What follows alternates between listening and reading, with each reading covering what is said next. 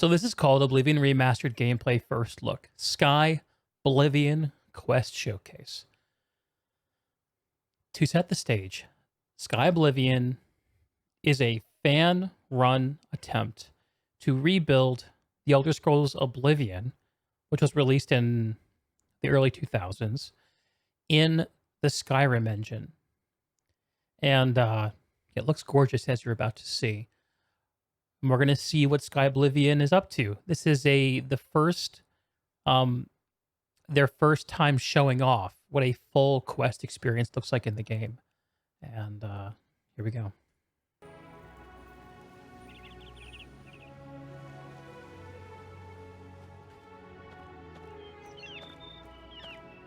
Wearing some dwarven armor.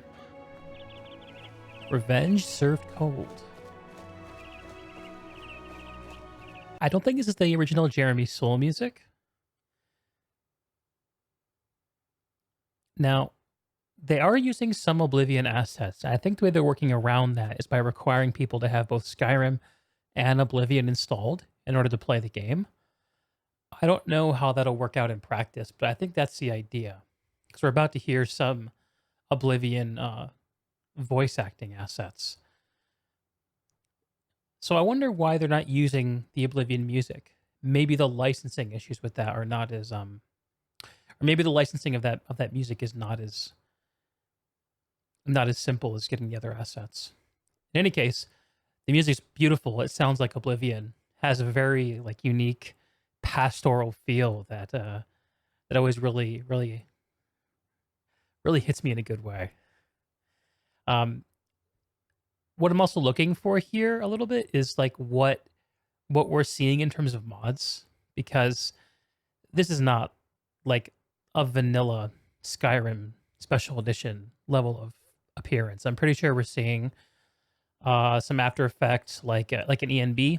The ENB is a very computationally expensive way to essentially hijack the Skyrim engine and do a bunch of more modern graphical stuff that Skyrim can't do.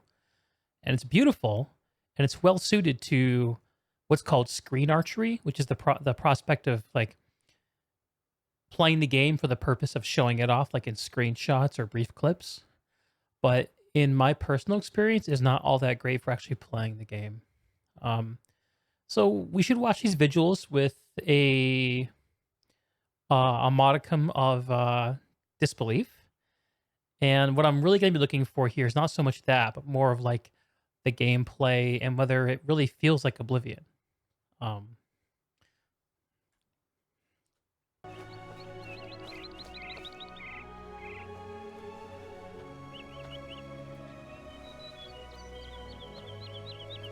Please, I implore you, help me avenge my wife's death. Barely a week ago, I left Harm's Folly to go buy supplies as I usually do once a month. What a fool I was to leave my wife alone. The goblins must have been watching me, as they knew right when to strike. I could hear Kayleen's screams from far away. Those wretched beasts killed her. Filthy animals. Had I only been there to stop them. I'll tell you how you can help. Kill those things, every last one of them. They destroyed everything I hold dear. In their greed, the creatures grabbed a jade amulet off of Kayleen's body. Bring me back that amulet so I may use it to remember her by. Exhausted Mine is not far to the southeast.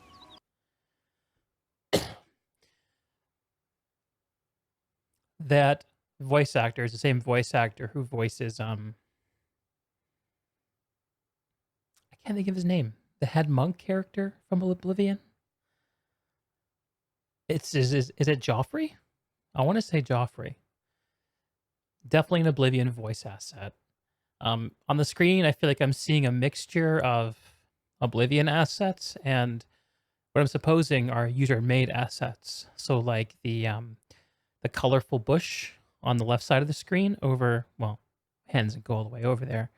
That looks like a user-created asset. And it looks to my eyes like some of the grass and the flowers closer to the ground on the right side, which are right behind me. Let me turn myself off so you can see it.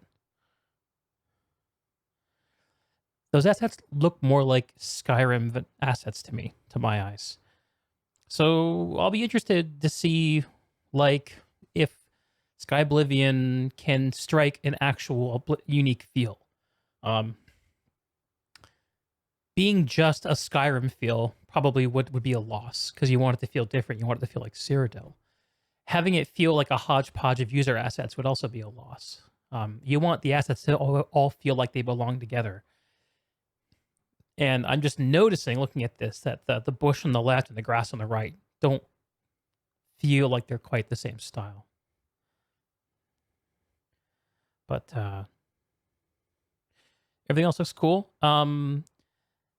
That mace that the NPC is holding, I'm pretty sure that's a either a port or a recreation of an Oblivion mace, the Iron Mace. He's carrying a basket of flowers on his back. That looks like a new asset.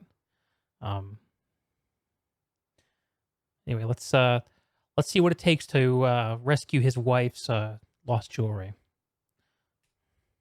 Be careful. That's what we're doing, right? It's lost jewelry. I honestly wasn't listening that closely to the quest description, so we'll see what it ends up being. Many twists and turns hide the goblin hordes. Fighting the goblins.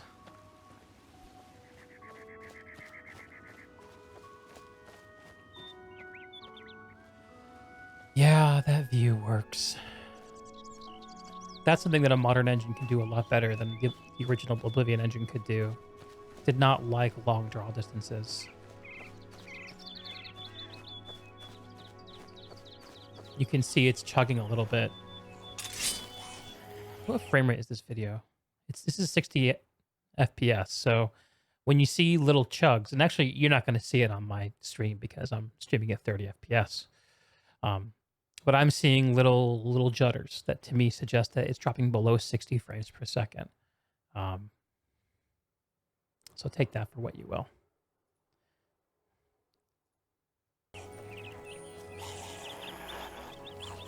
D-Baser, the weapon used in this showcase, is a unique one-handed sword acquired through the quest Unfriendly Competition. That's the one with the shopkeeper in the Imperial City, I think, if I'm remembering correctly. That's pretty cool.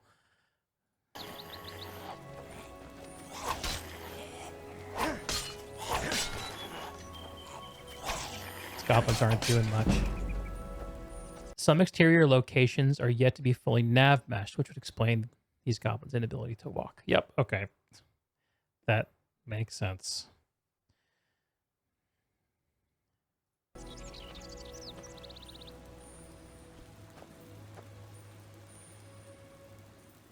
So the walls here look like they're new stuff.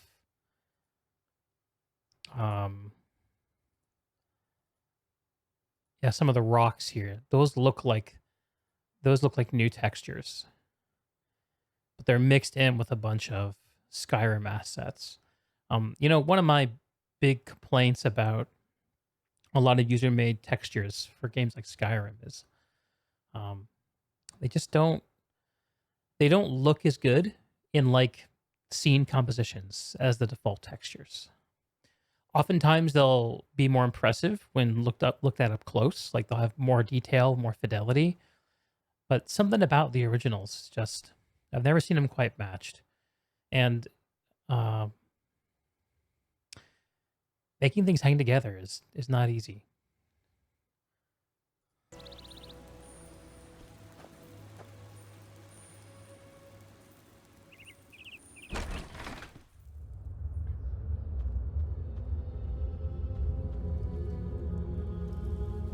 Hoping to see no frame rate dips here in the mine. Keeping a high frame rate in Skyrim caves should be quite easy to do. Many dungeons, caves, and mines in SKYBLIVION have multiple routes and secrets to uncover. For this demo, we're only exploring select parts of the mine. The rest you'll have to discover for yourself. It's very dark.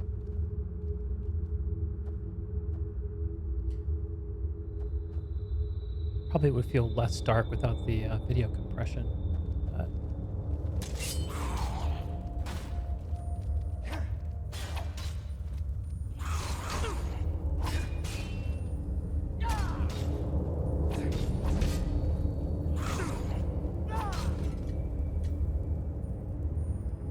Debaser looks good. It's definitely nicer looking than the original. That's the sword. Spent works.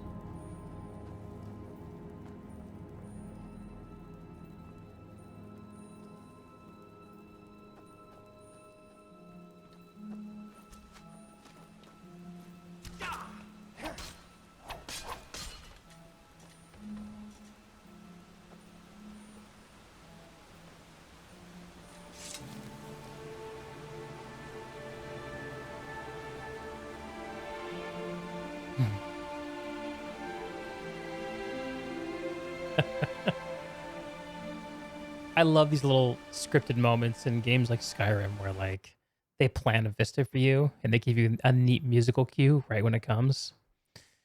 It's one way that games can manage to feel quite cinematic. Here's an example of one of the many treasures hidden across dungeons in SKYBLIVION. Keep your eyes peeled.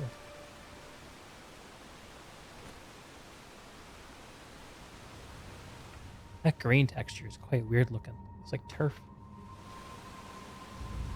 This is a beautifully what made room though. I love it. That look at the wheel, like a mill wheel.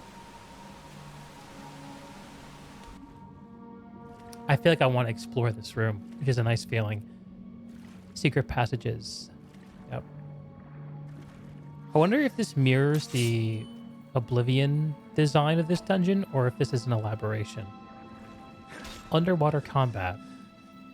Something the Elder Scrolls games traditionally shy away from. I'm not really sure how important it is to have underwater combat. I mean, that's not true. I guess Skyrim didn't do underwater combat, but Oblivion did. So this being SKYBLIVION.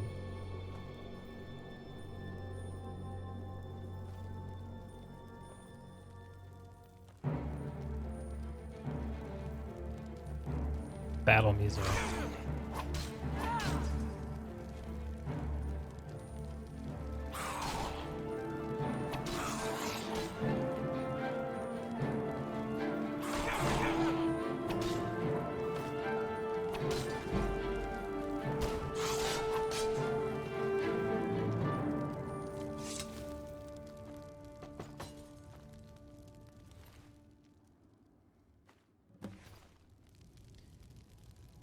I was right. Jewelry.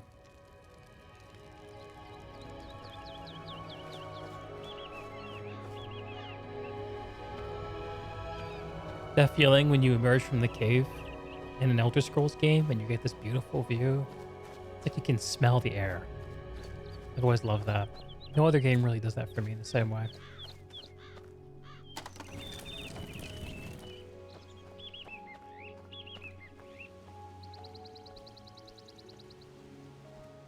No forced greeting. What news do you bring me from exhausted mine?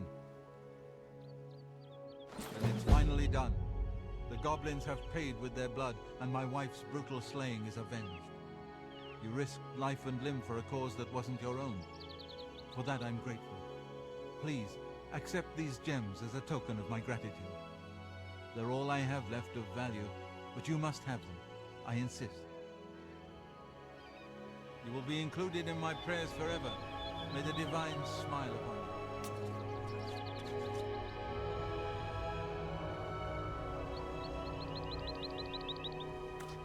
Yeah, that's nice.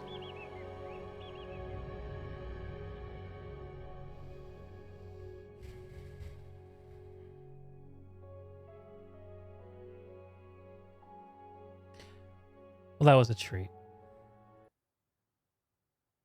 Seriously. All right, some thoughts. SKYBLIVION's been in development for a long time now. I'm not sure how long, but it's been a bit. And based on what I'm seeing here, some of the finer details, level of polish. I mean, what this looks like to me is like the project runner, who I think is K Rebel, asked someone to put together an MVP of a finished quest with completed voice acting for the stream, and that's what we have here.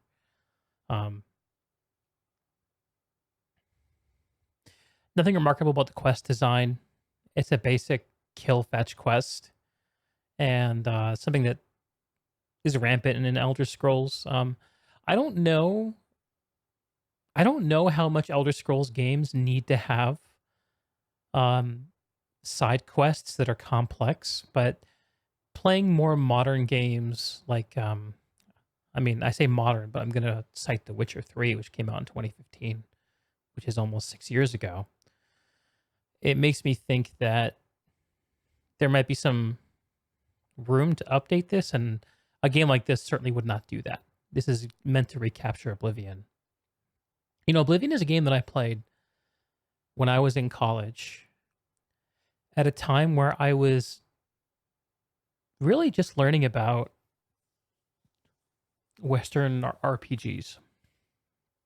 It was also around the same time I was really heavily invested in World of Warcraft. I think that actually I started playing Oblivion like within a few days after I quit my my vanilla World of Warcraft raiding guild that I was co-running at the time, because I played for 12 hours a day and just got burned out, couldn't maintain it, and then this was like my detox. It was a beautiful detox. Um, at the time, the graphics were seen as just mind blowing, and I remember hunting around on forums trying to find ways to keep it looking nice but improve the performance. And what was revolutionary about Oblivion at the time was things like its Radiant AI system, where the NPCs actually had things that they did off screen, where they had AI packages where they would be certain places at certain times of day, and they would have jobs they would do, farmers, merchants, things like that. They would be in a bed and sleep at night, and all that stuff was quite revolutionary. And I still think, for the most part, it's something that RPGs have not really embraced. Um, it seems to be really an artifact of Elder Scrolls style open world games. And I wonder why it hasn't been more broadly adopted. Or perhaps it hasn't, I'm just out of touch. Combat's another thing that I'm looking at here. I mean, it's Skyrim combat. Um, I think a lot of people could look at a major effort like this and think, well, you owe it to yourself to update combat. But to me, Elder Scrolls games have never been about the combat. They're really about the exploration. And the scene of the area with the farm definitely hits some nice notes exploration wise. Like, it's beautiful, it's gorgeous. You wanna poke around. We don't see the character do any of that, so don't know how much detail there is in the world around it. Um, my wife is asking for baked goods. Where are the baked goods when we need them? You know, when you put in a big Monday and you feel underappreciated for your efforts, sometimes you just need a baked good or two.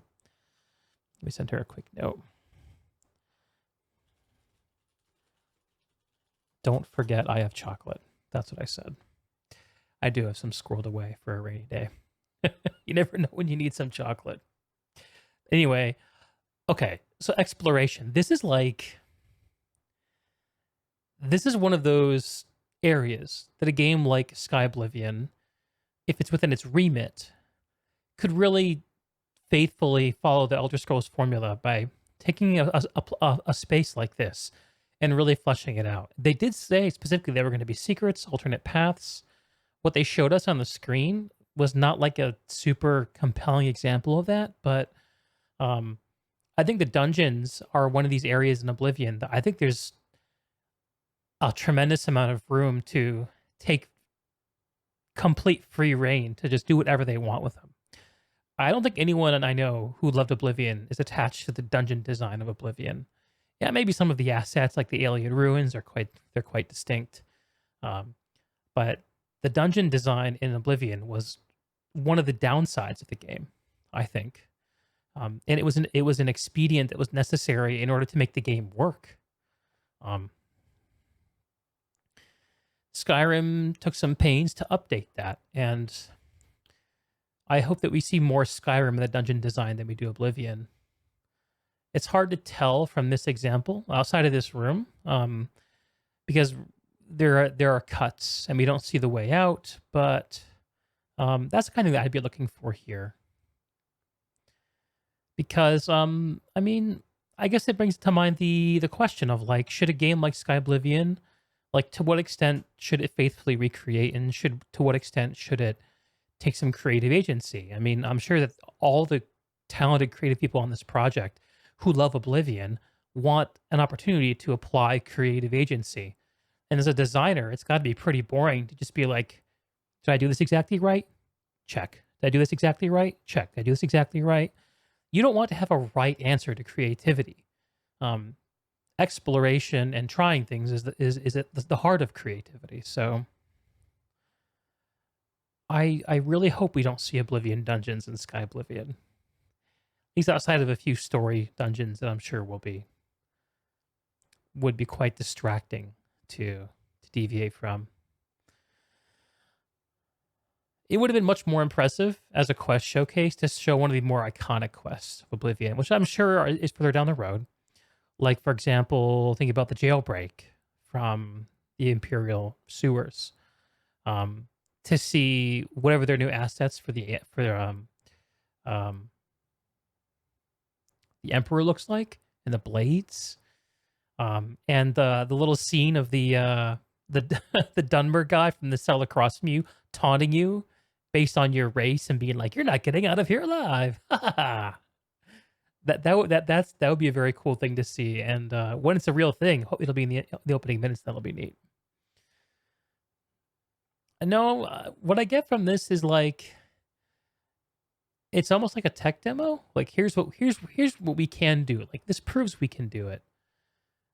But this is such a small example of a big game. It suggests to me that they have a long road ahead of them yet. I don't think we're going to see Elder Scrolls 6 until, I'm guessing, like between 2023 and 2025. I don't know exactly. We know it's coming after Starfield, and we don't know when Starfield's coming. But in the meantime, the Skyrim modding community is busy. And there's this project, there's SkyBlivion. There's also the bigger project to do, what do they call it? The one where they're bringing in all the provinces as they are in the era that Skyrim is set in, as additional playable spaces. And there actually is a playable version of Bruma, which is the northernmost city in Cyrodiil, the province pictured here, available for anyone to play, which is it's pretty cool. And Skyrim is just one of those games that continues to have an incredible amount of life because of how intrinsically moddable it is. And it really is impressive, just what people have been able to do with it. And what that then reflects back on is how the game was built to allow this in the first place. I don't know if there are any other modern examples outside of, like, say, Minecraft, where moddability is as intrinsic to the experience of the game as it is with Skyrim. But SkyBlivion's an exciting project that I will continue keeping tabs on. Very cool stuff.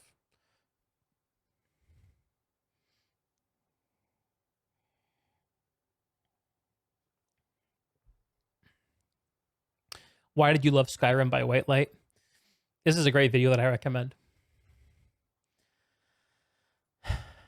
Okay. Well, let's move on to the next topic. CDPR's shade of yellow is going to once again return me to dust. On the topic of modding, CDPR has published modding support tools for Cyberpunk 2077. Yeah, that's the headline. And actually, I wasn't even going to bring this up, except I think it's interesting to talk about this in light of the incomplete state of the game and in comparison to Skyrim. Anyone who's played The Witcher 3 knows that it's a game, if you play it on PC, that is moddable too. But the extent to which Witcher 3 is moddable is a different galaxy compared compared to Skyrim. And I get this sense reading the kind of public response to the announcement of these tools that people might be expecting Skyrim level overhauls of the game. And I don't get the sense that these tools are made to ever do that. We'll see if I'm wrong about that. But I remember feeling very disappointed a couple years ago when I wanted to mod my Witcher game. And mainly for quality of life, because there's just a number of very repetitive UI actions that get frustrating to do. And I remember feeling quite underwhelmed by what was available, and quite annoyed by the way that texture packs for The Witcher 3 seem to always get into the gaming news.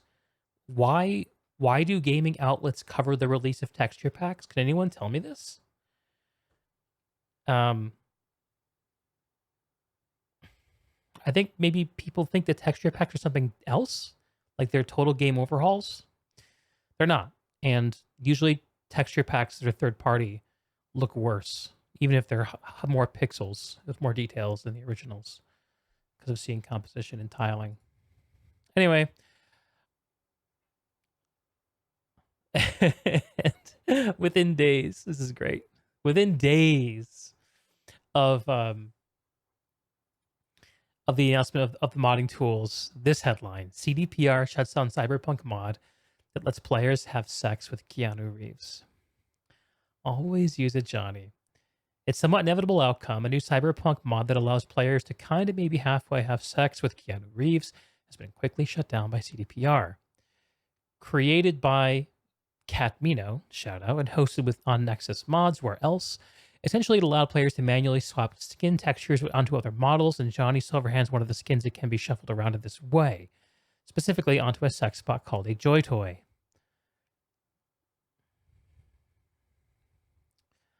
Okay. Is there a visual of this we can see? Okay. Let's watch this. Oh no, they didn't, people. Oh no, Let's they react did to a reaction. Not. Now, if you guys haven't seen the videos I've posted over the past day or so, how you doing, mate? Well, if we go over here, oh my life, that's incredible. Right, so then what? Where's your cute little ass right off, Jim? Slow down. Treat yourself to a little REL8X. What is going on? Right here. Curbside massage. No. Gotta pay extra for that. Oh my life, people. This is incredible. Show me what those hands This can is do. incredible. Ain't no other way to live. Follow me. Again, credit to Catmino and Nexus Mods for these. Whoa, pixels! Oh, he's disappeared. Oh, now he's back. There's Johnny smoking. Oh my, this is kind of hard to watch. He's fully clothed though, so there's no nudity here. Oh my life, this is both weird and amazing at the same time.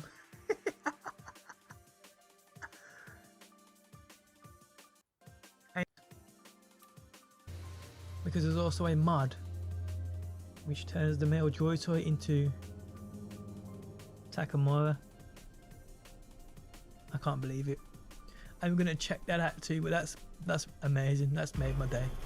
I'm not gonna lie. Where's he gone? Where's he gone? There he is. That's Won't find a better massage in NC, Cali 1 or Cali 2.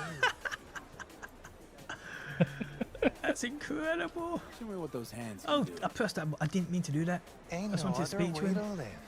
Follow me. All right. That is pretty funny.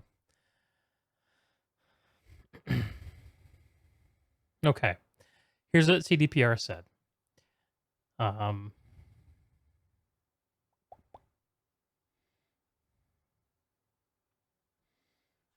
It says statement continues here. Where's the statement start? Oh, here we go. Our most important rule regarding user-generated content, game mods in particular, is that it can't be harmful towards others. In the case of model swaps, especially those that involve explicit situations, it can be perceived as such by the people who lent us their appearance for the purpose of creating characters in Cyberpunk. Therefore, when making fan content, creators have to make sure they've got permission from all the concerned parties, which might be people other than CDPR. For the characters we've invented for the game, we broadly permit you to tweak the game at will and just have fun. When it comes to models of real people whom we've asked to participate in the game, we kindly ask you to refrain from using them in any situation that might be found offensive if you don't have their explicit permission. It's a brave new world, ladies and gents.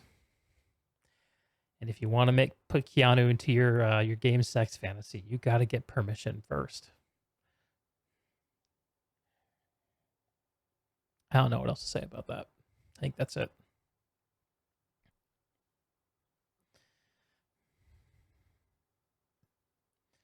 All right. Time to move on to some of the harder hitting stuff, more industry stuff. This is an article on Bloomberg. This is going to be a bit of an experiment. So I own a Bloomberg subscription. I like the content. I don't know if I can show this on stream, but I'm going to say it's probably fair use because I'm going to actually be responding to it, adding value to it. Maybe I'm misguided there. So if this disappears later on, you'll know why. But I'm just going to go with it for now. Because I think this is very interesting.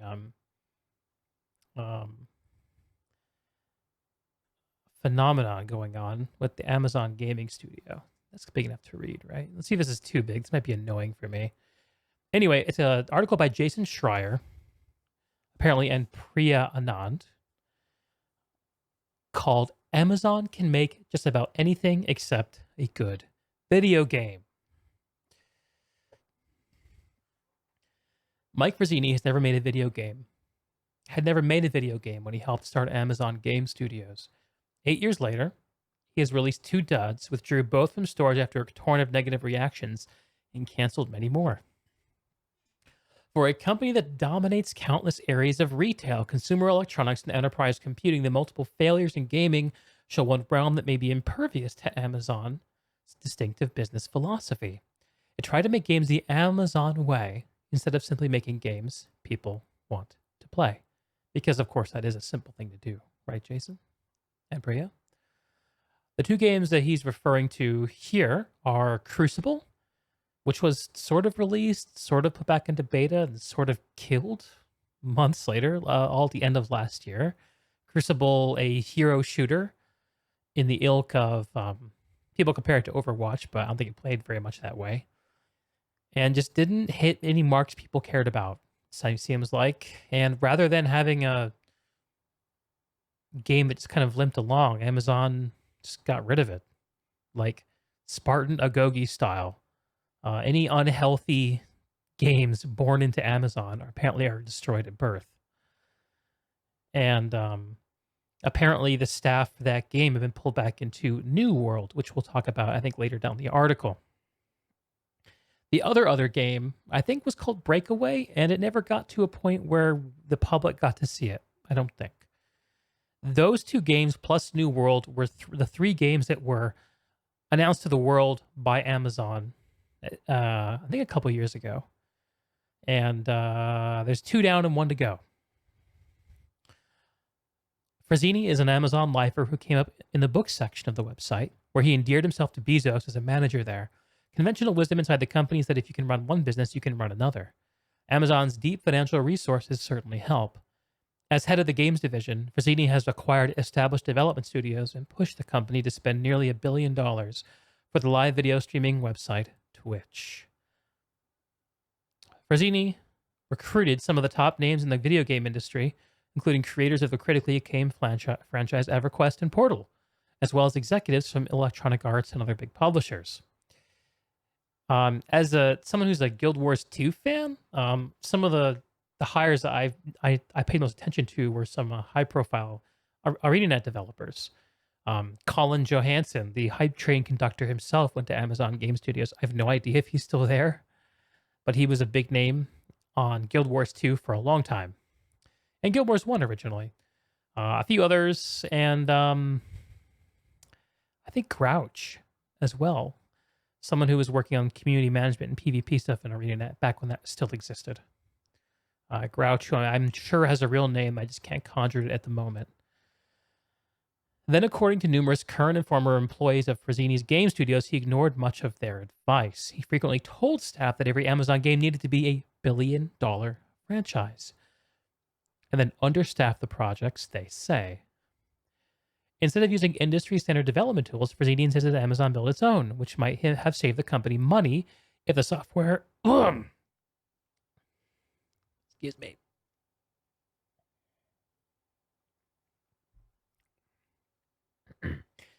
If the software ever worked properly.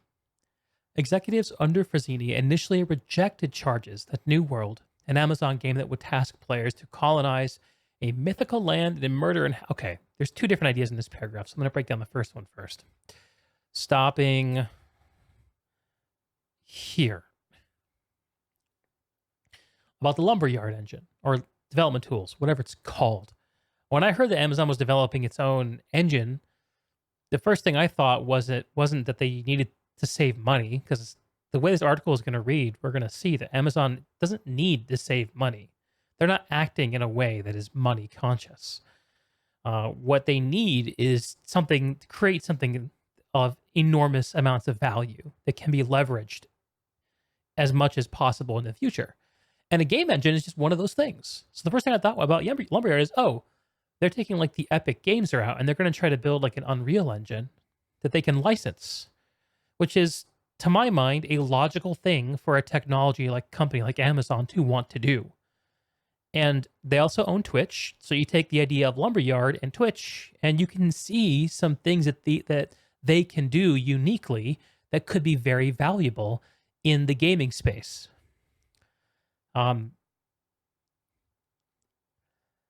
So this is making an implication here that the purpose of building its own engine is to save money, which I think deserves a side eye. Let's continue. Executives under Frazzini initially rejected charges that New World, an Amazon game that would ask players to colonize a mythical land and murder inhabitants who bear a striking resemblance to Native Americans, was racist. They relented after Amazon hired a tribal consultant who found that the portrayal was indeed offensive, say two people who worked on the project. The game, previously planned for release last year, is now scheduled for this spring. I got to get my hands on New World. It's a good game, and there's nothing that looks like a Native American in it anymore. Instead, they've gone with a generic undead kind of race, which seems to be the safe thing to do when you want to fight a humanoid. That or Nazis are the safe targets. And yeah, I don't know how much words are worth spilling on this. I think it describes itself. The idea that business people would be somewhat tone deaf to that kind of a sensitivity is, I mean, you see it everywhere all the time.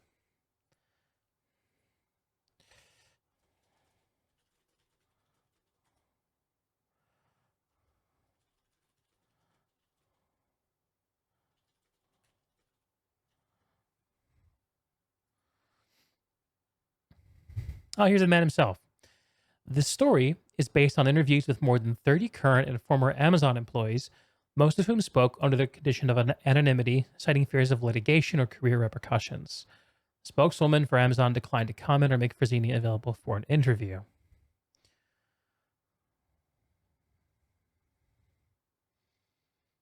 Okay. Yeah, that's something that the Schreier seems to specialize in. And one of the things I really appreciate about Schreier, and I don't know his co-writer, Ms. Anand. Is it Anand? Yes. Is that he seems to have a real journalistic approach to these stories where he's not scraping headlines. He's not interpreting documents. He's actually going and doing actual like journalistic reporting work. He's actually trying to find the stories. He's talking to people. And when it comes to gaming industry stuff, that means talking to people under the banner of anonymity in the way he's doing. It's just the way you do it. I think that there's a temptation, perhaps, to perceive what he's doing as being somewhat shisty or not above board. But I mean, there's a reason things like whistleblower protections exist. There's a reason that companies aren't always acting in a way that is in line with what they tell people who are shareholders and consumers of their products. And hence we have this. And the story of Amazon Game Studio has been an interesting one. So it's cool to see some on the ground reporting. Anyway, enough of that. Let's continue. Amazon is spending nearly $500 million a year operating the video game division. Two people familiar with the budget say. The amount doesn't include Twitch or a new project under different management, which is building a service to stream games to a computer, phone, or Amazon Fire TV. Cloud gaming. Very timely given the recent Stadia announcements. RIP Google Stadia. To develop games, Amazon tried to bend a creative and collaborative process to its will, and the results offer lessons to Apple, Facebook, and Google, whose efforts so far have been similarly ineffective. Successful video games are a combination of our entertainment, technology, and very large budgets. Big tech companies only really figured out the last two. Yeah, this all makes sense. But it has to be said, there is quite an expedient that exists in this last item. I mean,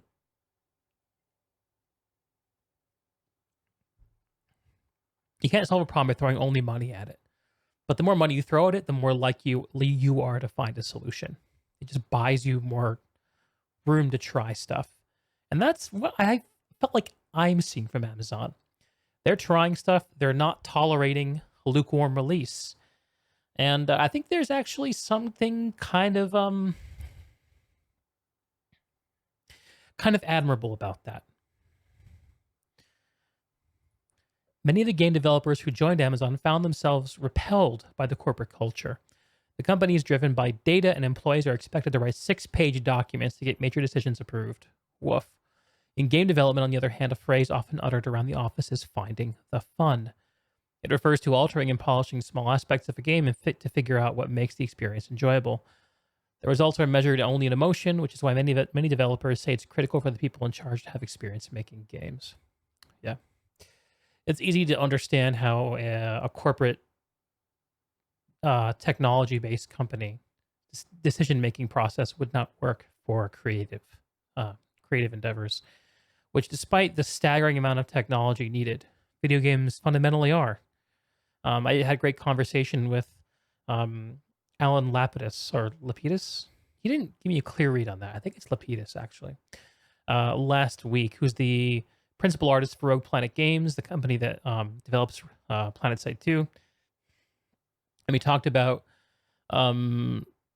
games being developed in a more exploratory way, where like there's not like a charismatic leader with a defined vision who's kind of marshaling the resources.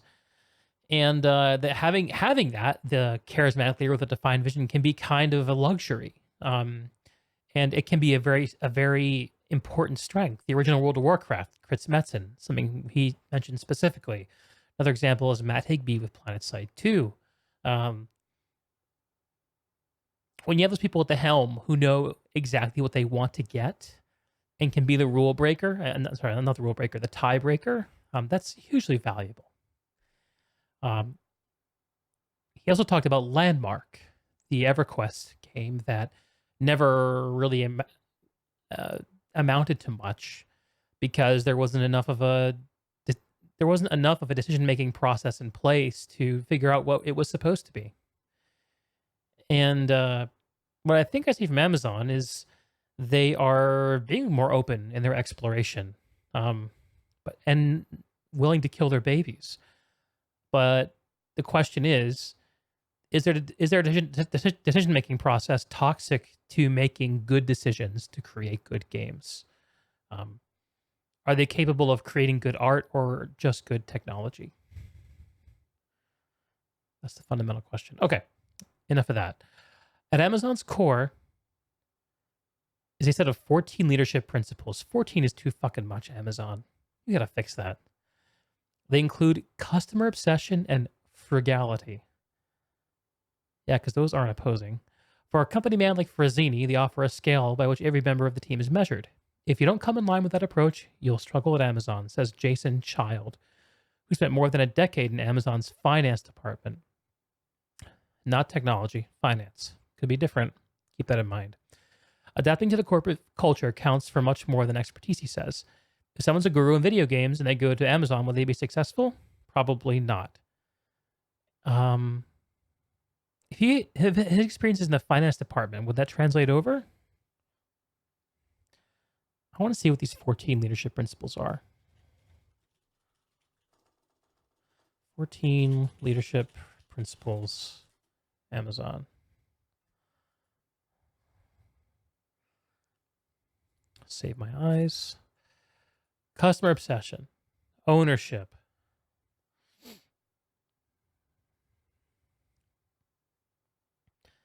invent and simplify, expect and require innovation and invention from their teams and always find ways to simplify. Externally, where look for new ideas from everywhere, are not limited by not invented here. There's a lot of different ideas packed in that. All right, a lot.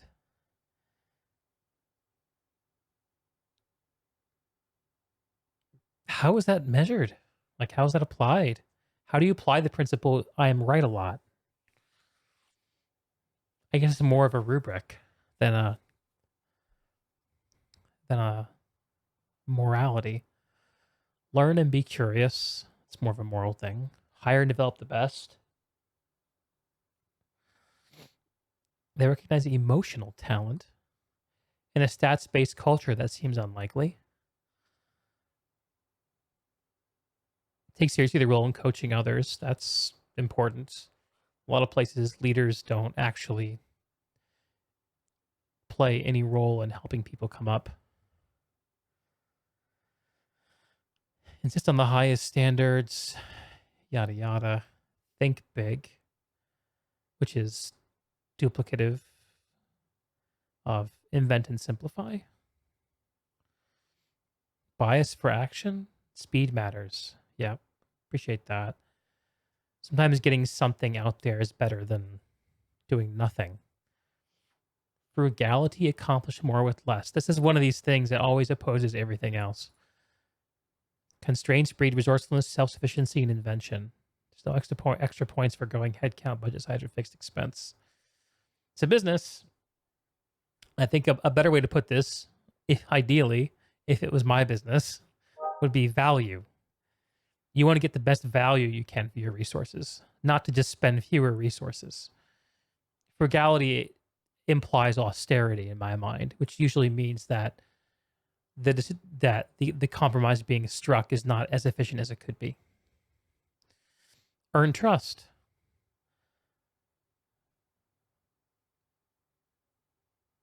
Leaders listen attentively, speak candidly, and treat others respectfully. They're vocally self-critical, even when doing so is awkward and embarrassing. I should read all these out loud. Leaders do not believe their or their team's body odor smells of perfume. They benchmark themselves and their teams against the best. Stats based. There's that again.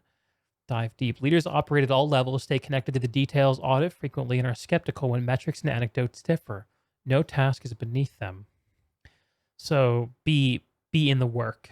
Don't just speak to the work. Know how to do the work yourself. There's definitely something to be said for that.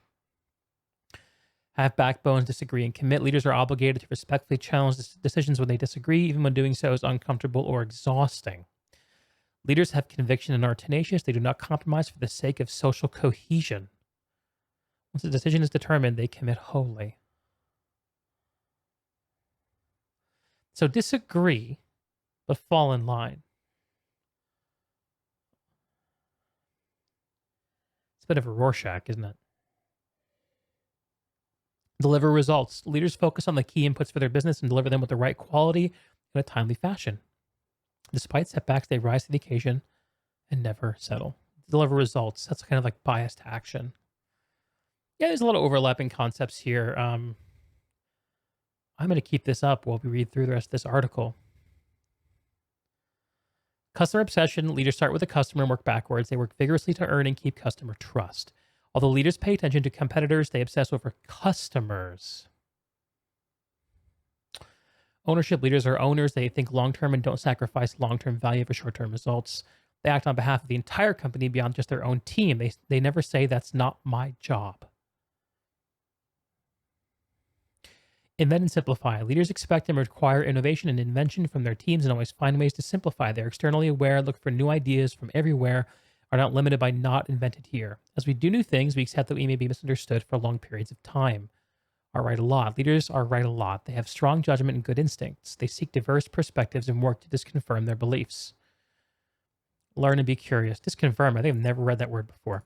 Leaders are never done learning and always seek to improve themselves. They are curious about new possibilities and act to explore them. Hire and develop the best.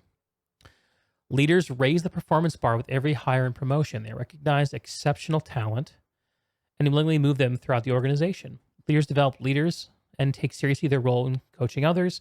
We work on behalf of our people to invent mechanisms for their development, like career choice.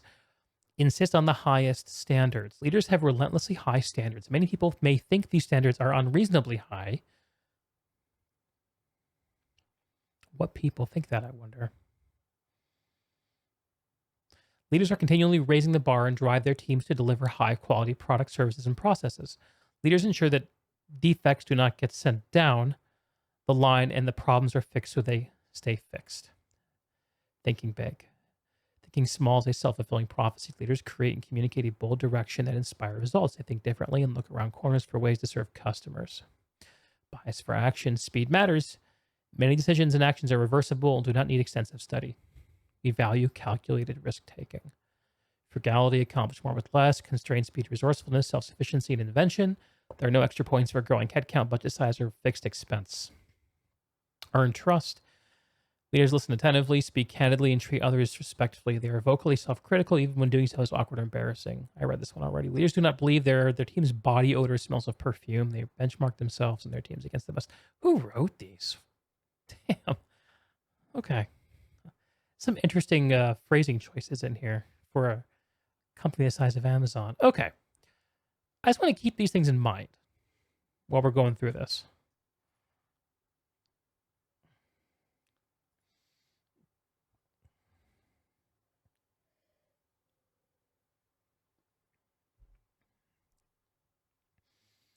And there's the Beesman himself. Okay. Bezos is more of a book guy, but the directive to go into video games came straight from the top.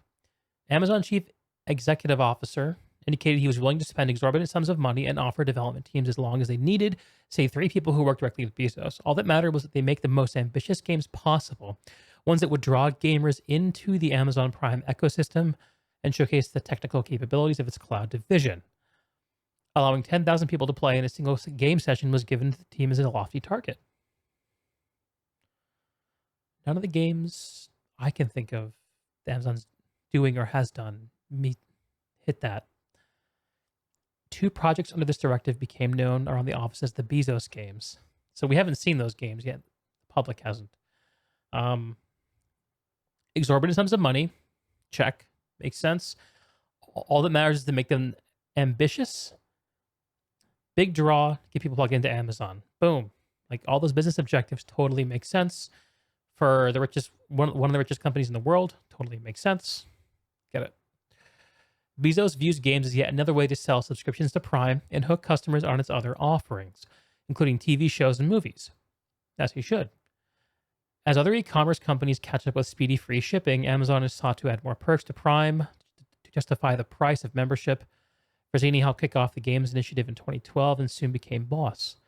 He's risen from the books department to run the section of Amazon's store that sells video games shipped by mail. At first, the new group planned to make games for the Amazon App Store and release them on Android phones, including the ill-fated Amazon Fire Phone, as well as the Fire TV. By 2014, the company decided to move into games for PCs and eventually consoles. It was a dramatic change. Mobile games can be made by small teams in just a few months, whereas bigger ones can take hundreds of people years. True. Gotta respond to the wife real fast.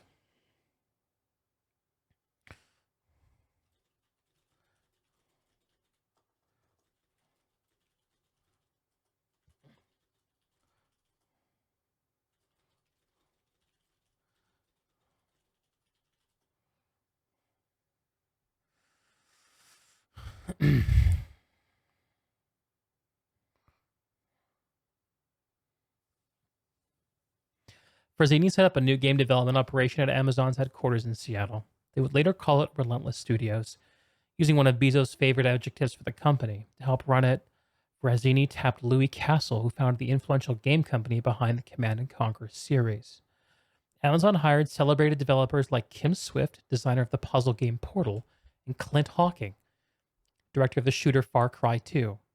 It also formed 2 more studios in California. The splashy hires kept coming, including Madden guru Richard Hilleman and online gaming pioneer John Smedley. Good old Smed.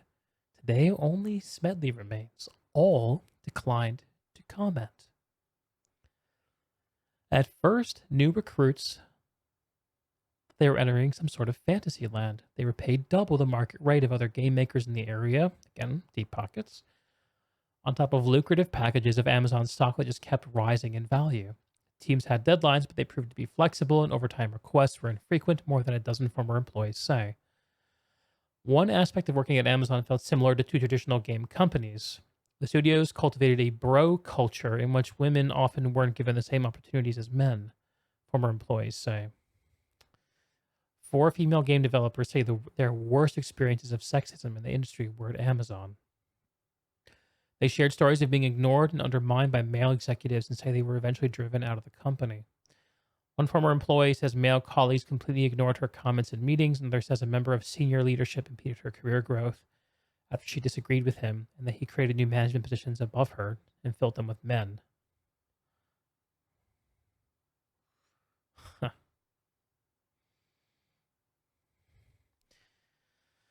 Yeah, that's a big topic. Hate to see it. Other employees registered less consequential complaints about all the company jargon thrown around the office. Frazzini regularly expounded on the Amazon leadership principles. One of these were hire and develop the best, which was flattering to employees but didn't tell the full story. The philosophy Amazon takes is hiring expertise is secondary to having leaders who follow the Amazon principles, says Child, the former employee. Amazon does hire experts from various industries, but then they expect those folks to adopt the Amazon way. A very insider kind of culture, which is generally bad for creative ventures, because generally when you're trying to create, you don't want compliance. What you want is an actual, like, a panoply of perspectives and contributions, and you want to have so many different things to choose from and to expand upon it, that you can actually pick the ones that work, because most creative ideas don't work.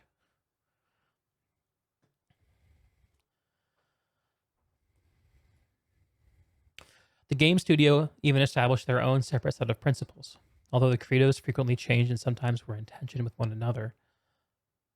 Says, for people who worked there, each game world should accommodate as many players as possible, yet also be fun to play solo at the same time. A cursed problem.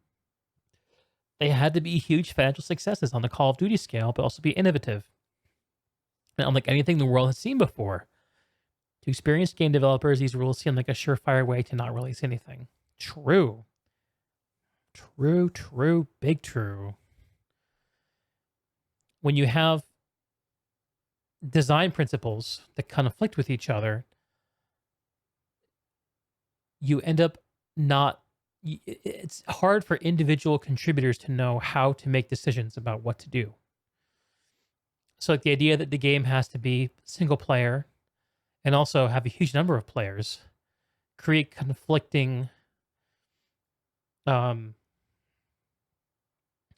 just solutions to common issues. Like, what's the appropriate power level for a player to have in the game? For a game with a lot of players in it, you want the power level to be lower, because there's tons of people, and if power level is very high, then it could be not fun for anybody. But in a game that's single player friendly, you want the player power level to be quite high, usually, because they should be able to play the game without people. So you want to have a game that's single player friendly with a lot of people. This seems to be also a common thing that MMO industry is doing a lot of lately. That tends to drive me kind of crazy. But Amazon didn't give employees much financial incentive to release anything. Most big game companies pay staff bonuses based in part on the critical and commercial response to their games, but Amazon's stock plan only rewards employees for time spent at the company. That lets them to prioritize job preservation over anything else, says 3 former employees. They say they watch colleagues avoid arguments and only seek to placate bosses like Frazzini, even when they disagreed. This was in defiance of the Amazon principle: have a backbone, disagree, and commit. Yeah, we got that. Interesting.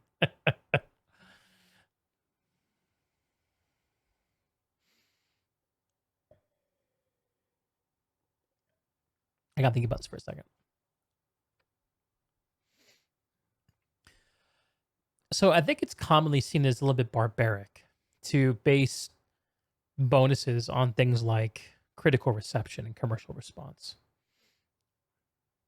because there are a lot of factors that play into that have nothing to do with what the developers did produce.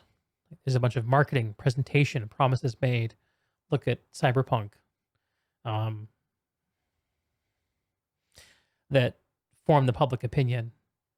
But this shows what's good about that, is that it actually drives people to make decisions that are good for the game rather than good for careers necessarily, good for not having indigestion at the end of the day, et cetera, et cetera.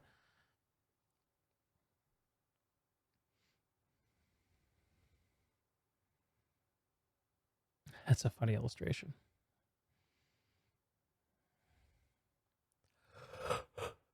Okay, how much more of this do we have? Okay, pretty good amount. How much have we gone through? Wow, not very much. It's taking a lot longer than I thought it would, but let's plow forward.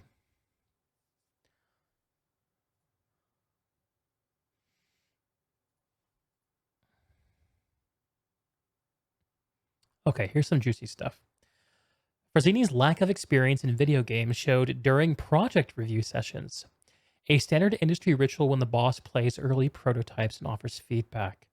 His comments were of the focus group variety, recalls a former Amazon developer. Why is it this color? Seems fun. When will it be ready? Oh, God.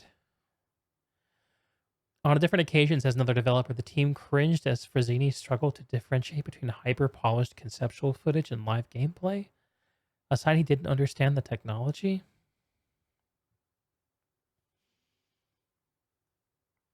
Oh, no.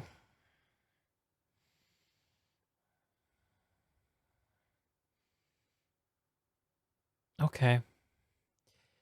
If you can't tell the difference between like a cinematic trailer and an actual gameplay, actual person playing a game, then you should not be in a position to make decisions about what the game is, what goes into it, or why. But maybe Frazzini isn't. Maybe his role is a true, just like, benevolent business boss who just makes sure that the play space is free for his developers. Maybe that's what he thinks he's doing. Because the questions he asked were not sophisticated game consumer questions. And maybe he is okay with trusting people below him. And maybe the story's about the wrong person. I'm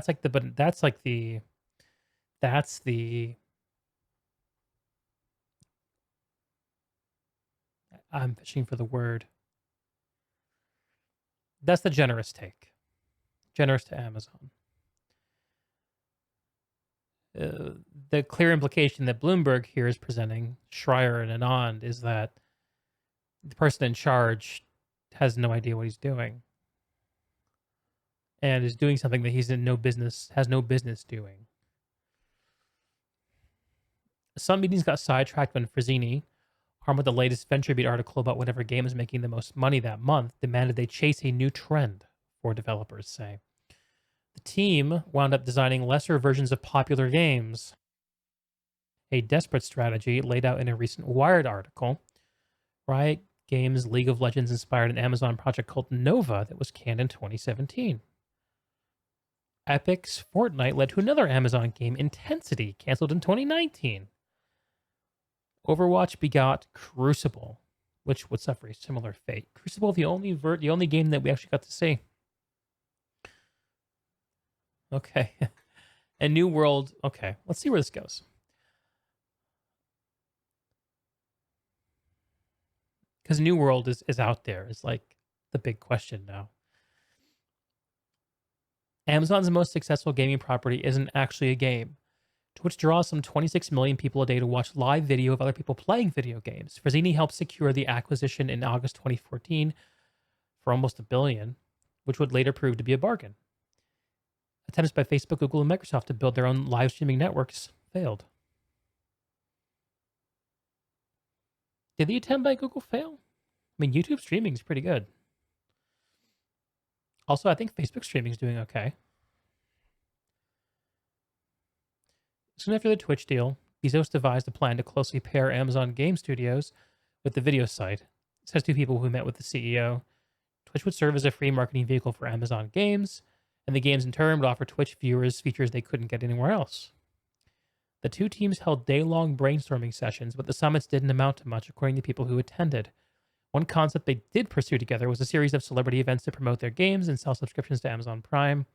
They held one in New Jersey featuring the Clerks filmmaker Kevin Smith. Attempts to land other stars, including Dwayne "The Rock" Johnson, for a second event in Las Vegas were unsuccessful. They invited Smith back and then shelved the series.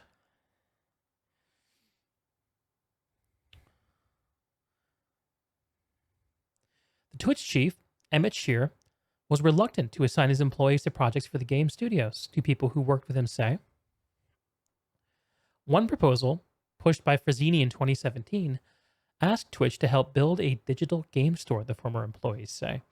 The idea would allow Amazon to avoid paying a 30% sales commission to Steam, the most popular storefront for PC games. Twitch employees weren't thrilled because Amazon didn't have any big games with which to attract shoppers. Frazzini's employees assigned to collaborate on the project protested because bypassing Steam would shrink their market, four former employees say. Pulling a game from Steam, they argued, is the equivalent of refusing to sell a book on Amazon. Ha! Well said. When the project was due for more staffing resources, Shear resisted. It was left to languish inside Amazon Game Studios. Yeah, you don't want to fuck with Twitch too much. As soon as it becomes apparent that Amazon games are being preferentially promoted, I mean, not that Twitch does much of anything to promote in general. It's discoverability is fucking terrible. But yeah, gamers would not like that. And a storefront is a good idea, but the idea of making Amazon games exclusive to it is a seriously market-reducing decision. Unless you just have a smash hit. If you have a Fortnite, you can do that. But other publishers have tried it. The Twitch chief, Emmett Shear, was reluctant to assign his employees to projects for the game studios. Okay, I read that already. Frazzini was more fixated on another project anyway. Amazon's designers and programmers needed a game engine, a collection of tools used to build games. For most studios, there are really only two options. Epic's Unreal Engine is Coke, Unity Software is Pepsi. That's a good analogy. Amazon, in effect, decided to make an RC Cola. In 2014, it licensed technology from the German company Crytek for a homemade engine called Lumberyard. Frazzini then assigned a team of engineers to build the engine and release it to the public for free. The tools are intertwined with Amazon Web Services, setting up Lumberyard as a way to draw a new class of software developers to the business. Frazzini, who reports to Web Services chief Andy Jassy, also mandated that all Amazon games be built with Lumberyard rather than pay for Unreal or Unity. Lumberyard became a boogeyman around the office. Some features required esoteric commands to function, and the system was painfully slow. Developers played Halo or watched Amazon Prime Video while waiting for Lumberyard to process art or compile code, several employees say. A common refrain around the office, according to former employee, lumberyard is killing the company. Nothing worse than worse tools. From the outside, though, Amazon's game operation was scaring competitors. It had some of the world's brightest minds, a deep budget, and the most sophisticated internet infrastructure on Earth. It was building a proprietary engine, and at TwitchCon in 2016, Amazon said it was working on 3 new games: Breakaway Crucible and New World. Nova was still under lock and key. Over the coming years, all but one would be canceled. In the summer of 2018, Frazzini nabbed his biggest hire yet. Christoph Hartmann, the new VP of Game Studios at Amazon, had spent 2 decades at Take-Two Interactive, where he published blockbusters like BioShock and Mafia. It was a controversial hire, as Hartmann was also responsible for some high-profile failures, such as The Bureau, XCOM Declassified, which led to the developer's demise. Still, Frazzini positioned Hartmann as a fixer to staff. Hartmann loosened the mandate to make everything with Lumberyard, and some teams began prototyping games using Unreal Engine. Hartmann also pressed Amazon to publish titles made by other companies. It signed one such deal with Korean publisher Smilegate to release a game in 2021. Soon after Hartmann's appointment, Amazon came close to capturing a much brighter star in the media world. The company informed staff in 2018 that Jason Killer, a former Amazonian and one-time Hulu CEO, was rejoining to oversee the Amazon Games division and presumably become Frazzini's boss. Say 2 people who were there at the time. For unexplained reasons, Killer never arrived. The almost hiring was first reported by tech news site The Information. In April 2020, he joined Warner Media as CEO. With Frazzini still at the helm, the game studios began aligning themselves with Amazon's far more successful film and television properties. The company said in 2019 that it was working with the Chinese developer Leyou Technologies on an online game based on The Lord of the Rings as a This is something of an experiment, y'all. I'm going a little bit mouth numb with all these words. I might not do this again, but we're going to soldier on. The company said in 2019 that it was working with the Chinese developer Leyou Technologies on an online game based on The Lord of the Rings as a complement to the upcoming Prime Video series. That same year, Amazon released its first ever console game, a racing sim based on the Prime Video show The Grand Tour, a car review series starring the original British stars of Top Gear. The game bombed. It drew so few players that Amazon took the unusual step of removing it from storefronts a year later. The embarrassments kept coming. In May 20, Amazon released Crucible, a hero shooter inspired by Overwatch. One of the things that we hear most often from people who try Crucible is that it feels unique, Frazzini said in an interview at the time. But gamers weren't interested. Reviewers called it tedious. PC Gamer declared Amazon's long-awaited hero shooter wasn't worth the wait. Twitch didn't offer much support either. A week after release, fewer than 1,000 people were watching Crucible videos on Twitch.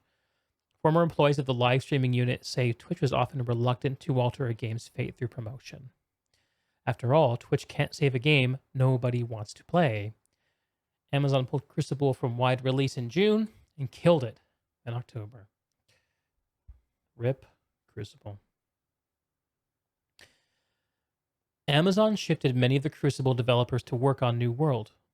The project was originally pitched as a survival game in which people would play as colonists in a fictional version of 1600s America, fighting enemies that looked a lot like indigenous people. How did they think that was going to go over? The original code name for the game was Roanoke, named after Sir Walter Raleigh's failed settlements in the 16th century. When developers at Amazon pointed out to Frazzini's deputy Patrick Gilmore that the setting and villains could be considered racist, he expressed disbelief. According to 2 people who worked there, Gilmore didn't respond to a request for comment. The disagreement, former employees say, fit a pattern of executives neglecting advice from staff. So this is not Frazzini, this is someone under him. Developers eventually removed the Native American imagery from New World. The game was set for release. Lex says they forgot it was 2020 and people can't separate fictional works from reality. Well, the whole point of fictional works is to reflect reality, right, Lex?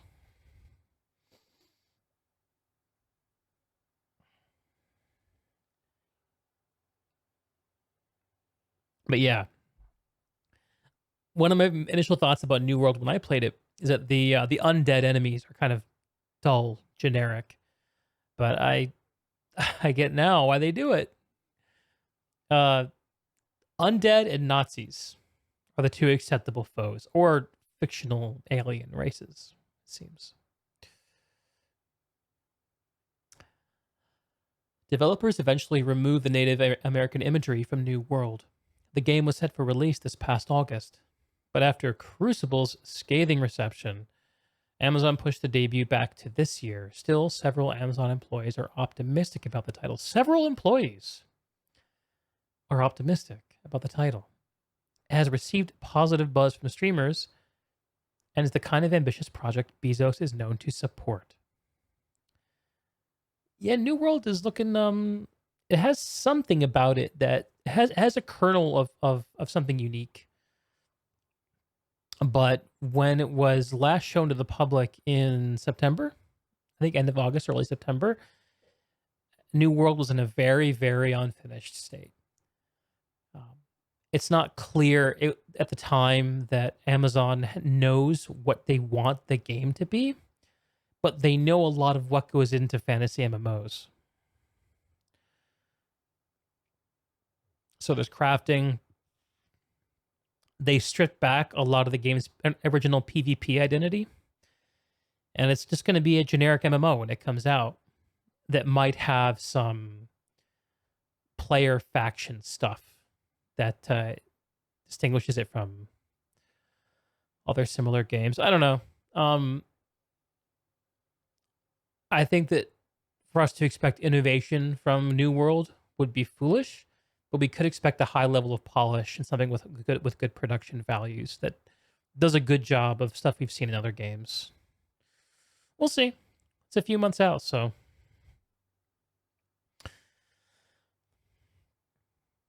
Frazzini is fond of saying anything can be measured. Woof, I hate that statement. According to two people who work closely with him, this philosophy, common in Silicon Valley, is anathema to game industry veterans.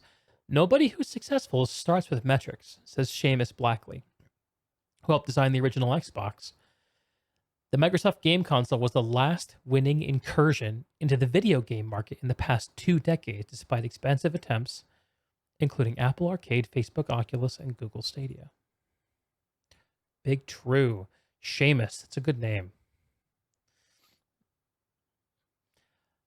Fairly or not, Frazzini gets a lot of the blame for Amazon's gaming failures at a time when overall spending on video games during the coronavirus pandemic is up significantly. After the cancellation of Crucible, an outgoing employee entered the Seattle office to collect personal belongings and found a crass message in big blue letters scrawled on the whiteboard. Fraz is cancer. Orbiting the note was a handful of +1s written in assorted colors. That's quite the picture. The biggest new game product from Amazon has nothing to do with Frazzini. Amazon Luna lets subscribers instantly play console-grade games without the need to buy pricey hardware or wait hours to download. The team released a new version for Android in December. So they have a cloud game streaming service that I was not aware of at all. Interesting. The Luna project's overseen by David Limp, who runs the devices division that produces the Echo and Kindle. In its current iteration, Luna offers more than 24 games, none of which are made by Amazon. I hope they have a hit, Limp said it on an interview in September. But in addition, I think it's equally important for us to build a system. I think Luna has the starting points for that. Imagine being David Limp. I don't know. Sounds like he might know what he's talking about. Look at this guy. He doesn't look like he'd be bad to be him. He's got a nice sweater over his collared shirt. Nice glasses.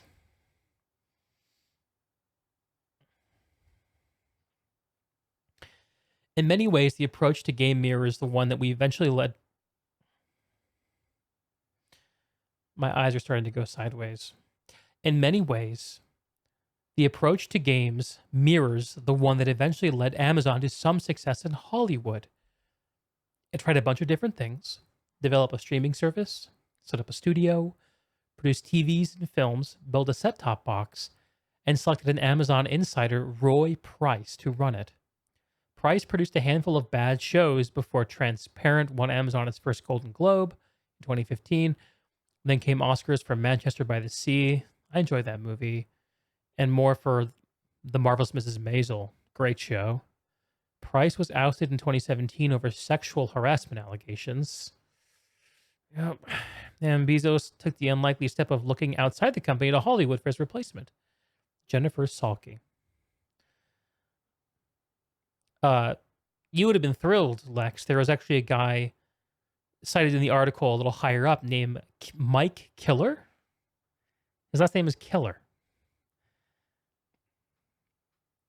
I think in a killer versus limp debate, the headline could be potentially misleading. She cemented Amazon Prime Video as an important part of the company's business strategy. People sign up for Prime to watch The Boys, and they buy more stuff on Amazon. True. Big true. Their video division was around for a while before good shit started coming out, which I think paints a positive overall image of what Amazon's doing. They have the pockets to try enough stuff. Why wouldn't they? Amazon could still do the same in gaming. Luna demonstrates a continued commitment, as do the investments in New World, and as yet unannounced projects including a secretive new game from Smedley, who laid the foundation for massively multiplayer online games in the late 90s with EverQuest. Smed. What do you got up your sleeve, Smed? Smed's the man who brought us PlanetSide, Lex. He's our boy. You gotta know what the Smed's up to.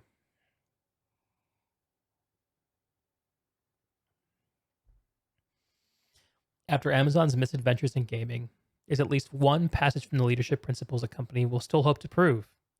Leaders are right. A lot. Okay.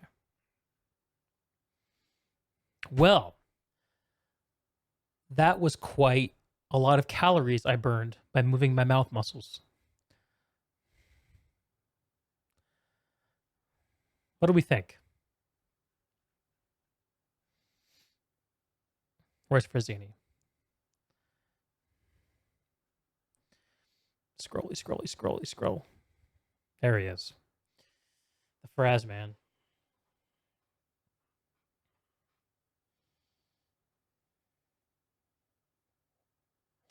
In terms of timeliness, getting this out before New World arrives is a bit of a jab, which is definitely not beyond Jason Schreier's capabilities. It seems to me that we're seeing like a rich guy's approach to problem solving, which is throw a bunch of money at it and keep what works. And there's a certain expedient to that. There's a certain like elegance to that. You don't need to have the best idea. You just need to have the best people. And the question then is whether or not a whole can be made within Amazon to provide an environment that's conducive to designing good video games. It's clear that Frazzini ain't going to design it, and it's clear that he shouldn't be. But the report was specific to call out that it wasn't him that was tone deaf to the whole Native American thing with New World. It was his deputy who was tone deaf to it, which suggests that Frazzini wasn't even involved in that part of the decision making. So when you look at an article like this, we have to be careful about blaming a person for a problem. Frazzini is a guy at a company doing a job. A big job, a high-profile job, but still a job.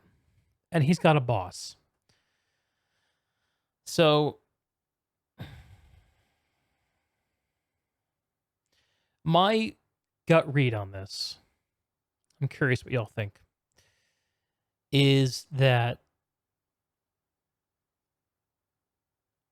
what happened here, Deeg? Is there something wrong? My read on this is that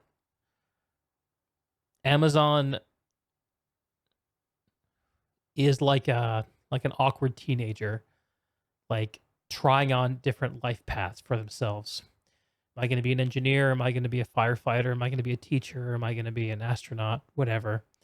and just started watching, don't know the context. No worries, once resume. What we're doing is I'm doing a new weekly show where I'm trying stuff out, where it's going to be me talking to y'all about whatever I think is interesting. And this week, what I've picked as one of those things is this article about how Amazon can make just about anything except a good video game, which is a real roast-worthy headline. Written by Jason Schreier and Priya Anand. Jason Schreier, of course, who has done a ton of industry exposés in recent years, including a very scathing one about CDPR recently.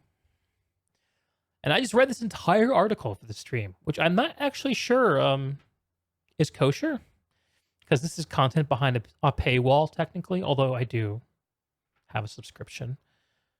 But we'll just ask for forgiveness rather than for permission on that one.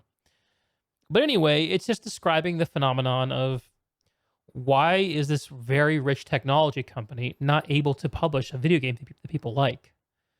Crucible sucked. Breakaway never got to the point of anyone being able to tell it sucked. It sucked so bad. There are a few other games that were trend chasers. We learned in this article that Amazon made a Fortnite clone and they made a League of Legends clone that both died on the vine. That they tried on the idea of like using Twitch as like a promotional platform for Amazon games and a storefront. And a bunch of people were like, whoa, like, if you don't sell a game on Steam, you're like, no one's going to buy it. And actually, I'm just going to read the quote. It's great.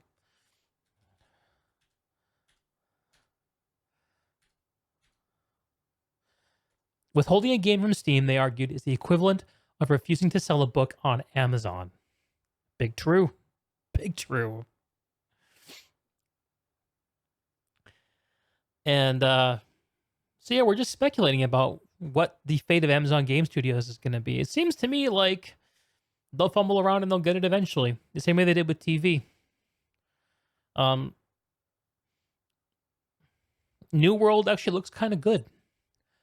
I think that unless it gets like axed the way Crucible did, which I don't think it will, because there's enough guts there that are good. And an MMO is a game that you have to like invest into.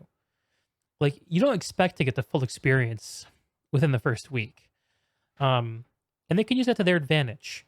Crucible, which is a hero shooter where once you've done a session, you basically know what the game is. Not so much the same.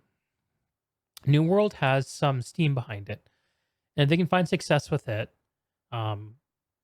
then they can build a culture of creating successful games. And who knows what else they'll do. The sky's the freaking limit. Bezos bucks. I am worried about the business culture of Amazon. The focus on metrics can be disruptive to the creative process. But it can also enable the creative process when it's harnessed correctly. It's all a question of application, and it's really about what the people who have ownership are doing, how they're using those tools, and what their accountability is like to people at higher levels. Frazzini's boss, as an example. Frazzini was the one who made the push to buy Twitch, which suggests to me he knows something about gaming that a lot of business types might not.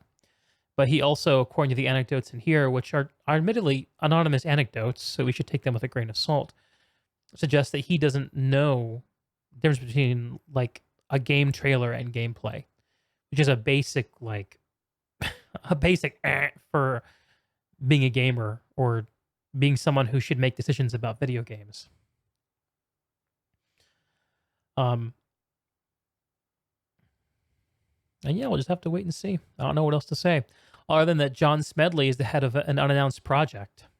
And one of the projects that they have in the back burner at Amazon is a game that can have 10,000 players in a concurrent session. Is Smedley building a PlanetSide competitor at Amazon? Like, is it possible? I haven't heard of any other SOE people being hired there. Haven't most MMOs kind of been the same for a while, though? You don't play them, but it looks like that from the outside. Is there any implication they're doing something different or unique? Good question. I think probably not, and I'll explain why. Actually, I'll put on some New World B-roll while I'm answering your question. I think I have some queued up here. Yeah, here we go. Yes, MMOs, at least from what I can tell, have converged on a few basic design pillars. One of them is to be single player friendly, and single player friendly usually means that there's solo quest content that can be done in a way that is either completely solo or by playing solo with minimal cooperation required with people who are also incentivized to play solo nearby you. Guild Wars does this. Elder Scrolls Online does it. I think SWTOR does it. I think it's kind of lame. Just my opinion. I'm not saying it's good. I'm just saying that's what people do. And free to play is one of the other main principles, because it's hard to grow. It's very, very hard to grow a dedicated audience of MMO players. Because it actually turns out to be, I think, kind of a niche. It's more of a niche, I think, than the industry perhaps recognizes. In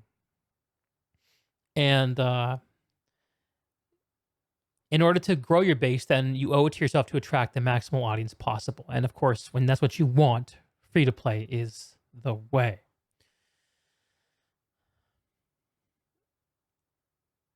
And because of those two main principles, a lot of the decisions that follow from them tend to be samey. Which is part of the reason I don't feel compelled to play Elder Scrolls Online. It's part of the reason I don't feel compelled to play SWTOR. My game that I chose was Guild Wars 2. And I put in like 2,500 hours into it. And honestly, I'm probably never going to be done playing it because I am invested in it. And I play the updates when they come out. And the updates are designed for me to play by myself. And if I want to, be done in a few days. And I can come back in 3 months when the next update drops. With the only exception being the expansion drops, which they haven't had in 4 years. But finally, Guild Wars 2 is coming out with an expansion later this year. I mean, we don't know the timing for sure, but I mean, I would be astonished if that were not the case. Which I will play. But anyway, for New World, what can we expect? So there are a couple things that New World does that is fairly unique in the MMO space. One of those things is it does... it attempts to do a Dark Souls light action skill shot combat based system. So when you actually aim a bow in this game, you're actually aiming a bow, like a weapon, a projectile weapon. I wonder if there's any bow action in this video. Yeah, here we go. Right here. See? Actual aiming. And you can actually miss. The projectile mechanics are not as like, they're not as like high fidelity as you would have in a game like PlanetSide. But they're there and they work, and there are headshots.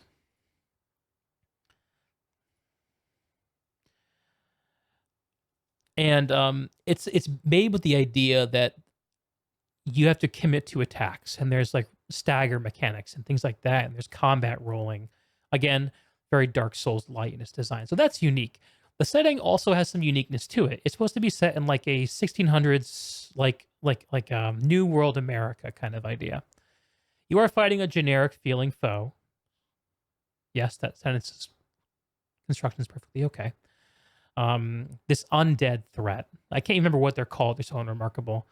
Originally, it seems like you were fighting an indigenous population that bore a striking resemblance to Native Americans, which they designed out. Thankfully. Swamp Steppe Sunderer. Yeah. I mean, they're not strictly undead. There is something like alien about them, but all we know is that there's some like bad energy. And when people die, they come back as these things. Other than that, like the UI feels good, the crafting system feels good. There's a lot of very solid, like grounded design work in the game that makes it feel fun to play. The combat has something that's interesting and different. I enjoyed playing it a lot. I put in like maybe 30 or 40 hours onto it.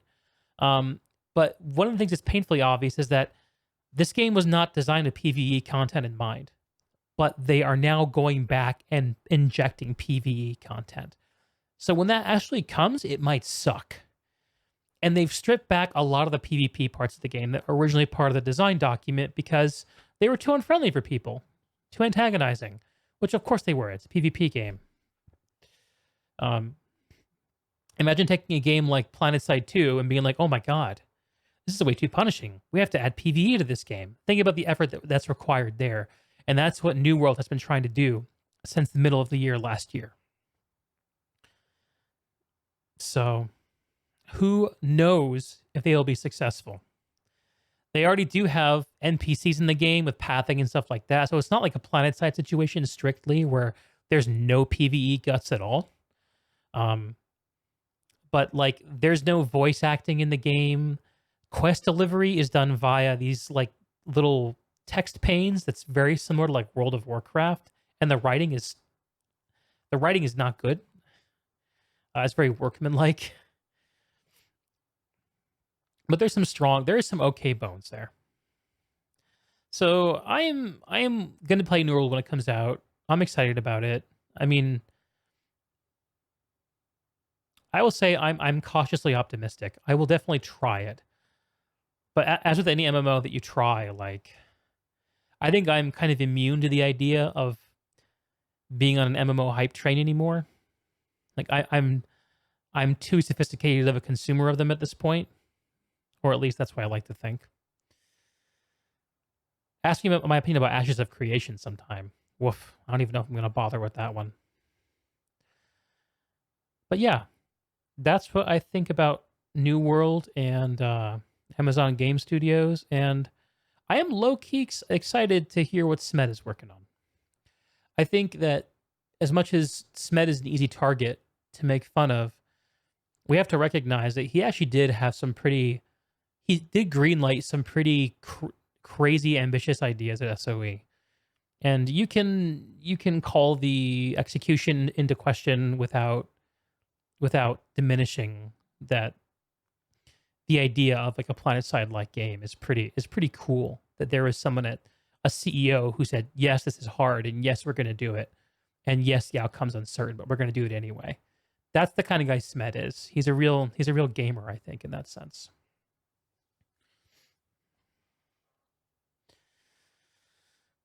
Yeah. Okay.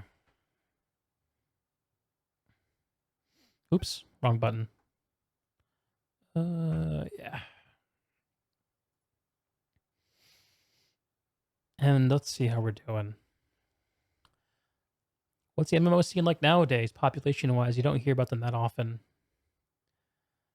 Time for Smed to oversee another failure. Hey, like, you try stuff, you fail. It's just something that happens. We'll see. Hopefully not. I'm probably not the best person to answer that question in one cert Zoom. My impression is that the MMO scene is fairly stagnant and full of like gaming boomers like myself. And that the idea of MMOs and that younger players don't really want MMOs to play, which I think is why you're seeing less emphasis about them in like marketing and general games media. I think that MMOs are kind of following like a route that reminds me of what happened to real-time strategy games that were popular back in the 90s and that you couldn't ignore in terms of gaming journalism and press and what your friends were talking about at the lunchroom table. And then they kind of passed. And I think we're going to see a situation like that with MMOs, where I think over the last few years, we've been experiencing a contraction of the overall MMO market. And I think we will see a resurgence of MMOs at some point in the future as like a boom bust type cycle. My sense is that we're in the middle of the bust. And I don't know how much longer it will go on. If it's anything like real-time strategy games, it could be like 10 to 15 years. But I mean, things speed up, and MMOs are never probably going to get as small as real-time strategy got. So we'll see. But that's my take on it. Okay. So reading that Bloomberg article was a new thing for me to do. I think it was pretty fun. But I don't know if I'll do it again, because honestly, it was a lot of speaking. I think what I might do next time, actually, is read through the article ahead of time, which I did do in this case, and take some notes and use those as speaking points rather than regurgitating the entire article. That also put me in a better spot in terms of like copyright. But I'm gonna watch the VOD and see what I decide later. I only have a couple more topics that are on my list for today. If y'all have any suggestions, feel free to shoot them over. But I kind of wanted to do a reaction to this hour and a half long video interview between Yang Ye and Jason Schreier. But I don't know if I have that kind of energy in me at this point.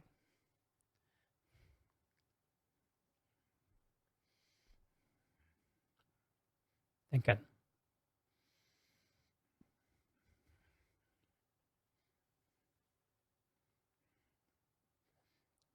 Double speed, easy. There's an idea. I need some G Fuel to get me through these reads. You know what? These guys should sponsor me. These are like my whole life these days. The green screen's murdering this a little bit. Quest bars. Low carb protein bars. Seriously. Thank God for these things.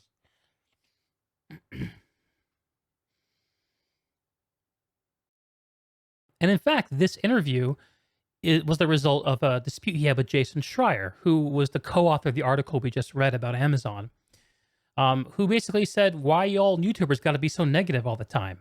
It's bullshit. And Jason's going to come on to Yang Ye's show and talk all about that. And I actually found this by way of seeing a few video reactions to this. And it seems like, for the most part, they paint Jason Schreier as kind of the big meanie in this. But after watching through the first little bit of it, I kind of suspect that there's truth in both points of view. And they're both still relevant today in 2021, a year and some odd months later after it was recorded. So let's start off with it. I think the rest of it will explain itself. Upset about things or get annoyed. Hello, everyone. Welcome to a games industry discussion with Jason Schreier here, who was kind enough to join us. So first things first, welcome. Thank you so much for being here.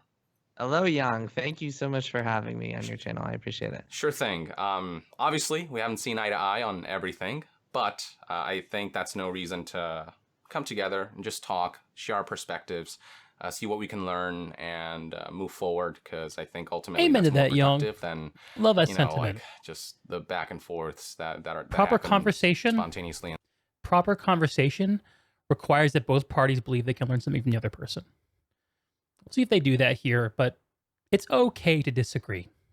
Something we need to learn to do a little bit more, I think, in our modern, ever homogenizing culture on the internet. And sporadically. So I hope we can, have something productive here to share with the audience. And I'm really excited to hear your insight on some of the recent events. Yeah, I mean, I actually think that you and I agree on more things than even we have talked about.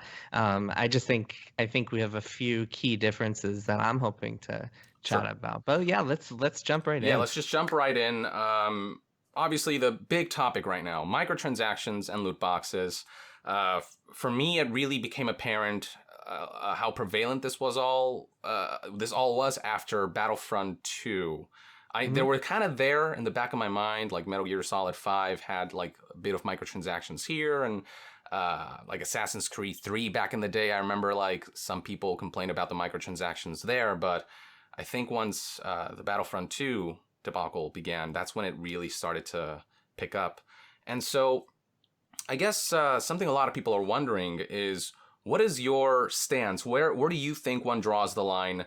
Because there was that one moment when you talked about Assassin's Creed Odyssey, and you expressed adamantly that this is, in your perspective, blown out of proportion, that this is fine, that this is not intrusive, versus others who are saying this is kind of bullshit. So where do you stand on that front? Yeah. So I think microtransactions are a very complicated topic, and I, just as a personal interest, am much more inclined to talk about how did we get here? Why are companies doing this? Why are we at this point where it feels like every single game has to have all these add-ons on top of the already pricey $60 entry point? Right. That's in general what I prefer to talk about than just getting mad about the latest controversy. Sure. this is a common thread of this discussion. Talking rather than getting mad. I think maybe that Jason grew up in a household where getting mad wasn't really allowed, or yelling wasn't really allowed, because this seems to be a complaint he has throughout this discussion. But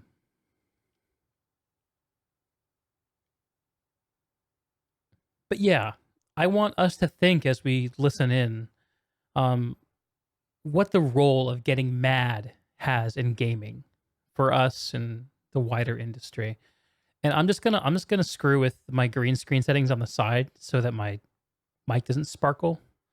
We'll see how well I do there. Rel said loot boxes saved PlanetSide though. They did. You gotta have money to make games. It's how can you make money without making evil is the question. There are good ways of doing it. Whether or not the way PlanetSide did it was good or not, it can be debated. But, and I think Yong too. It's worth mentioning that Yong is a young guy. Like he grew up with a phone in his hand. I'm guessing. He's used to free to play games from a young age, which is something that didn't exist when Jason Schreier was younger. He comes from a bit of an older ilk. I think Jason's closer to my age. I'm in my late 30s. And you bought games, period. Only to play a game is to buy it. There was shareware, which is kind of an ephemeral concept. But other than that, gaming was a pay to play hobby always. The modern state that it's in, where it's pushing the boundaries further and further of how low can we make the entry point in terms of money spent, and how high can we push the ceiling in terms of what is the most someone could possibly spend. And those are both being constantly pushed at. But yeah, let's continue.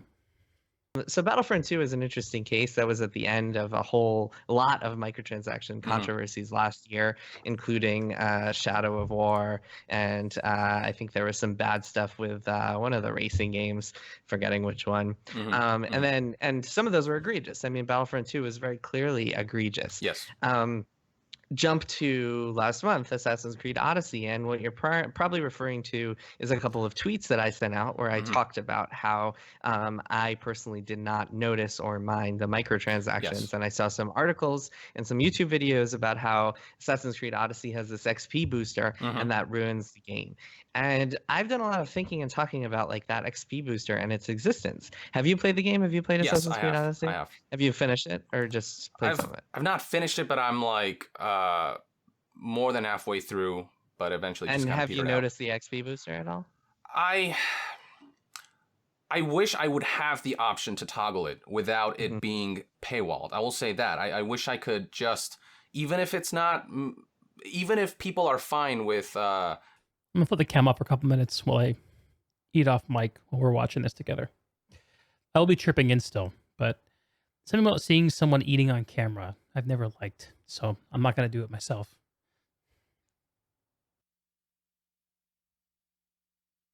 The non-XP boosted version of the game. I do wish I had the option to enable that so I could maybe speed things along in certain sections of the game. Because, for example, I recently started playing Diablo 3 on Switch. What I love about that game is that it has multiple difficulty modes, each with their own sort of XP rate. So I started with the lowest difficulty, but the XP rate was slow and I found the game too easy. And then I could just say, okay, I don't want that to happen anymore. So I could just go back to the main menu, switch back to the expert mode or master mode, and I got like 200% XP, but also the enemies were much harder. And so I love that. And so in Odyssey, that was kind of stripped away, I felt. Not killed the game, but I wish I had that option for sure. The actual, I think, player choice, you know? Yeah, so you felt like the level balance was off for you, and you wish you could have sped it up. You felt like you were running into difficulty spikes. Yeah, especially towards sort of the latter half of the game. There, some might argue, unless I think if you've been doing a lot of side quests, like you've just been clearing everything as you go along, you're probably not going to notice it. But there are people who kind of maybe want to clear the story first, and then maybe do some side quests. Reviewers. That's how reviewers play video games. They don't do all the content. They do the content that seems important to do. Something to think about whenever you watch anyone who's a games journalist talk about games. They probably haven't played it as much as you have or will. And play at their own pace. There are some people out there, some crowds that I think will certainly have felt that. So here's the problem. The problem with the XP booster is that the fact that it exists just creates that seed of doubt in our minds and makes us wonder, oh my God, was this difficulty scaling built so they could sell us this $10 package? And that, I think, is it's a more insidious problem than the fact that the game has microtransactions. The fact that it plants a seed of doubt in your mind, and the fact that it's such a different form of commodity than just exchanging money for something. It's not quite the same as buying an outfit, which also, I mean, not enough people are talking about how egregious it is that you have to spend like $750 for a unicorn skin. That's a whole nother thing. But is that earnable in game? Do you know? I don't know. I don't think so. But the fact that you can pay for this thing that just affects the game in this intangible way, I think that is what really bothers people. And I get that. But I think it's also really important to know and to be honest about your perspective on things. And when I played the game, I felt like, oh my God, like this feels like one of those controversies that is just being turned into headlines because it is there. So Jason's wanting to skip to, boing, here I am. I'll try to turn my camera on when I talk. Jason's wanting to skip to the meta narrative around gaming and dissatisfaction, gamer rage, which is what he wants to talk about. But before we bring it up to that level, what he's talking about with the XP booster, you create the problem and you sell the solution. This is like an age-old business principle. And it works to the extent that people are generally not aware that you're creating the problem yourself. So I didn't play Assassin's Creed Odyssey. It's not the kind of game I would ever play. Having an experience boost is the kind of thing that, like, in my boomer mentality, is the kind of thing you'd want to do from the console or download a mod to do. Like, the idea that you would have something that materially affects your gameplay in a single player game that you buy, and it's not like a new game feature or game system. It's like just changing a number. It's pretty fucking mask off. And I think game publishers like EA are starting to sell their games, get them reviewed, and then turn on these kinds of microtransactions after the fact as well. So they still reap the microtransactions cost while getting the positive press for not having them in the game in the original builds that reviewers got their hands on. Jason alluded to the reality that if you know it's there, it's going to bother you. I mean, different gamers will feel that way. If you're like a power gamer, which a lot, I think, is becoming much more of an accepted way to play video games as time goes on, it's going to bother you to turn down any optimization you could access. The idea that the point of the game is to be good at it and to master it, to conquer the game world, is one that I think is well and perhaps overserved when it comes to the way games are designed now. It have been for a little while. And so if you're that mentality, then turning down a power boost would feel difficult. And the idea that a power boost would be behind a paywall would feel potentially enraging. If you're someone who's there to play through the experience, and you get stuck doing boring gameplay that you could have sped through faster if you had the experience boost, I could see that also affecting people who are more of like the explorer mindset. And when I refer to these, I'm using Bartle types. So when I talked about conquering the world, that's called an achiever type, someone who wants to enact their will on the world.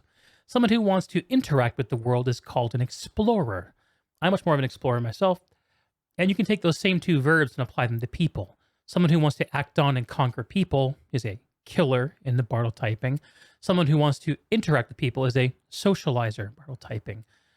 My score when I last looked at it was SEKA, socializer, heavily socializer, explorer, like upper middle, killer, lower middle, and achiever, bottom basement. So that's just the perspective I'm coming at it from. And I think journalists like these guys could do a better job of level setting these things when they talk about these things. But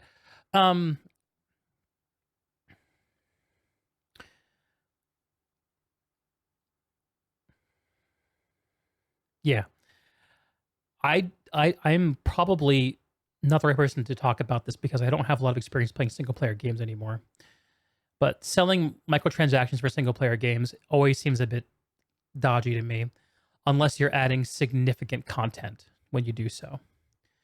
If all you're doing is adding in something like a cosmetic, it's like that's what you used to call on-disc DLC back in the day. I think Street Fighter got burned for this too, where they shipped a game and they put content on the shipped disc, the piece of physical hardware you put into your console, but that some of the content only gets activated when you pay more than the full price of the game.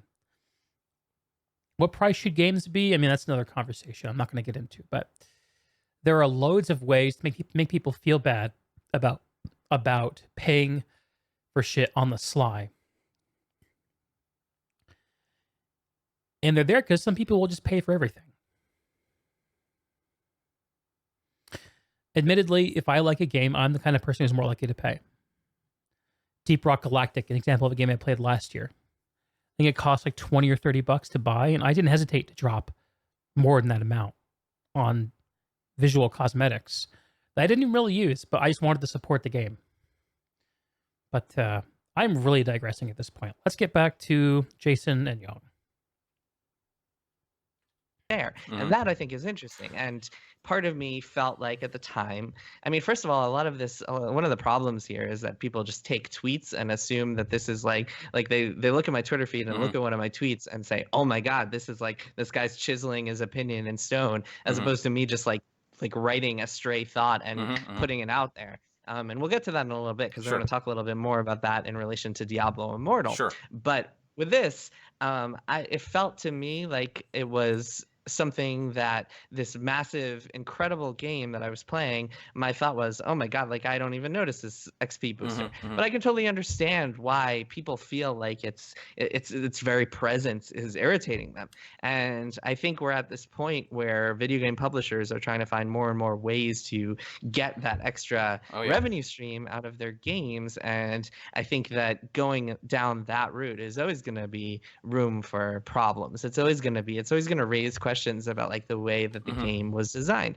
But that to me doesn't seem nearly as egregious as some of the other things we've seen. Battlefront 2 is a perfect example. And I think one of the problems with the way that we have these discussions is that it puts everything on the same level. It's almost like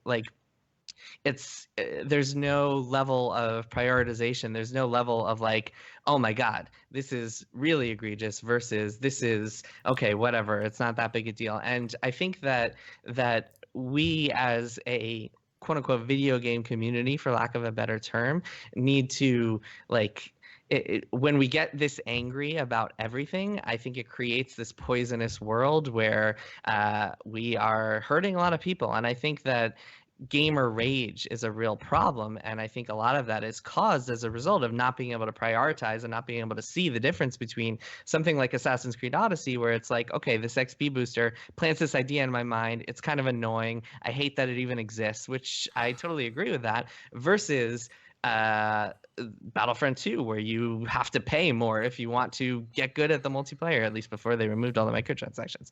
Point being, I think that it's really important to see the levels in this and to not just treat everything as if it is quote unquote cancerous, as if it is exploitative. And that's the things that I was saying on Twitter.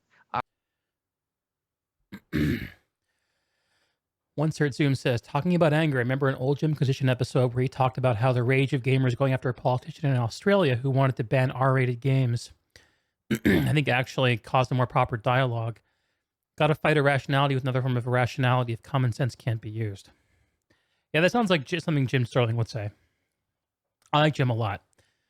He's a very unique and worthwhile voice in the conversation. I think that for what it's worth, actually, Jim has contributed to some of what Jason is complaining about, and Jason's bit off a he's bit off a bit of a monster here because he's not mad at Young, he's mad at gamers, and no wonder people who react to this take this personally. You fight irrationality with another form of irrationality if common sense can't be used. I'm thinking about that idea. The idea that common sense can't be used is something that could bear further examination, that notion. Why would common sense be unusable?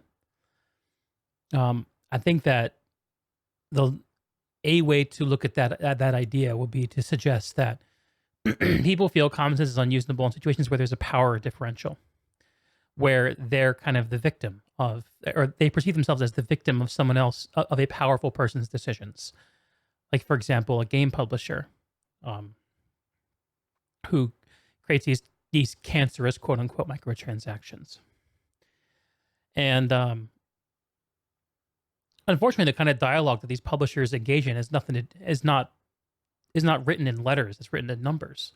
They look at what sells, and the things that people say do have an ability to affect that. And we saw that with Battlefront. I mean, as much as Jason is saying that Battlefront was a good target for anger, I mean, and Odyssey was not. Okay, there are too many ideas here. I need to unpack them a little bit more.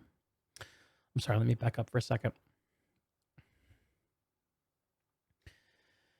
Fighting irrationality with irrationality is one of those things that, to me, temperamentally, it just seems like it raises the volume. And there can be utility in that. I think a great example of that is what we're seeing right now with GameStop, actually, with the Wall Street Bets drama going on. There's not a lot of rational discourse happening about with the phenomenon with GameStop being pumped up, the Wall Street hedge funds that were shorting them, I think. And that's something that I despair of, because I'm a person who obviously loves to talk. And I despair when I feel like there's not room for actual conversation. I've tried to talk to some of my friends about what's going on with them, and their attitude is more or less, lol, I finally get to use my trolling skills. Like they're just happy to be part of the unhappy mob, which is something I can't relate to myself. And but I will admit that just raising the profile of a problem has usefulness. And the Jim Sterlings of the world do that. The Yang Ye's of the world do that. Fighting irrational fire with irrational fire can do that. People are thinking about the way hedge funds should act. People are thinking about what the power of retail investors should be in the market. People who are working at hedge funds, I'm sure, are thinking about they're updating the way that they value things, and are including things like Wall Street Bets now in their polling of tastemakers of what actually is going to move the market. And I'm sure that they are putting their own people in there to help move that conversation in a way that benefits them too. I mean, that's just what you do. Or sorry, I shouldn't say that. It's what they do. I shouldn't say that it's I shouldn't suggest that it's virtuous to act disingenuously. I don't think it is. It's just the practical reality that we must all face. But yeah. And interestingly enough, once I resume, I think that your comment about fighting irrational with irrationality is kind of a little bit what we're seeing in this conversation. And that's where I thought I could come in and lay some commentary over the top, because both sides are going to make some good points that are worth listening to, I think.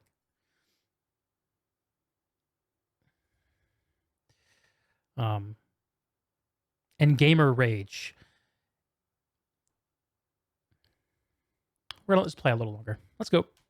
are that I think when you are screaming, when people are screaming, not necessarily, I'm not going to name names here, but I think when there's this world when we're just shrieking constantly about everything, I think it just creates this poisonous discourse. It leads to just lots of toxicity. It leads to game developers burning out. It leads to hardcore game players just not wanting to be involved anymore. I was going to add that too, that it's worth noting for context that Yang Ye's interaction with people in gaming is from behind a webcam talking to editing software. Jason, though, is a journalist who talks to people, to game developers personally. So he's going to have a perspective that's colored by those interactions. And we should listen when we hear what he has to say to hear where the ideas he's going to be repeating might be coming from. Because he is a gamer himself. It's clear from talking to him. I'm sure a lot of these are his own opinions, but I'm also sure a lot of what he's going to say, is going to be complaints or things that are filtered through him from the people that he talks to. Context is everything. It leads to less people taking it less seriously when there are real problems. It just causes a lot of problems. Well, yeah, go ahead. The notion that the thing is, people understand that Battlefront 2 is far worse than Assassin's Creed Odyssey. It's just that I don't think that necessarily excuses what Assassin's Creed Odyssey is doing with the XP boosters. And I guess part of it is that different people have different criteria for what they deem acceptable. Like for example, I think if something is cosmetics, no random chance that you can just purchase directly, if it's reasonably priced and reasonably allowed to obtain via gameplay, and it also helps if it's free to play versus single player, but mainly that first three criteria, I think then people kind of overlook it. Like Fortnite, not a lot of people are talking about how egregious Fortnite is. There's some segments who say, I think some of the skins are overpriced. But there is this system where you get the battle pass. You can sort of, if you play a lot of the game, you can earn all of it and earn enough currency to buy the next battle pass. And so it encourages gameplay where you play and you earn the rewards. Whereas with Assassin's Creed Odyssey, it affects gameplay, but there's no way to earn that via gameplay. It's just something that's paywalled for an additional $10 for a feature that some might desire.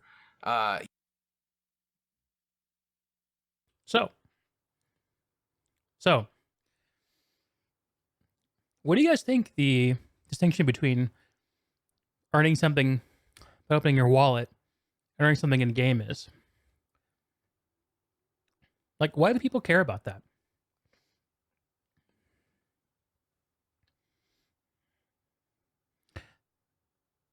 Sip.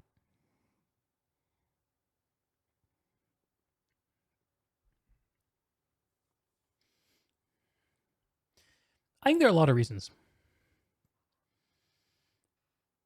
First order reasons.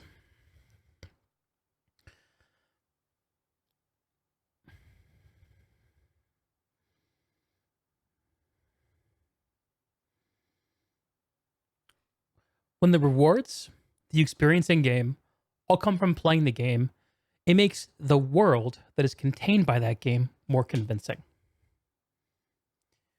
Once you're Zoom, I think younger people care more because their time is worth less. They have less things to do with it. I think that's probably some truth there. I think common observation is right. Students, younger people, have lots of time and not much money. Older people, people with hopefully careers and families, have money but not much time. So it gives a way to level the experiences. And what Yang Ye is proposing, this kind of like golden path for microtransactions where you can get them by paying or by playing, is like a broadest possible solution type thing. You're not forced to pay, but you're not forced to play. And there are a lot of games that do this.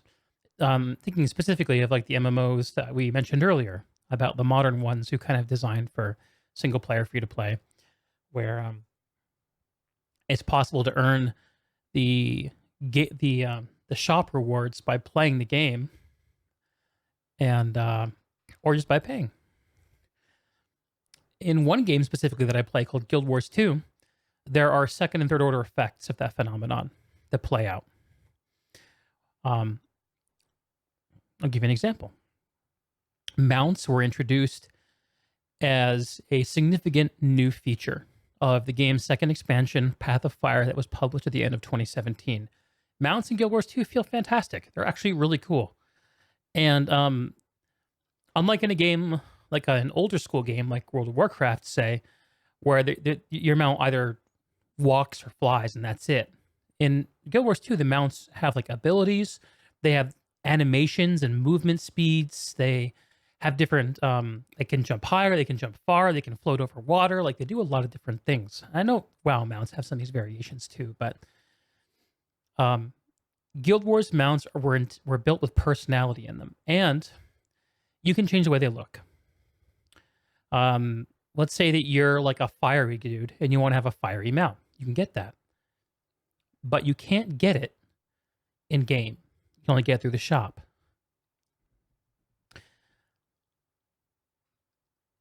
So because in Guild Wars 2, I'm sorry, that's not strictly correct.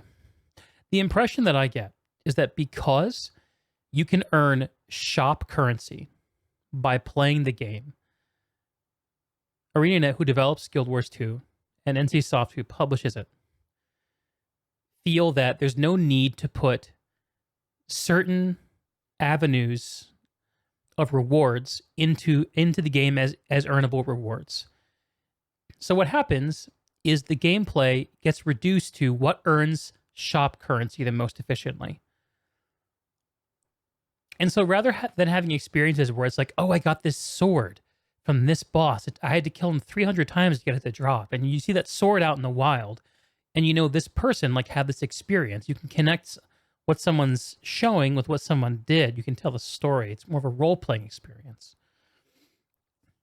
Or I have this prestigious mount from being one of the first 100 people to clear this raid, or something like that.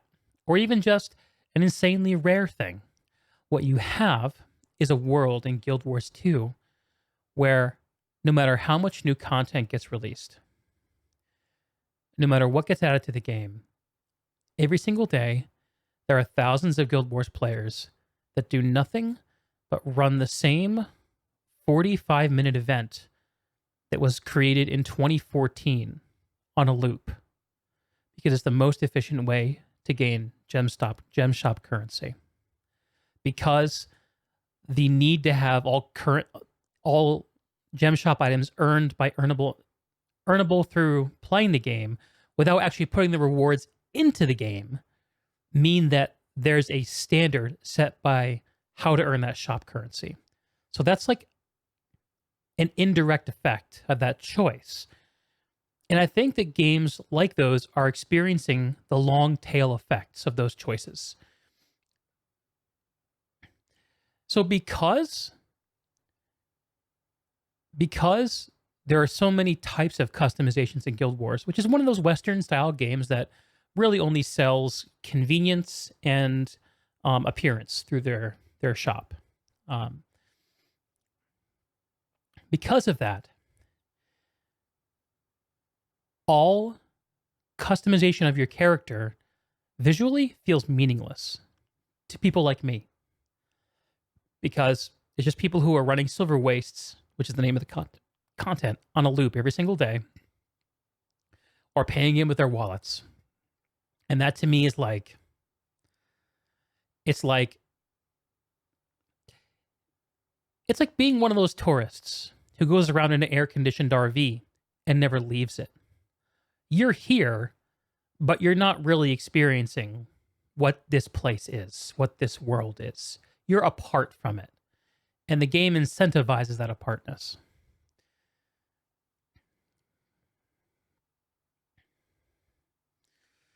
But Yang Ye is a guy who has to play a lot of games. And because he has to play a lot of games, he probably doesn't have to experience a lot of these long tail effects. That's interesting. Has someone done analysis of how many hours equated to a dollar earned? Yeah, I mean, I'm sure you can find that kind of analysis. I mean, it's going to change over time because there are certain environmental variables that affect it. Um, but like the last time I looked at it, one search Zoom, which is probably like 2.5 years ago. To me, as someone who worked full time in tech, the time required to do that was not worth it for me. I basically never put in-game money into the gem shop. I was one of the people who either abstained from the gem shop, or if I wanted something, I'd buy it. I'd buy it with real-world money. And I think over the course of 6 years playing Guild Wars 2, just under 3,000 hours played, I think, I have probably dumped in like a couple $100 into Guild Wars. And that includes for my account and my wife's account, where we actually played that game together for like 2 years. And I invested that money happily in Guild Wars because it was a game that gave me way more than like $200 worth of value out. In fact, it's a game that I would much prefer to pay like a subscription fee for, or at least when I was playing it, because then I could just like I find that there's like a psychic stress imposed by having to go to the gem shop to get the rewards out of the game, that I just don't like. And this is something that I don't think casual weekend gamers get to see. I think it's something for the core audience that is shopping around for an experience that's going to grab them and suck them into the world, or who need to feel mastery. And I don't think either of these guys really lives in that world, because Young is much more of a news headline-y kind of guy, plays popular games, just kind of surfs them. And Jason is an industry guy. He's interested in how the sausage gets made. Clearly, he has his own gaming preferences too, but he doesn't put them front and center. But let's go back to those guys. Even if you don't, per se, that doesn't mean that there aren't people who do desire that, who think that the game would be better off with that XP booster activated. And I don't think them expressing anger over that necessarily is unjustified, or is sort of... They're not saying it's as bad as Battlefront 2, but they're also not going to say, hey, this is acceptable either. So to just say it's an annoyance is downplaying that. When you say express anger, I mean, I think that's one of the real fundamental problems with the game industry right now, is anger and this rage that is just cultivated and instilled and is just so constantly ubiquitous in the video game industry. This rage, this anger, like, oh my God, this $60 game that happens to be one of the best Assassin's Creed. Another layer to this too, that's kind of cool, these guys are basically both game journalists. And they're both a huge part of setting the tone of gaming conversations. So they're kind of like the right people to be having this conversation in a way. And I think Jason is kind of indirectly holding Young accountable for his part in the anger culture. Which, by the way, is debatable. I'm not saying I necessarily agree. Creeds by far, like this incredible open world RPG that is like so well designed and full of interesting stuff and humongous. You can spend 200 hours playing this. It is would you agree with me when I say that the video game industry right now and the quality of video games is as high as it's ever been? For certain games, yes. For others, in general, I'm just saying in general. I'm not saying I know there are some series that are in the shitter. I'm not arguing that point. But I'm saying in general, right now, if you go into Steam, the number of games you can play. I mean, everyone's always talking about their backlogs, their Steam backlogs, and right now, I mean, I just finished Red Dead Redemption 2, which is absurd. Yeah, of course. And now I'm moving on to Return of the Obra Dinn and Hitman 2 and all these other games that I want to play. We're at this point where video games are in an incredible place. Yeah, the fidelity is amazing. Their graphical fidelity, they're hitting all these artistic bars, yet at the same time there's so much rage. And to me, it's like looking at a game like Assassin's Creed Odyssey. It's $60. For $60 you are getting so much more and so much a better game than so many of the things. Like if you look back, I don't know how long you have been following the video game industry, but if you look back even 8 years ago, 10 years ago, at the types of games that were being released for the same exact price, it is like beyond belief how much better this is in every way. quantity and quality, right? And so we're at this point where it's hard for me to accept that there should be rage about these things. Like, okay, you want to get annoyed that this game is an XP booster, fine. You want to get annoyed that this game has this annoying microtransaction and it's just like should not be there. It ruins the integrity of the game. I am with you there 100%. But I think when you turn that into like, I am now going to spend 4 hours a day in the comments on YouTube and Reddit or social media screaming at developers and just getting upset about every new controversy week after week, I think that is where you hit a point where, I mean, for me, it's incomprehensible. Before Young responds, once they're at Zoom, your observation matches more or less what I know about the guy and my own impression. And just so folks know what I'm talking about, you said Yang seems like the kind of guy you watch cathartically to have a conduit for your anger. I think what you said also speaks to is kind of at least a partial answer to the question that I wish these guys would ask each other, and maybe they will, which is, why do people get angry? Jason is saying that their anger is unjustified. Yang, which kind of puts Yang in the position of saying their anger is justified. But neither of them are really answering the question of why are people angry. And Jason's making some good points. The gaming is in a better state that's ever been. I think one of the answers has got to be social media. We have more ability to express opinions than we've ever had. And one of the things I like to repeat is that human beings have no idea like how to adapt to social media. We've only had it for a few years, but we've been around for a lot longer than that. I mean, we're talking about generational leaps in the way that people make their lives within the same generation. And these guys who probably have like what, 10, 15 years apart, I'm guessing, age-wise? Not sure exactly. Very clearly come from different worlds, like different gaming worlds, it feels like. And I just, generationally, I identify more with Jason, personally. But I'm also sympathetic with Yang.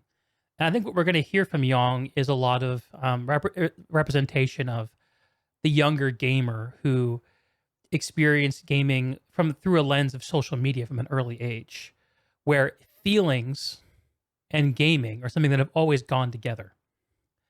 Whereas for Jason, it was kind of different. And there's also a broader topic that's at play here of just anger in general. There's a lot of anger online, period. The platforms that exist online tend to amplify the simpler ideas and the simpler feelings. And anger is one of the simplest feelings out there. And the idea that game publisher evil bad and want my money is a simple idea. Like, it's not the complete truth, but it is a simple one. And anger at that idea is something that's easy to get a lot of consensus behind because it's simple and people can point to it and say, yeah, I see that. I see that idea. Whereas like a more complex proposal, it's like to say, well, like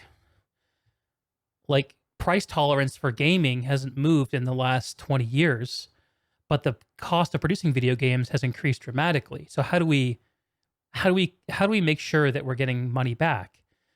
And the amount of money that games get back, like, it's interesting. Like, there are some games that make all the money, all the fucking money in the world, make way more money than they need.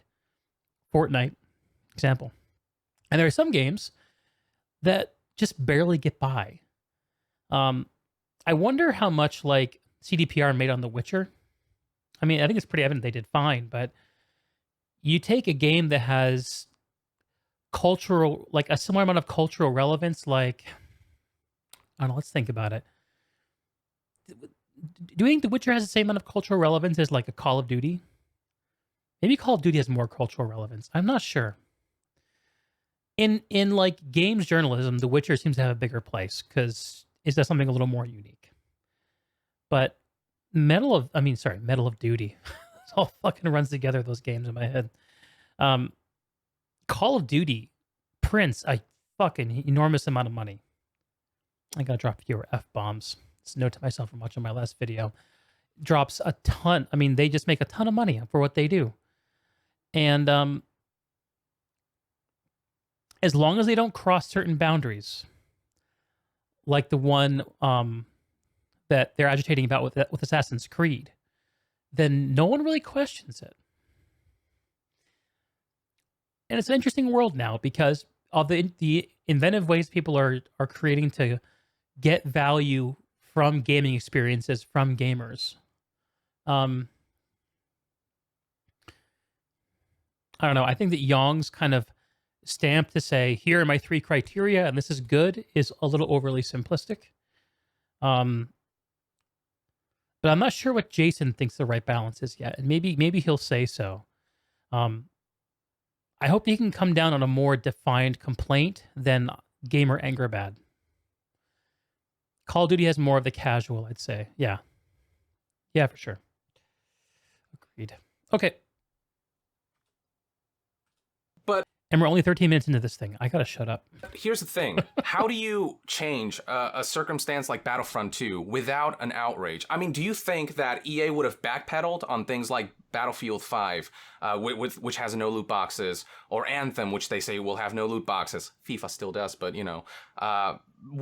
Would you say that backpedaling would have happened without some sort of outcry? See, I think that is, I think there are times when it is justified to go out and be like, you know what, I'm going to start this consumer movement together. I think the Xbox DRM was a very good example of a way that a group of people who are really upset and want to stop something can get together and do that. But even then, it was like with Battlefront 2, the level of discourse that I saw, it's just like it goes beyond like, here, I am a passionate person and I am really against this, and it just goes into, I mean, I've looked at your YouTube comments, like it's the level of discourse that you have is different than the anger and rage and outrage and just toxicity that I'm seeing expressed by people. And I think that is a real problem. And I think people like you and me with a platform, I think one of our responsibilities, because we speak to these big audiences, is to say, hey, like maybe you don't need to be so angry. Maybe that anger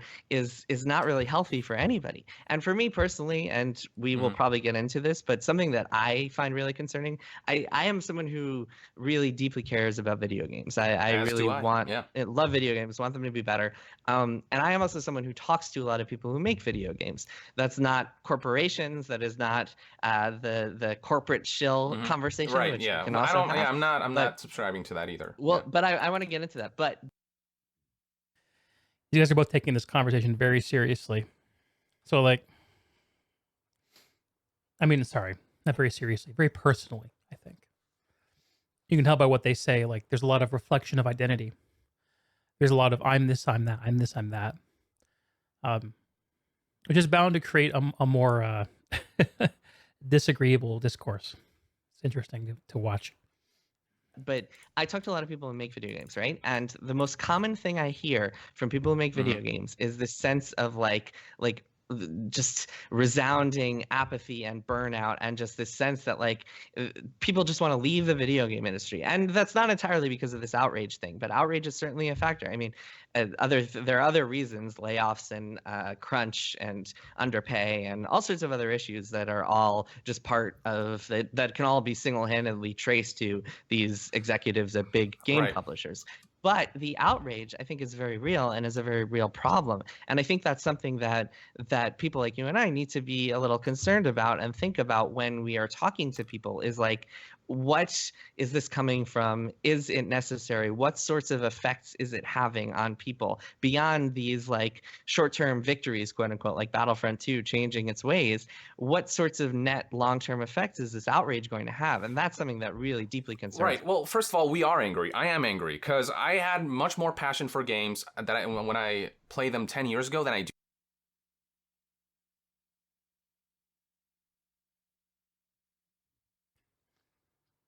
Caught me mid-mouthful, but I want to talk about what Jason said.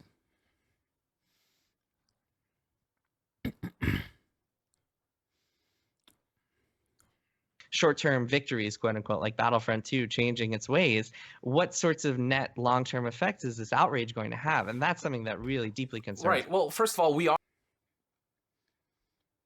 Long-term effects of gamer rage.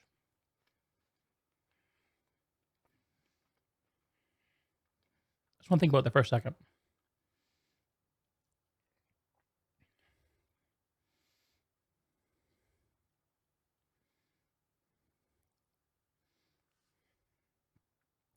Not being taken seriously. Like Boy Who Cried Wolf. I could see that.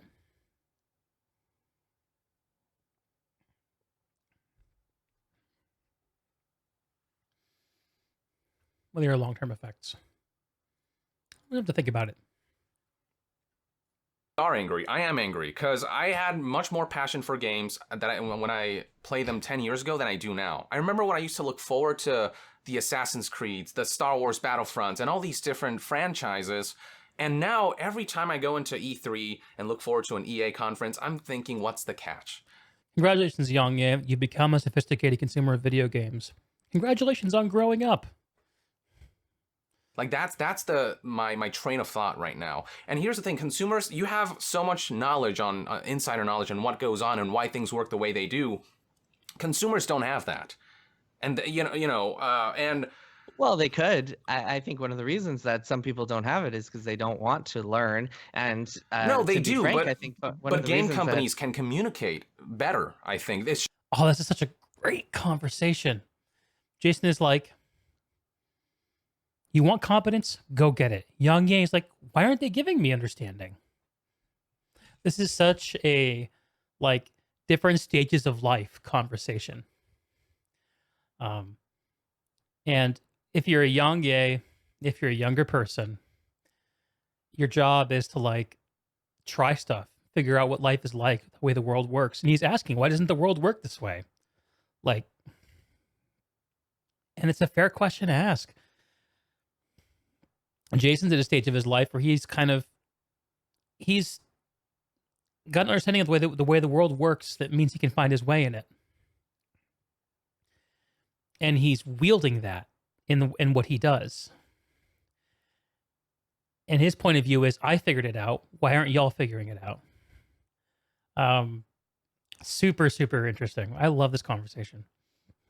It's just that there's such a disparity in communication, and it's 100%. maddening.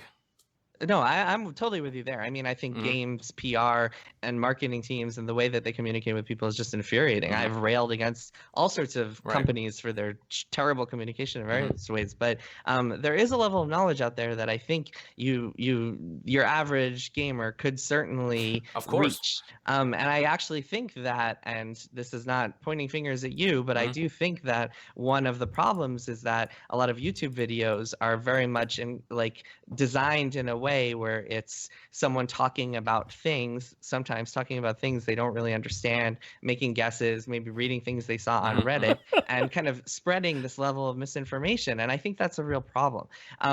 When you say that you're angry, I find that really interesting because didn't we just agree that video games are in this great place? I mean, I get you on like EA conferences are the most. I mean, I run our news team for Kotaku, so we have to cover all the news that comes out of them. And EA's conferences might be like the most terrible, boring. Yeah. Oh my god! I mean, I can't believe they turned Command and Conquer into a mobile game. Like that bummed me out. They feel like they're designed for investors, but I mean that is that is a capitalism problem. That is a publicly traded company problem where these executives at the top are making many millions of dollars in order to make this stuff. And I get you.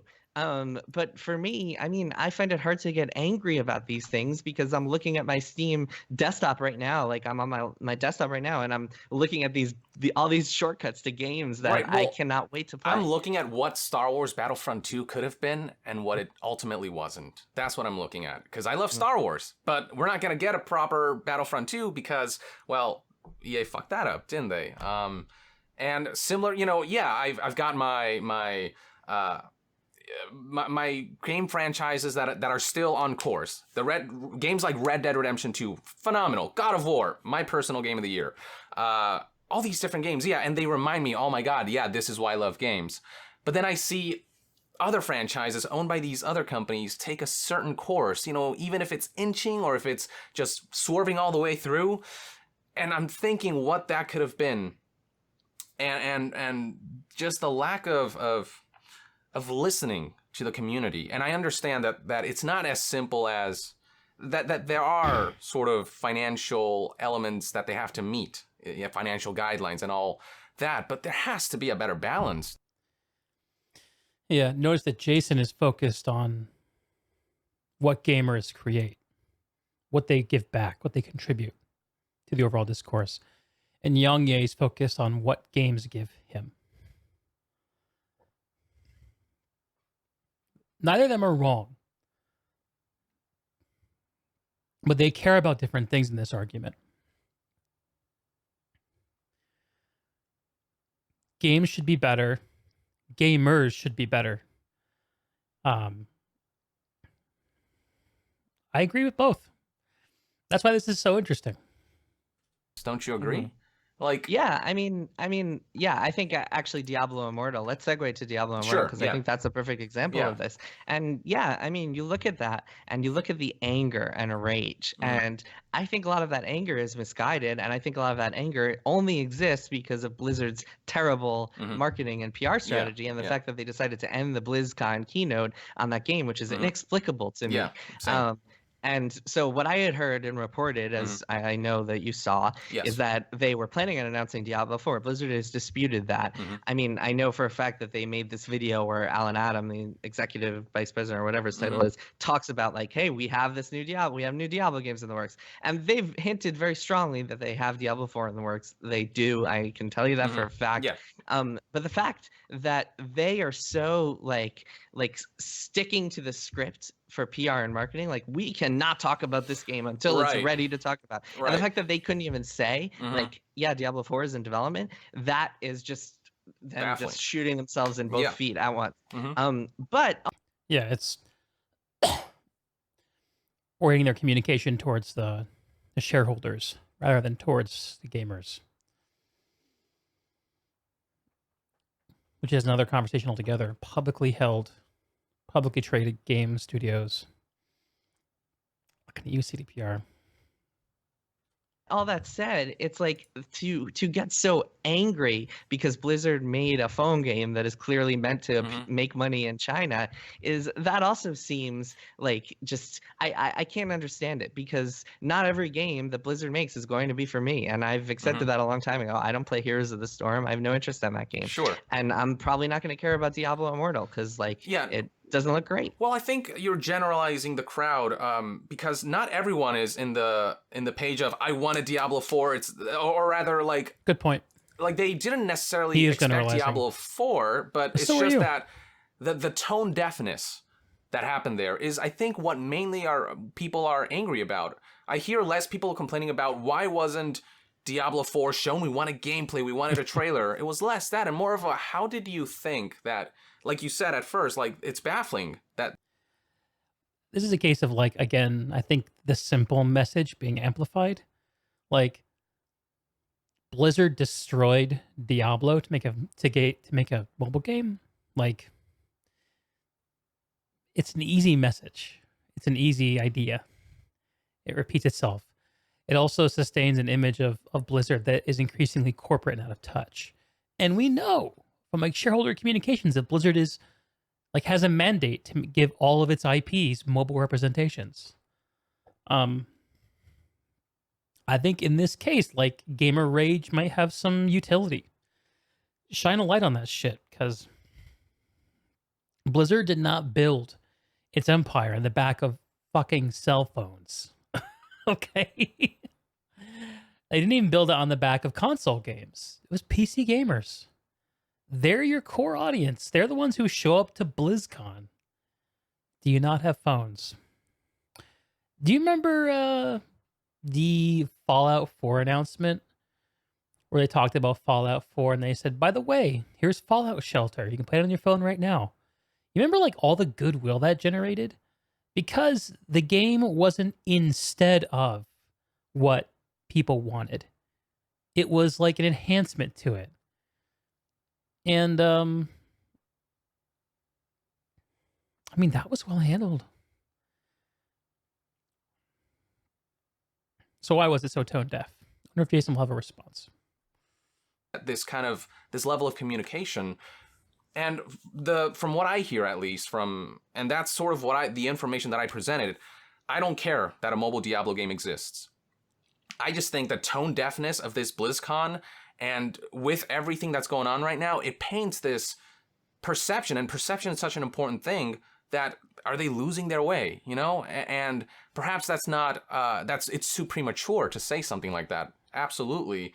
But when Blizzard presents themselves that way, and when the next day it's more about mobile, all of our IPs, we're working on mobile, and I know that doesn't necessarily mean that we are not going to get Diablo 4 or that it's going to detract from that. But I mean, when that's the focus of the conversation at a celebration event, a fan event like BlizzCon, I mean, yeah, I think, you know, the quote I have here, is this an out of season April Fool's joke? Mm-hmm. You know, for me, not an unreasonable thing to ask at all. So, okay, so here is where we get into the point that I wanted to make. Sure. So, do you know who Wyatt Chang is? The guy who was on stage. The principal designer. Yeah, so Wyatt Chang, I don't know him. I've interviewed him once, but I don't really know him as a person. But I know that he has been working on Diablo for something like 15 years. He was involved in Diablo 3 all the way through its like development hell, and he was on that project for a very long time. What I've heard from people at Blizzard, and this is secondhand, so take that with whatever grains of salt you need, is that he, after Diablo 3, wanted a break. And I think that's the sense you get from a lot of people at Blizzard. They wanted a little break from these 10-year development hell cycles, right? So he says, you know what can I do that would be a much shorter development cycle? It might take a couple of years or like a year instead of 10 years, right? So he goes to a mobile game, because that's the answer to that question. Is if you want to do shorter projects, you make mobile games, right? And it happens to be that Blizzard wants to team up with NetEase and make this game for China, and works out nicely. Wyatt Chang, the poor guy, is put on stage and, like, to represent this game after years and years of hard work making things that Diablo fans love. He is forced to stand on stage and take these questions from this guy. And I get it. I get that this guy, like, and the Blizzard fans, this is all they had to talk to. They can't be like sending emails to Bobby Kotick. But like, why can't they be talking about the people at Activision who are taking home? Bobby Kotick's bonus last year was, I believe, $28 million. Wyatt Chang is not making that kind of money. Yeah, for sure. But Wyatt Chang is the guy they put up there, Jason. And this whole story he's telling about Wyatt wanting a break and the mobile game lining up is a story that Blizzard could have told us too. Like, these bits of context that Jason has, like, they're great to have. And if you're a journalist, you know how to get them. But the average consumer is not going to have those kinds of insights. I didn't even know those things. And I think I'm a pretty sophisticated consumer of this kind of stuff. And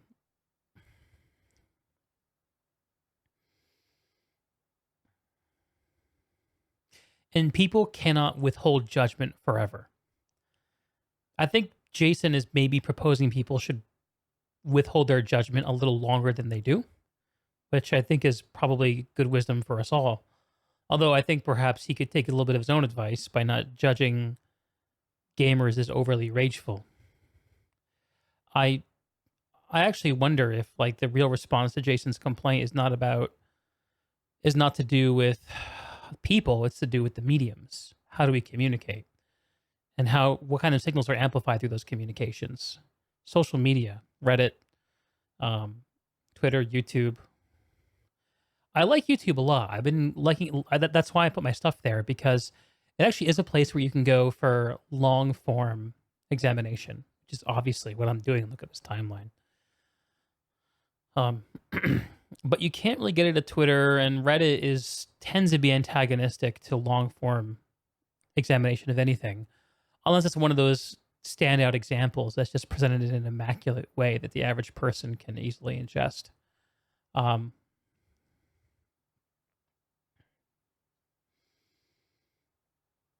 lot of things these guys are touching on.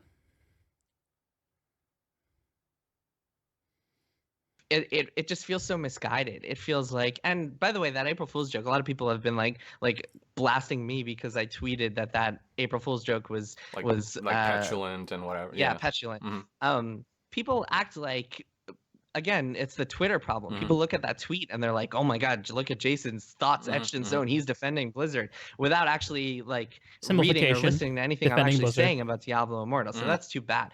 But because like I don't think this was a big deal. It was a stupid joke. I thought it was dumb and immature, but I don't really care that much about this guy asking a question on stage. Well, you But I do replied think to one that, user. You basically told him like if you think this is okay, you can like fuck off. And yeah, I mean, that's a problem with Twitter is that sometimes you'll be like angry about something and then 20 minutes later you'll be like, "Oh, whatever, I don't care anymore." He's denying responsibility for saying something. That's a little weak, Jason. But he is pointing out that it is a platform type issue, which actually reinforces what I just suggested. So I do appreciate that. But I don't think it's fair to say to hold gamers individually accountable for their rage, but not hold himself accountable for his own rage. Just a double standard that he should probably pay attention to. But it's still etched in stone for everyone to see that you said fuck off to someone. Mhm. And I mean, that's a problem and maybe something I should be better at dealing with. But that's another story. Sure. The point that I was trying to make is that like when people get this mad about Blizzard and Wyatt Chang and even just the idea of Blizzard, why aren't people sending mass letters to Bobby Kotick? Why aren't people Give us making his email. Give us his email address. Why don't you send? Why don't? Where's the letter mailing campaign to Activision Letter mailing, HQ Jason? saying that? What are you gamers talking don't about? want This isn't the CEO of 90s? Activision making a $28 million bonus based on the profit that he's generating from these ridiculous microtransactions for and sure. revenue streams. I think that oftentimes, like, that's what makes me angry. You want to talk Sure. about anger? Sure, It doesn't make sure. me angry that Blizzard's making Diablo Immortal. It makes me angry course, that Bobby the Kotick is article making writer- $28 million bonuses Absolutely. while Just his employees letter are writing. like crunching their asses off to make games for him. Hell yeah, And yeah. that I think, I mean, really, Yeah. what Exactly, a lot of people Jim. might not even realize is that they're angry at just like capitalistic structures pretty in much, yeah. general. Mhm. But yeah, I mean, that's what really is like I don't know. Maybe I just feel like the rage is misguided. Mhm. Maybe I just feel like the rage is maybe I've gotten too old and I just don't understand. Be aware of your why own rage, people too. can get so mad when there's so many great video games. I think it's a lot of things for me. No, don't think I see what you mean from that perspective, but I think from the gamers, I think the reason they're so kind of sometimes direct and anger at you is because it feels like you're basically telling gamers to fuck off, and then when the companies do stuff like Battlefront 2, one person to fuck off. okay, yeah, but you know, like calling this man who basically asked a question at a Q&A panel that, yeah, it was rude, but I personally don't think it was petulant. I think it was an expression of I'm baffled, and I think was petulant, in a public, but it wasn't a big deal. I Sure. mean, I think that like, I mean, I don't care that much about this guy and what he Yeah. said. I just thought he was No, yeah, but- he was Mhm. just rubbed me the wrong way. Let's say Sure, that. sure. But my point is, I guess for some gamers, it feels like the gamers rub you in the wrong way. But these, it's Yep. like when you talk about like the Battlefront 2 loot boxes, it almost feels like you just give them a tap on the wrist, say they could do better, and then but with the gamers, it's like, oh, you guys are acting like fools or immaturely. It's a and good point, yo. it feels just from what's out there. Imbalanced. It feels very skewed. Like it's I like think it there's only more feels that way to there's people more who don't anger towards the actually- gamer than there is towards the corporations and the some of the game business models. What you got, Jason? Yeah, I mean, I think people who would see things that way just don't actually follow my work and maybe just saw a Yang Ye video So I follow Jason's work, and I agree with Young on this. that was about one of my tweets because But I mean, Jason does really hold gaming companies tremendously accountable. I guess maybe it's a channel issue. Like he uses his professional work to hold games accountable, and he uses his social media to hold gamers accountable. So if you don't see both sides of it, it seems imbalanced. Maybe that's a fair defense.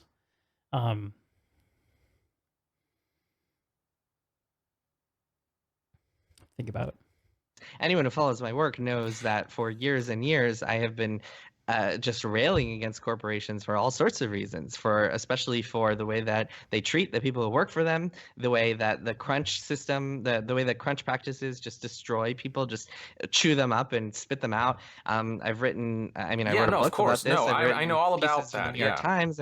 So I mean, I think that anyone who follows my work would see how preposterous it is to think that I defend corporations in any way. I do think that it's important to look at these things and the way he keeps bringing up rage, didn't he just answer the question a bit by talking about the medium it expressed in a lot of social media bandwagoning? Yep, he did. And so yeah, I think he kind of gave a partial answer to his own question, maybe without being 100% aware of it. But it's hard to focus your rage on systems like social media platforms because, I mean, it's just like a big complicated thing. And yeah, the hard thing is like, if you're a person who can acknowledge that there are problems on all sides of a system, but you choose to single out one part of the system with one of your communication channels, then it's easy to be painted as a defender of whoever is on the other side of that. So it's odd that he would be in social media painted as an apologist to game publishers, but in his actual work, he's quite an assassin of publishers. It is quite a dialectic. To wonder, like, hey, how did these decisions get made? Why are these decisions getting made? How can I advance the conversation in a productive way? And I don't think the answer to that is the sheer rage and posting in your YouTube comments about cucks and SJWs and all the other things that Why do people do that anyway? Yeah, with YouTube comments. Yeah, I don't disagree with you there. But at the same time, when you're not helping by just going out there and calling a guy who was baffled petulant, or by making it seem like you're this guy. He was petulant. I'm not going to take that back. We can disagree on that, but again, it's not I don't think it's a big deal that this guy was like this dude was like said something obnoxious. I mean, but you were very at the end angry. of the day, it doesn't matter that much, but if you're like what I think about is if you are Wyatt Chang and you have just like been put out there by your company and just taken all this abuse, and now I bet when people Google his name, like this is the first thing that comes up instead of years and years of hard work.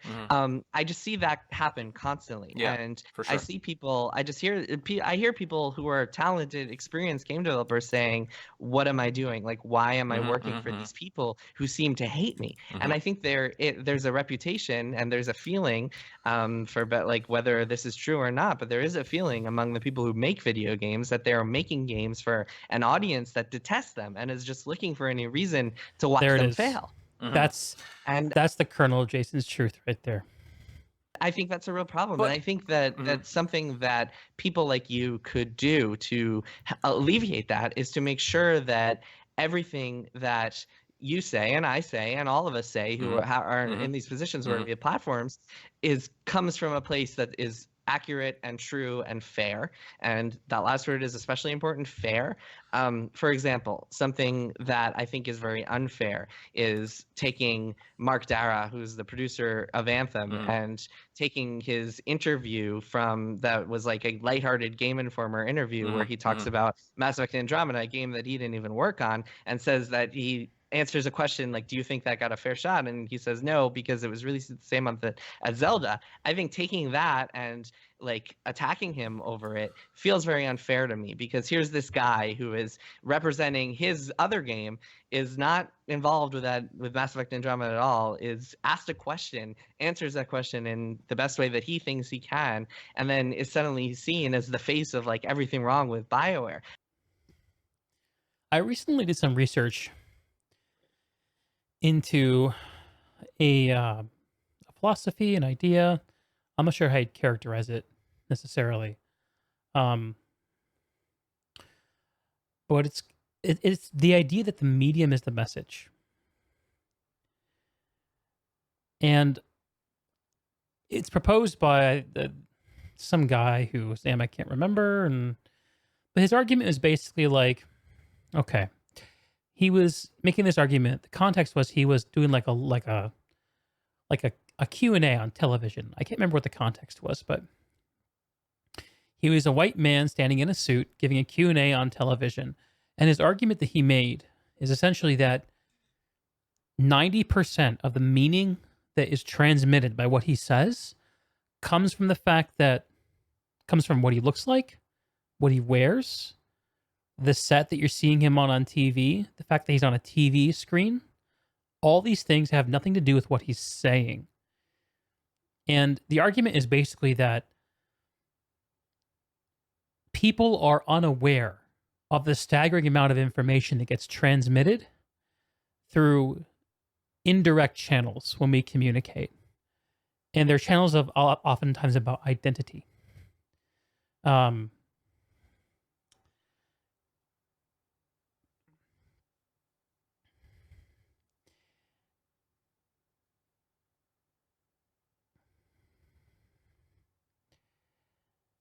And it's a way of thinking about why someone who works at a game studio putting up a reasonable, rational defense of a game that did gamers wrong. It was a sequel to a beloved IP that, by all accounts, just missed the mark on a bunch of different levels. What he's doing is he's aligning himself with something people don't like, and he's defending it. And he's also, by the way he phrased it, he's informally comparing it to Zelda.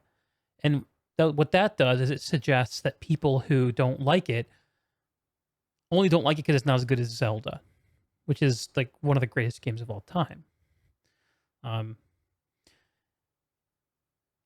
And so he didn't say those things. He didn't say that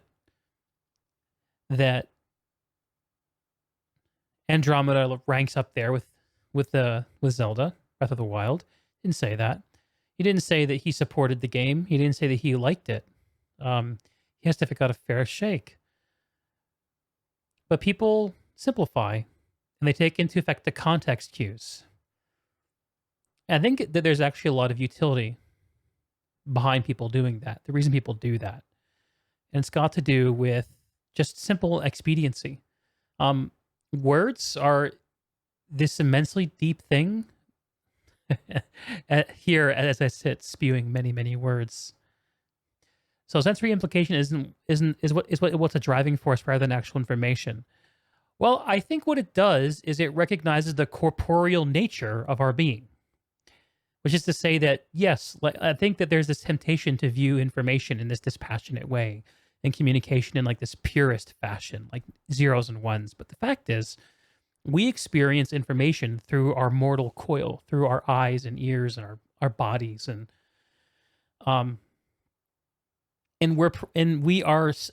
humans are social beings that are configured evolutionary. I shouldn't say configured, that have evolved to read social cues, and we can't help it.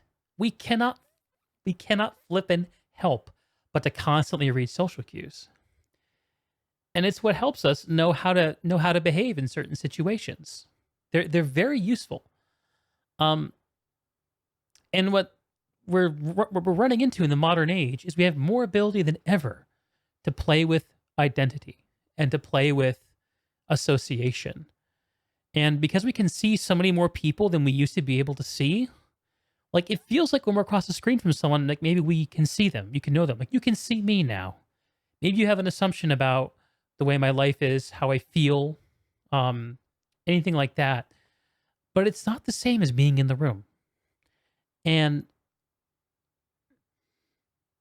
we are still figuring out how the hell to deal with this. You're the most interesting man in the world. Well, thank you.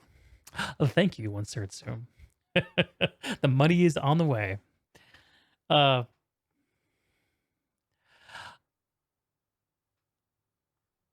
Anyway, the medium is the message is not like an answer to a problem. It's just like a reminder that I keep back here. That what I'm communicating isn't only what I'm saying. And it's a very useful reminder to know how to behave in certain situations. Because sometimes the thing I can say in a pure informational sense can be correct, appropriate, and unassailable. But the way that the context, the contextual parameters around that communication can make it offensive or can make it mean something completely different. It's a very hard thing to wrangle with. We all do. And I think that there's a temptation to deny it. And we'll see how these two gentlemen interact with it. I think that is the type of thing that I think winds up turning a lot of game developers off, making a lot of people feel like, oh my God, there's just so much anger and hatred in this industry. Yeah. And I just feel like I don't want to tell you how to do your job, but I do feel like it's really important for people like us to just feel this sense of responsibility. And don't get me wrong, I fuck things up all the time. Yeah. I do not, I am not perfect in any way. I get things wrong constantly. But I think that just trying to hold yourself to certain standards when it comes to that and just not be part of the problem when it comes to this outrage, I think is important. Yeah, for sure. But consequently, I think when game journalists just sort of generalize gamers as these, you know, like, oh, these angry animals or whatever, because I know that you did write these articles for against some of these corporations and these practices, but they're very succinctly put. You talk, it's very meticulous, and you go into a lot of detail. But then when you look at a guy who, you know, asked the question at a Q&A panel, he's petulant. Period. That's it. There's no you don't give any sort of additional articulation on that front, whereas with these issues you kind of look at every angle, and then with the gamers it's like they're just petulant or they're just entitled. Yeah, or, I mean, I or think somebody the else said problem, that, I don't know. Well, I mean, you're just, when you look at a tweet versus actual reporting, yeah, but stories, a tweet matters. It does matter. Like in the same way that your articles are looked at, so are your tweets. It's a public forum. The wisdom of the young. Young's right. Jason's not giving enough credence to the meaning of what he transmits via Twitter, and Young is telling him, "Hey, man, like this matters too." It's a good moment. You know, what I tweet has. I mean, don't get me wrong. No. Well. Don't get me wrong. Twitter is the worst thing ever invented. I mean, I see what you're saying, and yeah, I mean that's something that I have to reckon with is realizing that when I tweet a stray thought on the subway, I actually wrote that tweet like while I was just looking at videos on the subway and just watching it. I was like, oh my God, this is stupid. I have to realize that is given the same weight as what I published on Kotaku to a certain level subset of my audience, and I totally understand that. But I do think that even though there's like suddenly this perspective, and I think it's a lot of it comes from your audience, that I am this corporate shill who's defending Blizzard and defending what was the other one, Ubisoft for Assassin's Creed Odyssey, and then the Bethesda thing, the Bethesda engines thing. I think that perspective is just so out of whack, especially the Bethesda thing. I don't disagree. Considering they haven't talked to me in 5 years. But I think I've been thinking about like why that is and how that came about. And I think a lot of it is people just seeing my tweets or seeing a single article without being familiar with my body of work. And I totally understand that. I don't expect everyone to just be like researching every single thing that I've written. Right. I think that maybe what some people aren't understanding, and maybe what a point that I wanted to bring up to you is that I don't really see like everything I do is to serve my audience, whether it is people who are hardcore video gamers who check Kotaku every single day, check my Twitter feed every single day, whatever it is, or people who are casual gamers, or people who don't care about games and just like reading Kotaku for whatever reason. My job is to serve every single one of those people. It is like that is what I do every day for a full-time job. That is, I go to my office and write things and report and do things that are serving those people. So like I don't feel the need to get on a soapbox and be like, gamers' rights, consumers, stand up, because I feel like everything I am doing is for those people. My job is to entertain and inform those people. Right. So I guess I just see this in a different light than other people might. Like I don't really think that I need to be like standing up for the gamers. No, but I think you need to address them as equals and not just as these guys, these you know. Like because that's what it feels like. Even if it's not your intention, it does. When did it feel that way? Other than calling the dude petulant? I mean, there is I can't think of it right now, but there were multiple. I mean, I think that I see what you're saying, and I think that it can come across that way, maybe when you're looking at it from a perspective of like, I'm one of you, I'm going to get mad and share all your theories and read Reddit posts and that sort of thing, as opposed to like, hey, here, I'm in a position and this is something that I take very seriously, but I am in a Sure. position where I can talk to people and get answers to questions that your average audience cannot. And I take that really seriously and think it's really important. And I mean, if people see that as me standing on a high horse because I felt like it needed to be explained what a game engine actually is, because No, that no, word's being that so was misused. I mean, that's like something that people were saying. They're like, oh my God, look at this Jason being sanctimonious here. right. I think that's ridiculous. Gotta let Jan get a word in edgeways, man.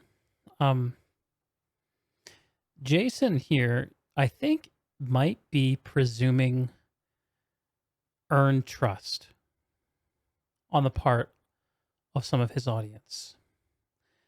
The idea that I should be able to speak freely because my actions speak for themselves is a form of moral self-licensing. It's like the idea that, like, it's okay if I throw my fast food garbage bag out on the highway because I'm a good person and I donate to church and I volunteer at the homeless shelter. It's excusing immoral acts by having a moral identity.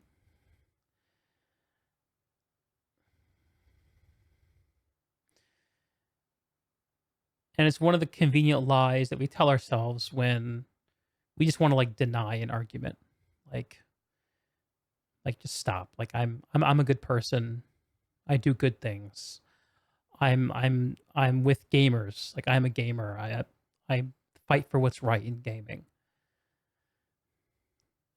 I should be able to speak freely, and maybe you should, but I don't think he should probably be treating Twitter that way. And I think that he's probably, and hopefully he has in the year since this interview, but it seems to me that Jason is not giving Twitter the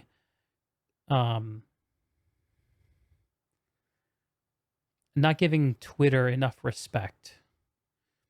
No, respect isn't the right word. He's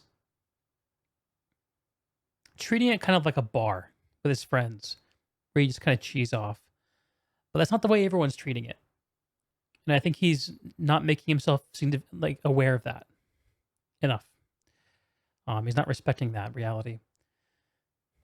Once it's Zoom, but I confessed my sins last week in church, officer. You can't arrest me for fondling that code. Exactly. Moral self-licensing. It's a trap anyone can fall into.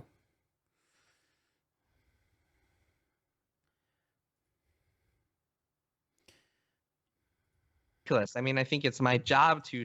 I think also I feel compelled to point out like a lot of what I'm hearing in this conversation is what I think maybe could be classified as like, well, no, I'm not should keep that idea in the back of my head. If it gets confirmed, I'll bring it back later. Try to explain things Sure. to my audience. Yeah. And I think that people who read Kotaku, the millions of readers that we have, know and appreciate that. And I guess what I would say to your audience is, if you really feel like I am anti-gamer, I implore you to read my body of work. I don't know if you actually. I've never said that. In fact, no, I know you're very complimentary of me, and I appreciate that. But I have certainly seen what your audience says. Right? No, of course. But and consequently, your audience, when you stop reading the comments, say, Jason. The YouTube That's what Joe Rogan would say. Consequently, they come to me and say you're the Alex Jones of video game news, essentially. No, that's ridiculous. Right. But see, unfortunately, this is. I hate that it is this way. It is internet culture.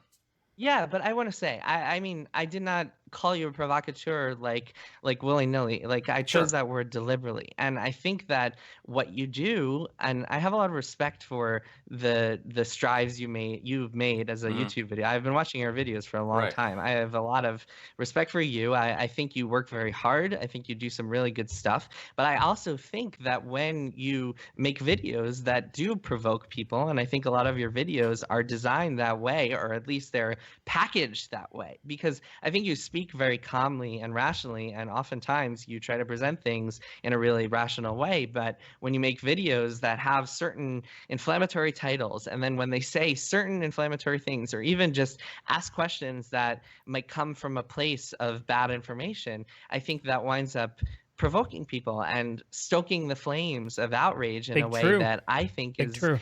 can be very dangerous. And I'm not telling you this because I think you should quit and go live on a farm in Utah. I think that I'm telling you this, and I'm on your show because I think that having constructive criticism can For just make sure. us all better. Absolutely. For an example, and I want to bring up the example that we were talking about on Twitter, Yeah, because yeah. I feel like just tweeting about it wasn't. Yeah, I it mean, wasn't- Twitter is a garbage website. It's Yeah. not a good place to have a conversation. Right. When you asked that question, like, is it possible that I'm paraphrasing, I don't have it in front of me, sorry, but is it possible that Blizzard making Diablo Immortal is detracting from their other games? I know that you were just asking the question that a lot of fans are asking, but I think when you're in a position, when you're speaking to hundreds of thousands of people, doing that is the same as spreading misinformation. It's like saying, not that I think you're anything like Alex Jones, but it's as if Alex Jones were on his video saying, I'm just asking questions. Was Obama born in America? We don't Right. know. Just asking. Woof. Okay. When I was in 10th grade, I was taking a class on U.S. history. And a big part of that class was essay writing. It's actually where I learned to write a persuasive essay and how to make persuasive arguments. It was a fantastic class taught by a brilliant teacher, and I really respect. And I had a couple big problems in that class. So one of them was my horrific handwriting.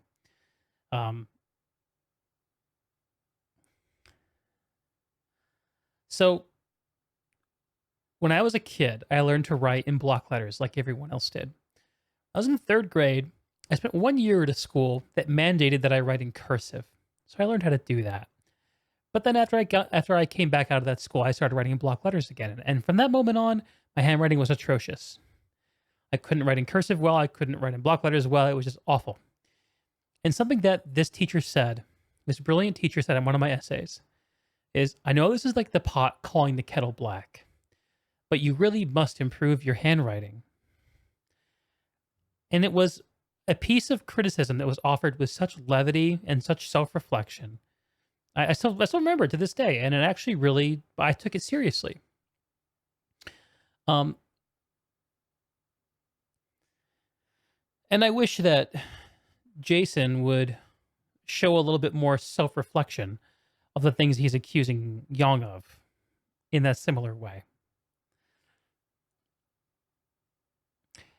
He's talking about how Young is used, intentionally or not, his platform to stoke anger, but denies his own role in stoking anger through his own channels, because, as he justified, Twitter is a garbage website.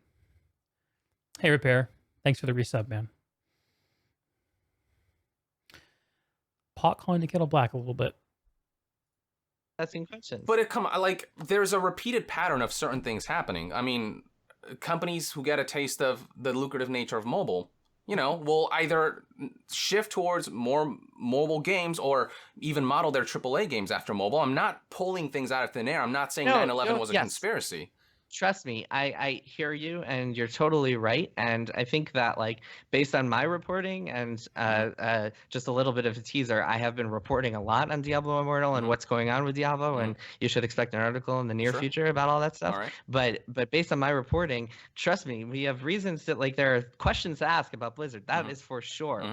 Activision's influence on Blizzard, the fact that their CEO just left, their well-respected, beloved CEO. There are a lot of questions to be asked. Don't get me wrong, but I think you have to ask them from a position of education and not just stoking like what people are believing on Reddit, and not just like conveying the common misconceptions. And I think that one of them is like, oh, well, they said they have all their best people working on mobile games. That's not entirely true. I mean, first of all, I think that when Alan Adams said that, he was saying it as a kind of one of those expressions where it's like, oh yeah, we have some of our best people top doing man it, are working on not the literally case. like we have our best developers of the company doing this, because that's not. I mean, that would be ridiculous for him to say. It's insulting to the rest of his people. It was more of a turn of phrase. But second of all, I think that what you might not know, and I don't expect you to know this, but Blizzard has an incubation team, and that is where their mobile games are coming out of, and it's very different from their Team 1, Team 2, Team 3, StarCraft team, Diablo team, etc.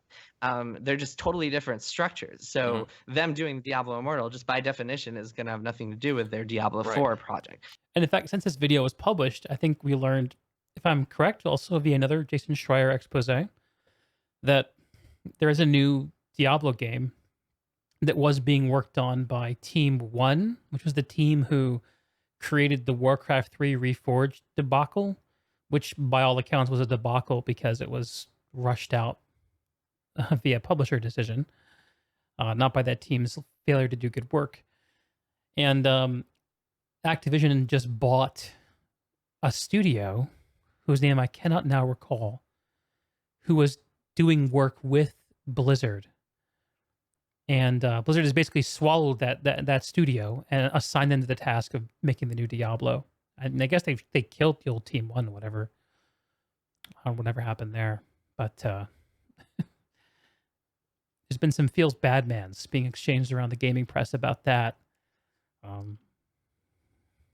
Future of Diablo is uncertain. Still. And I don't expect you to know that. Why can't they communicate that? During the Q&A panel.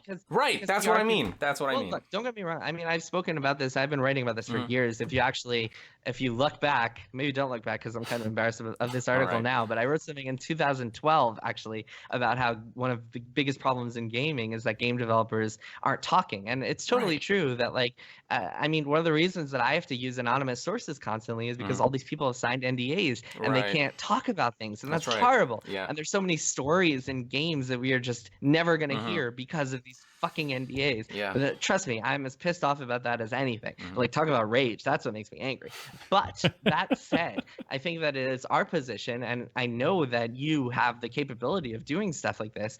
It's just our position in general. And don't get me wrong, it's not just you. It's like, I see this from regular journalists. I see this from all sorts of people on the internet just making up these theories or guessing and speculating. Just it doesn't surprise me that Jason's like a dog with a bone.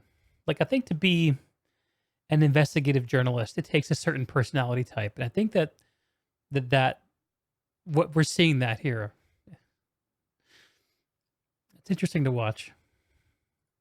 Just based on nonsense, but it's our responsibility to just be like trying to find ways to actually answer those questions, or at the very least asking questions that are from a more informative perspective, and asking these questions in a way that doesn't stoke outrage if we don't really know what the answers are. I think it's really important to do that, especially when we have these huge platforms and we really just owe something to our audience. We we have this responsibility to our audience to make sure that they are kept informed and not just allowing these opinions to keep spreading that are just totally off base. The Blizzard thing is just one example. Trust me, I've seen this from so many different people. It just rubs me the wrong way when people are just looking for controversy after controversy and just looking for things to get mad about it, and just I'm looking for respite from all this crap is what I'm looking for. Yeah, I mean, I'm with you there. It feels good to get this out because I do make a lot of is this what's happening? I don't understand. What is going on? And that's, it's not always the healthiest thing to do. But it's just I don't know what else to say because there's no communication. You know why CD Projekt Red, I think, is so, few people say shit about CD Projekt Red. And that's because they communicate. They actually do that. There was one video posted by this YouTuber called Pretty Good Gaming, and he basically kind of took a quote from they took a quote from some investors meeting. Yeah. And they kind of went, wait a minute, that sounds like there might be microtransactions or something in Cyberpunk 2077. And so that stoked, like as you said, and I'm not. This is not a diss, by the way. I'm just trying to, Yeah, I remember this. Yeah, right. And then they said. Yeah, like maybe there's microtransactions in Cyberpunk 2077. CD Projekt Red responded like the next day saying, "Okay, here's what's happening with that," and they explained everything. And they said, but in the end, like we talk investors this way, but Cyberpunk 2077, no microtransactions is going to be like Witcher 3, free DLCs, the bite-sized DLCs, and big expansions. This same format. We can assure you, boom, just like that, that outrage died. There was no more of that, and it was just an immediate relief. Mm-hmm. Why can't more game companies do that? I guess in large part the publishers and the NDAs and whatever. Yeah, I mean, the problem is that it's like these publicly traded companies. I mean, sometimes they will say that in Poland, there's no SEC rules. The SEC in America actually prevents what game publishers that are publicly traded, EA and Activision, actually prevents what they can say sometimes. Yeah. As far as like what's coming in the future, like sometimes they're literally legally prevented. But yeah, totally. I mean, a lot of this is. I've been following the video game industry for a very long time. A lot of this is just these antiquated practices where it's like it used to be back in the day. It was just like every single data point of a game was just like carefully doled out. It's like, okay, this month we're putting out the screenshots. This month we're telling everybody how many guns there are in the game, and it was just so controlled. And it was also the point where, like, I mean, 30 years ago it was just video game magazines, and they just existed to sell Nintendo ads Power these games and write previews and just puff up everything. And there were some of them were literally run by game publishers like Nintendo Power, and that was a different world. It's gotten much better now, and I we've love gotten those to the point magazines, where though. there are journalists and outlets who are childhood. independent, and they're fighting the good fight and making sure that these publishers are kept in check a little bit. And I think that's really important. But to some extent, the PR people have not kept up with that. And that's one of the reasons that Bethesda thinks it's okay to just blacklist an outlet for 5 years, is because they believe in this world where they control every single game company or game outlet. And if the game outlet isn't behaving, they got to keep. Is that a middle finger from Jason? Zoom in on that. Enhance. This is me post-processing, doing the zoom. I'm not going to do that. I feel like these guys are starting to get on the same page. I'm feeling less need to stop and like mediate. Like, then this is what happens when you have a long conversation with someone. I love this shit. Like, eventually you start to like learn how to talk to each other and figure out where each other's coming from, and you can kind of forgive the initial jaggedy kind of communication and favor the kernel of truth that comes out. I don't know, just remarking at that. Microaggression, yes. Keep them in line. They got to keep them away. So yes, I mean, you're 100% right. This idea of like this veil of secrecy over the video game industry is one of the biggest problems, and that's something that I've been trying to fight against for a very long time. It's one of the reasons that I do some of the things that I do and report some of the things that I report. But yeah, I mean, so you guys are just going to agree that secrecy is bad. So I'll put a brief retort. I think that the most generous way to present a point of view is to try to put it up against your best understanding of the best contradictory point of view. So I'm going to do that here. A good reason to have secrecy in game development is because game development is a messy creative process. And communication begets expectation. The trick isn't to maintain perfect secrecy or perfect transparency. It's to find out where one is called for or the other. When communication was less powerful back in the Nintendo Power days, secrecy was easy. It was easy. In fact, anything but secrecy was hard to do. Things are tilting ever more in the opposite direction now. I just wanted to say that. There is something to be said for having certain creative decisions and debates occur with small, controlled groups of people rather than the gaming public. That said, there are rooms for these conversations and questions that can be asked that I think don't contribute to the problems. I think there are ways to have these conversations, and there are even ways to like get upset about things or get annoyed about things without just like turning it into outrage after outrage after outrage, fight after fight after fight. I mean, look, the Bethesda creation engine thing is actually a perfect example because it's like this whole conversation started based on a quote from June that was then taken by Forbes in an article about game engines and then rediscovered like 2 weeks after the Forbes article. It was ridiculous. It was like this harmless quote that was like, yeah, we've changed a lot and now we're keeping our editor, but we've changed everything else that's part of our engine. And it just turned into this just giant circle jerk of ignorance. And I get it. I get that it's because Fallout 76 just came out and it looks like garbage and it runs like jank.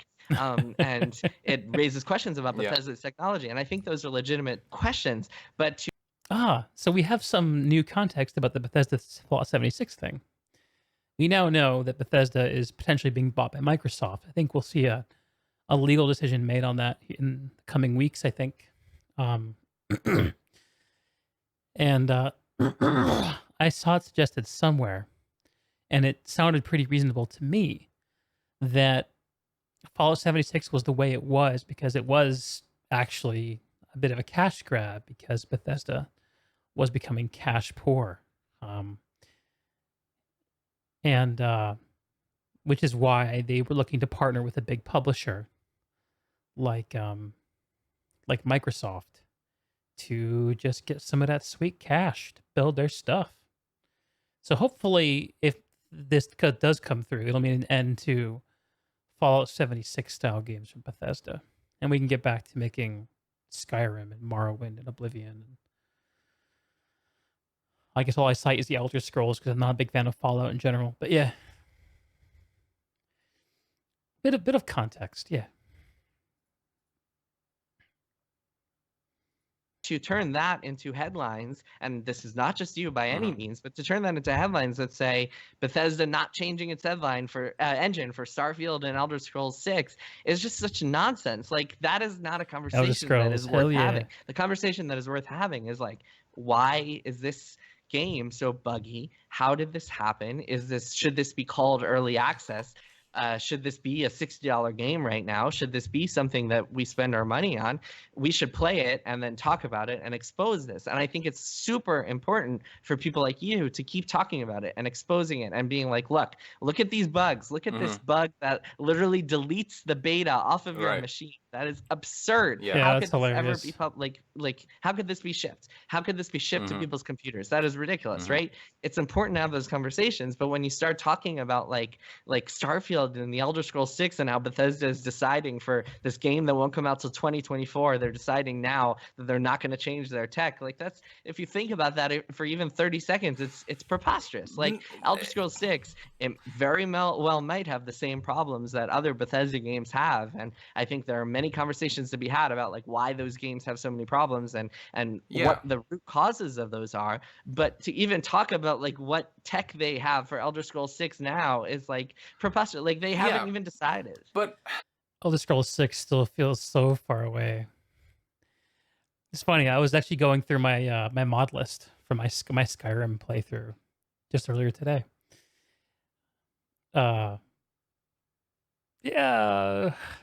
Sometimes, so the Microsoft thing seems like a bit of a cry for help. We have Starfield, we have Elder Scrolls. How are we ever going to get these things made? Help us.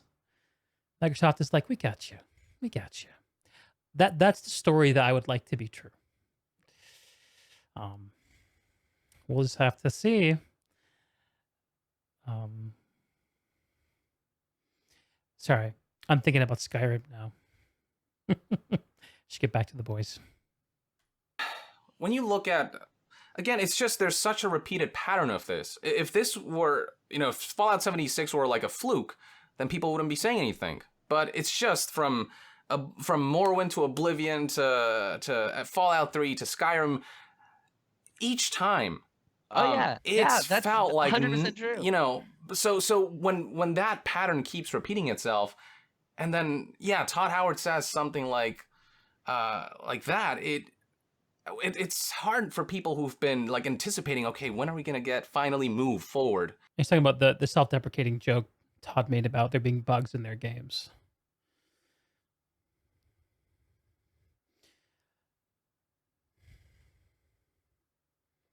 I'm not sure what I think about that.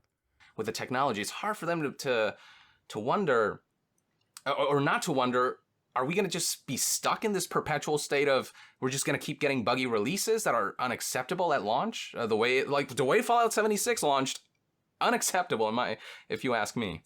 That's a good question, and I think it should be asked when Starfield comes out in 2020 or whatever it is. I mean, I think to have that conversation now is premature and ridiculous because we don't even know what that game is. Like, we don't know anything about it except for a title screen. I think it's more important to be looking at Fallout 76 and be like, I mean, questions that I have lots of questions about that game. First of all, how did it ship the way it did? How does why is this not an early access game? Why is this not a beta? Yeah.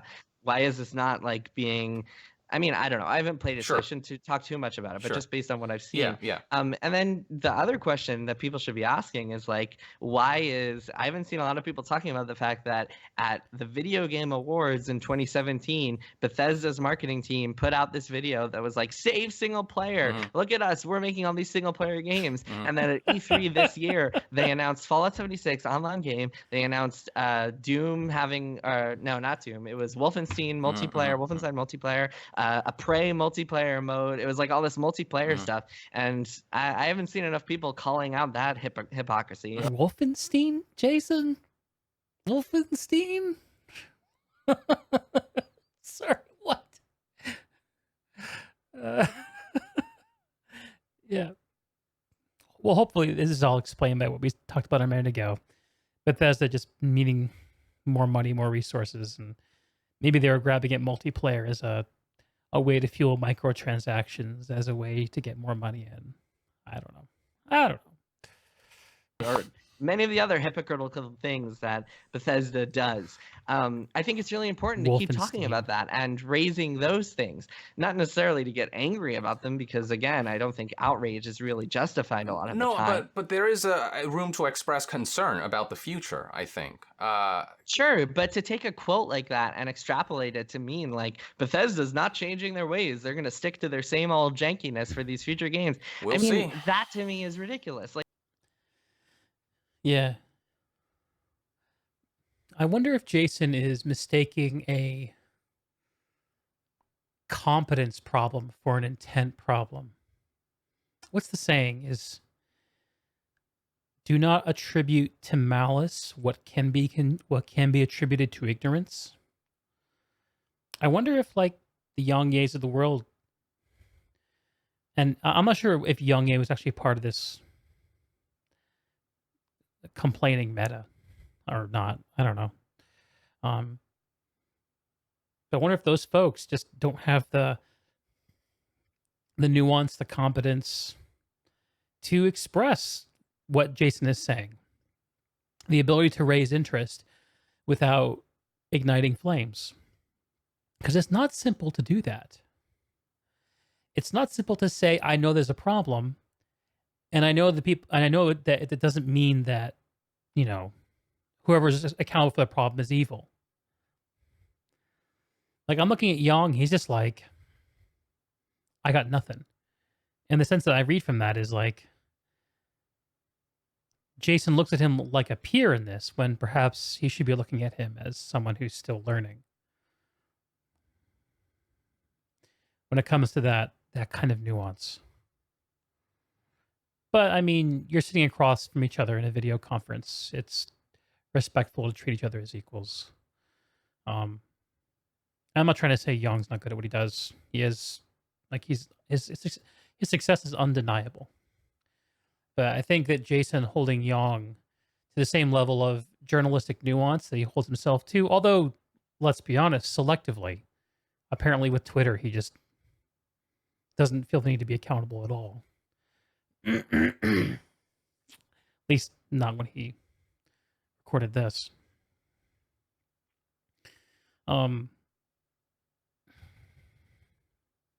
And the reason I wanted to look at this video is because of a few reactions that I saw. And the reactions were all from young 20-something YouTubers who all basically thought that Jason was being a dick, calling out gamers, and Yang was kind of just like the heroic representative for gamers. But that's not what I see. I see a lot of things. Fuck Twitter. Yeah, Jason Schreier. I mean, fuck Twitter is one of those like unnuanced, easy to understand ideas. You say fuck Twitter, but then you use it. It's contradictory. Like, in a way, it's some of the same stuff he's complaining about with gamers, and that's where it's a little blind spot, at least at the time of this video. I like Twitter. It has its problems. In some ways, it's beautifully open, though. You can post like hardcore pornography on Twitter and shit like that. It's crazy. Crazy what you can get there. Like, that's not even a story. That's not even, it's like half-assed hypothesis about what might happen in 6 years from now. And yeah, I understand, but like what YouTubers do in a lot of respects is express how they feel about certain things, And I know you're not necessarily all for that, but it's just, feelings have to be, I think, compounded with knowledge. It has to be like a balance, I think. Yeah, and you're that's absolutely right. You're absolutely right. But when things keep happening and happening and happening, it's hard not to just go out there and be like, what is what can we look forward to? Because right now something doesn't feel right, Mm-hmm. And I think a lot of changes in status quo happened because of people came out and said, this doesn't feel right.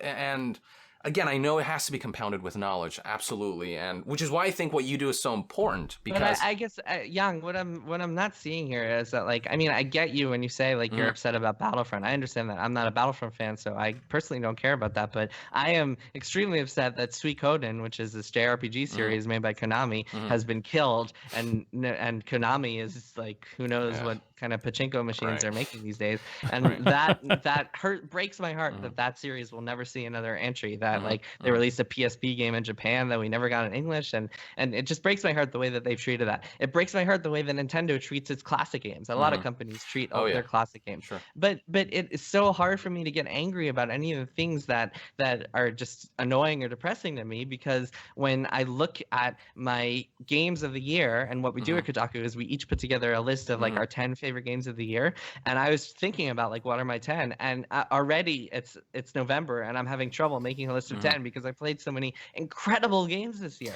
And For sure. you're asking what there is to look forward at, and it's like, I mean, from for sure, Hollow Knight to but Into the Breach to but Bethesda, so many freaking games. Yeah, but Bethesda makes these amazing games that I loved growing up, right? And we want to see Bethesda succeed, specifically Bethesda. And so it's not that I'm angry that there won't be anything down the line. I know there's so much to look forward to. I don't know what Death Stranding is, but I'm freaking curious as hell, and I'm looking forward to that. And I'm happy that I can still look forward to that. I thought you had like 400 theories about what it is. Yeah, theories, but I still have no idea, honestly.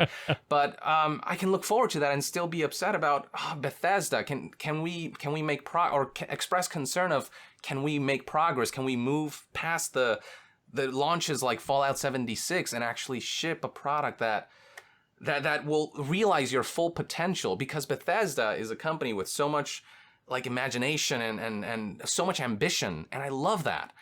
But, so let me ask you something, Young. Have you ever reached out to Bethesda and said, hey, I would like to talk to Todd Howard about this stuff? Well, would he... I should do that. I mean, I've reached out to, PR departments, but, what they're not gonna...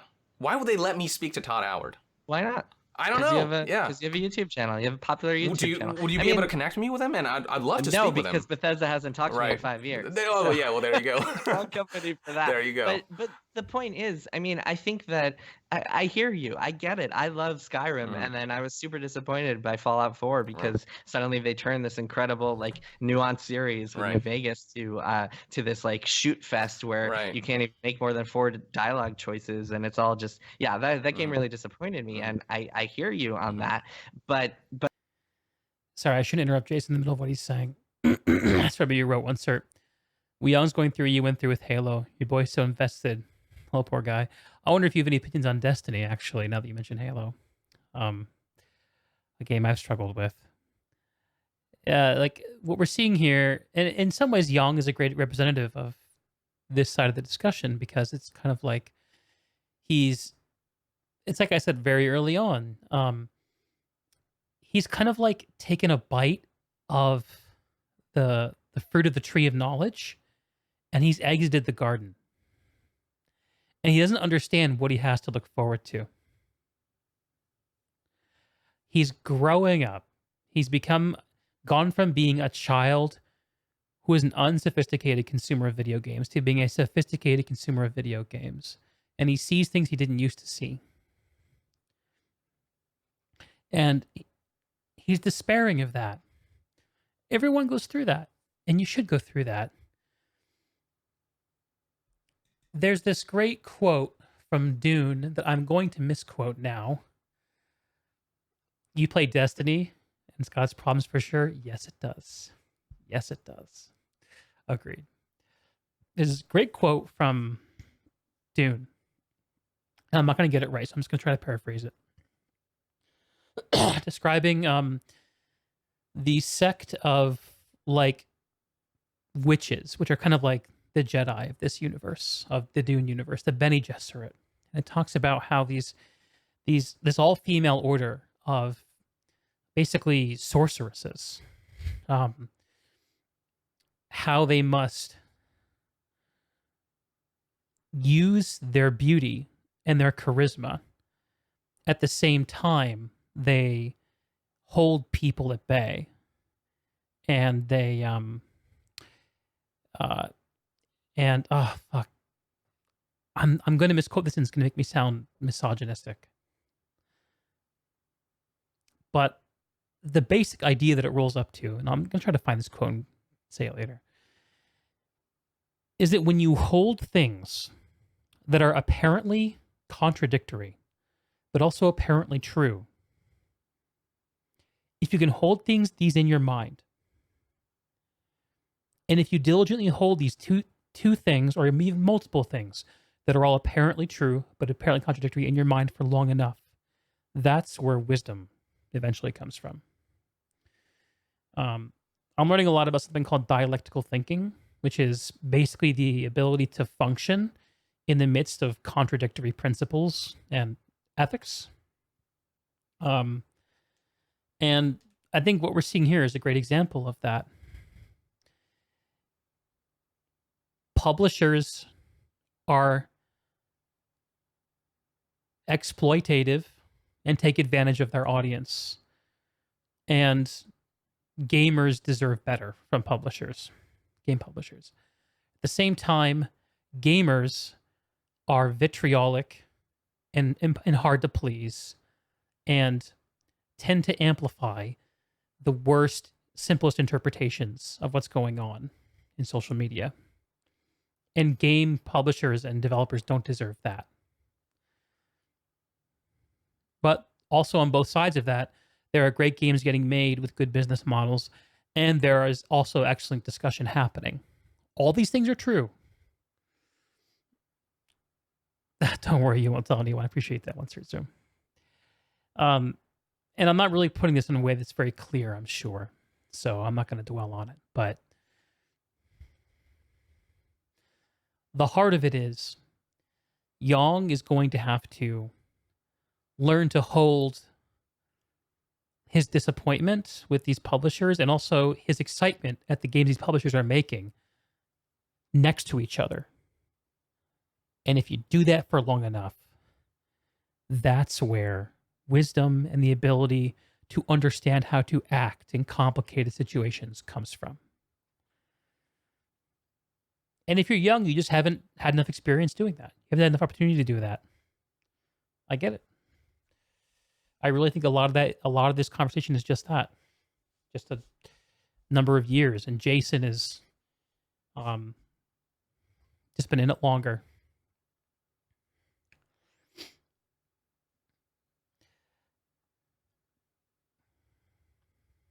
That's a cool way of looking at it. Thanks, man. Appreciate that. Okay.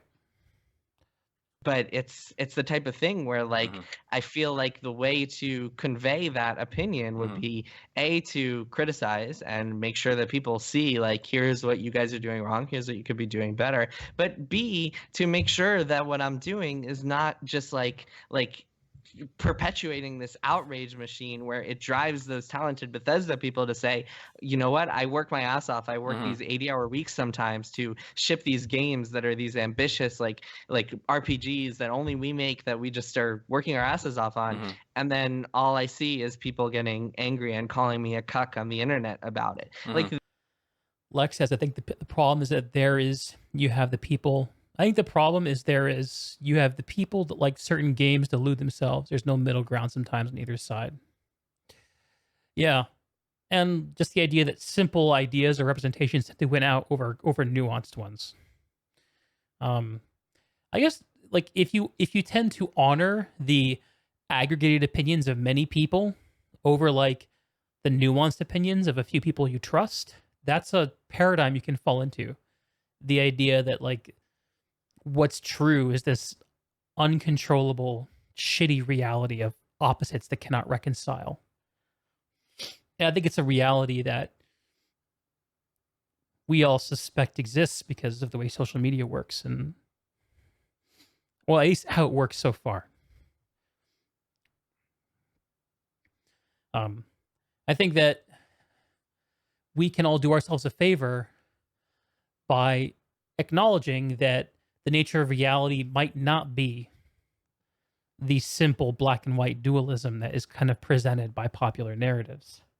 Like looking at what's going on with GameStop right now. That's a great example of that kind of situation. It's a bunch of grown-up children with money acting like children. Narrative A. Narrative B is it's a bunch of it's class warfare, right? Probably it's a little bit of both and a little bit of neither, and it's not simple. And I guess I've just learned, and maybe I'm temperamentally inclined to favor the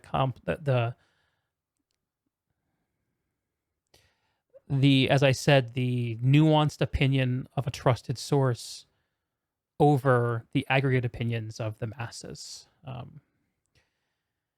And I guess that's why I was attracted to this in the first place, because Jason's one of those guys who writes those nuanced opinions. I just wish he'd write some of them on Twitter.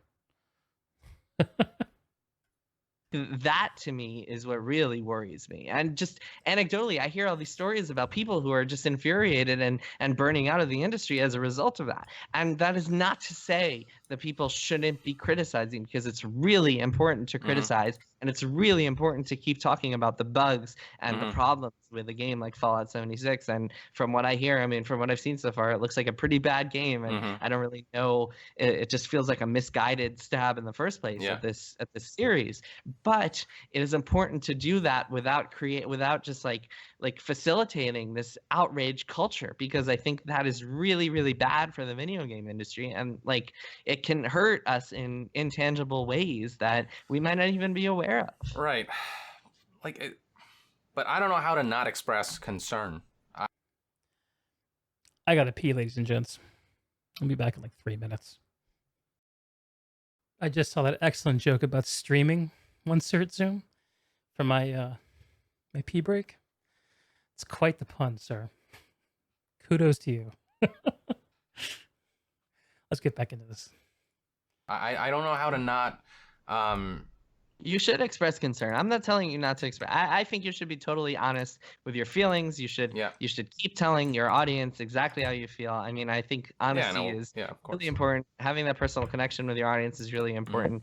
But all I'm asking, and this is not just you, but pretty much everybody, not like my colleagues, this is something we talk about internally, is to just make sure, think about what you're saying. And here's something that my boss, Steven Totillo, tells me all the time. And sometimes I don't take this advice, and it always winds up backfiring. All right. What you are saying, either like in an article, in a podcast, on Twitter, in a video, whatever else, would you say this to the face of the person you're talking about? And if the answer is no, reconsider what you're saying. And I think that is a really good way to be fair, because you can be really critical about something, but if you say it in a way that is like, just imagine you're looking at the person in the eye and you're saying, look, this is how I feel about this, that automatically just like prevents you from turning into this just angry creature where you're just screaming and railing. Yeah, for sure.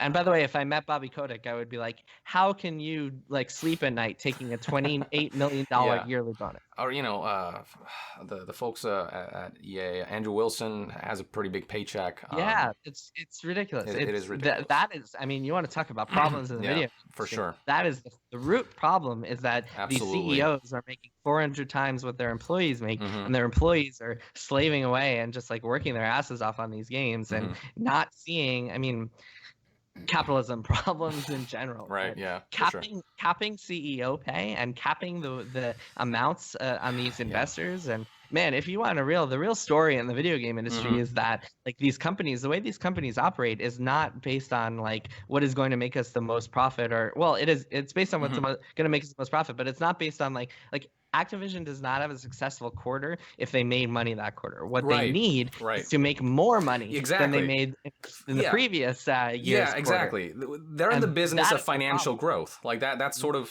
the main thing, really. Yes, and that is the problem, and that is the fundamental reason that we're seeing so many of these like monetization schemes that are that feel so like terrifying and horrible and just dangerous to us, and companies are just, I mean, that's what they need to do, and this whole system is fundamentally flawed. And ultimately, I mean, I don't know what the solution is to that. If I had it, I would be saying it. But, like, if you want to get mad at something, don't get mad at Wyatt Chang. Get mad at the way that publicly traded companies work. Yeah, I mean, I was never mad at Wyatt Chang. I read somewhere that the reason CEO pay is so high is because it's a highly risky, highly difficult, highly high stakes job, and it's just about the competition for people who can and will do those jobs.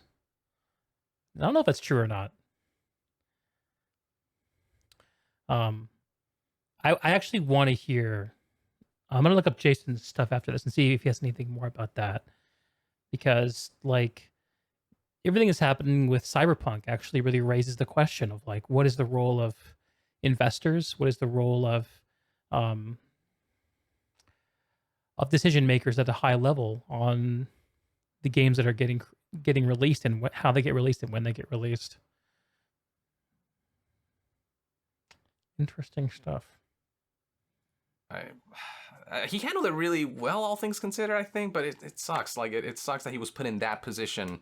But yeah, all things considered, I absolutely agree that the main thing to really be angry about, if there is something to be angry about, is absolutely the people at the top of the pyramid, you know, because they ultimately direct. Because they're not the ones who built that pyramid. Yeah, exactly. They're not the ones who built that pyramid, exactly. So, yeah, we can see eye to eye there, and hopefully, and the thing is, I don't know, how do I reach out to these folks and, you know, write a, I don't know. That's the thing. I think also they hide behind the veil while putting the game devs out there to take the brunt of the. Very true. Very true. But I think you are in a position where you could certainly be reaching out to developers and talking to people and trying to get more informed answers to some of your questions, which I mean, I don't know. I don't want to tell you what. Yeah, like this is an entirely other discussion. Like no person needs that kind of money, but whether the way market forces work or should work is completely outside of any claim of expertise I can lay. Can't agree or disagree with you on that.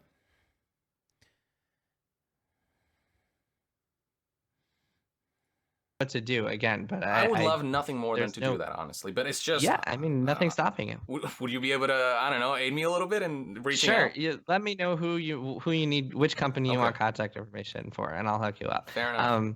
So we've been talking for about an hour. I have a few more minutes if you want to talk about some of the questions. If you want to pick any of these reader questions that you got. Now I know you discussed that we eventually want to get to the particular questions, but do you think we covered that enough, or do you want to go back? I'm kind of tempted to take the bait, talk about CEO pay, but honestly, I just know so little about it. I both understand the argument that no person earns 10, 20, 30, $50 million a year. Like, no one does that. But at the same time, like, the idea that a person's decisions can create that much value when multiplied over a big enough scale, like, kind of seems like it makes sense to me. But again, like, I don't know. So we're an hour into an hour 23-minute interview. I hope this Q&A at the end is interesting. I'd also be okay if this was a good stopping point, because we've been at this for a little while. But let's just see how it plays. Back to that, the game Yeah, it's up journalism. to you. Whatever In it to win you it. want. Well, why I don't think we? this one's really good, and multiple users asked this. Okay. Where do you see the gaming industry in 5 years in terms of games, services, business models, so on? Do you see good prospects, bad prospects, a mix of both? So I think that when these people are talking about the gaming industry, and when we talk about the gaming industry in general, we're talking about the big companies, Activision and Ubisoft and EA and all these big companies. And I think they're all trending in this direction that we've watched for the past few years, where it's like fewer games, more games as a service, where it's got these models that are streaming. Risk it for the biscuit? Everyone wants their Fortnite. Everyone wants sure. to make a Fortnite. Bobby Kotick is probably looking down at his employees and saying, "Why don't we have a Fortnite?" Oh yeah. And I mean, that inertia will continue, even through new consoles and digital advancements and streaming and that sort of stuff. What I'm excited about is just the way that the independent game scene has just exploded and created these incredible things. I mean, Hollow Knight, I mentioned this before, one of the best games I've ever played in my life. I played that this year on the Switch, and I was just blown away. Into the Breach is one of my favorite games this year. I played Divinity Original Sin 2, which is made by an independent studio. And so that is like the best isometric RPG. Probably beats Baldur's Gate 2 for me. So that to me is really exciting, and I don't see that stopping anytime soon, which is really cool to see. The thing I'm worried about is that So games that don't have to succeed at the biggest scale possible, continuing to improve and develop and iterate. Yep, love that. Love that. Like that's one of the pieces of that's one of the things I keep chirping about PlanetSide. As long as we have PlanetSide people in the chat, let's drop that in. Doesn't need to be the biggest game ever. It just needs to be work for people who will play it. If game developers don't, and I think this addresses one of the other questions, if game developers don't find a way to combat their shitty work conditions, ideally through unionization, because that's the only solution that I see, then I'm worried about like wide-scale burnout and just the unsustainability of the current crunch practices. So that's something, I mean, I would love to see, and I certainly would be in favor of game developers unionizing within the next 5 years. So hopefully we'll see that. Do you think we're making headways towards that? Do you think it's there's certainly been, I don't know if there's headways. I haven't heard of any companies actually making an effort to do it yet, but there's been more conversation about it this year than ever before. I think that just at GDC of this year, the Game Developers Conference in San Francisco, there was a lot of momentum talking about it. There's a group called Game Workers Unite that has popped up and started trying to get grassroots organization efforts going. So there's certainly more these days. More momentum than we've ever seen. I think especially after what happened with Telltale, I think there's been more of a conversation surrounding it. Because it's not like, I mean, a union couldn't have made Telltale or couldn't have prevented Telltale from shutting down, but a union could have ensured that they got paid severance and they weren't all just left on the street without anything, which is what happened. And Terrible the union story. could have put one of the game developers in the negotiation room and just given them a seat at the table, which I think is the best way to ensure that the big CEOs at the top of the pyramid aren't making every single decision without at least a little bit of input from the people who are at the bottom. Yeah. Collective bargaining. Like, the problems the developers run into is that when they're negotiating with companies, is that the company has the power of the entire company at its back when they're negotiating the relationship that they will have with the developer who's working for them. But the developer just has the resources of them own damn selves and maybe their family. It's an enormous power imbalance from a negotiation perspective. Both when entering employment agreements and just when when deciding how to do work. So yeah, once you have collective bargaining, then it's more likely that the concerns that affect individual developers, will get time at the table, like working conditions. And I mean, game development has been like an industry of passion, I think, like a lot of artistic callings, like probably like TV and movies, same kind of idea. And because of that, like companies that make them can rely on passionate people to work beyond the value that they get back from the companies that employ them, because some of the value they get is just from being able to work on something that matters to them.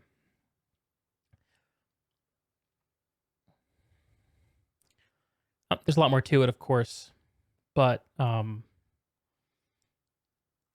and I think I read something about unionization at a larger game studio recently. I might have to.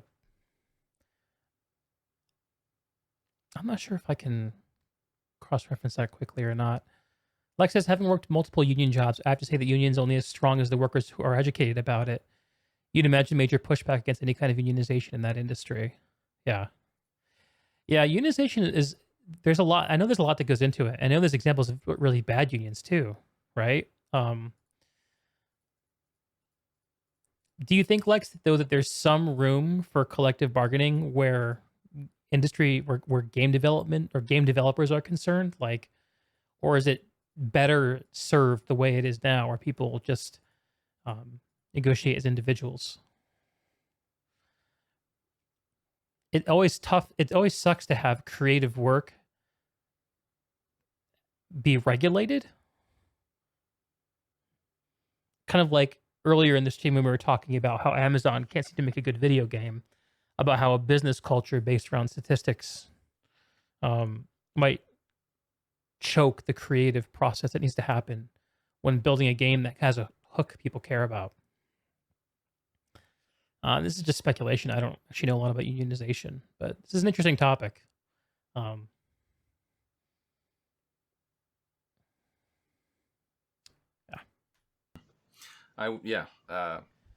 agree with all of that. Now, Can't say this in that question industry. I find interesting. Goulash from YouTube says, or he asks us to talk a bit about or not the PS5 rumors, but mainly the Sony not appearing at E3 2019. What do you overall make of that? Yeah, I mean, I think it's interesting. I assume so. I know that they've still got at least a couple of PS4 things left in the works that they haven't announced yet. Yeah. But I do think that Do we care about these questions, guys? I don't know if we do.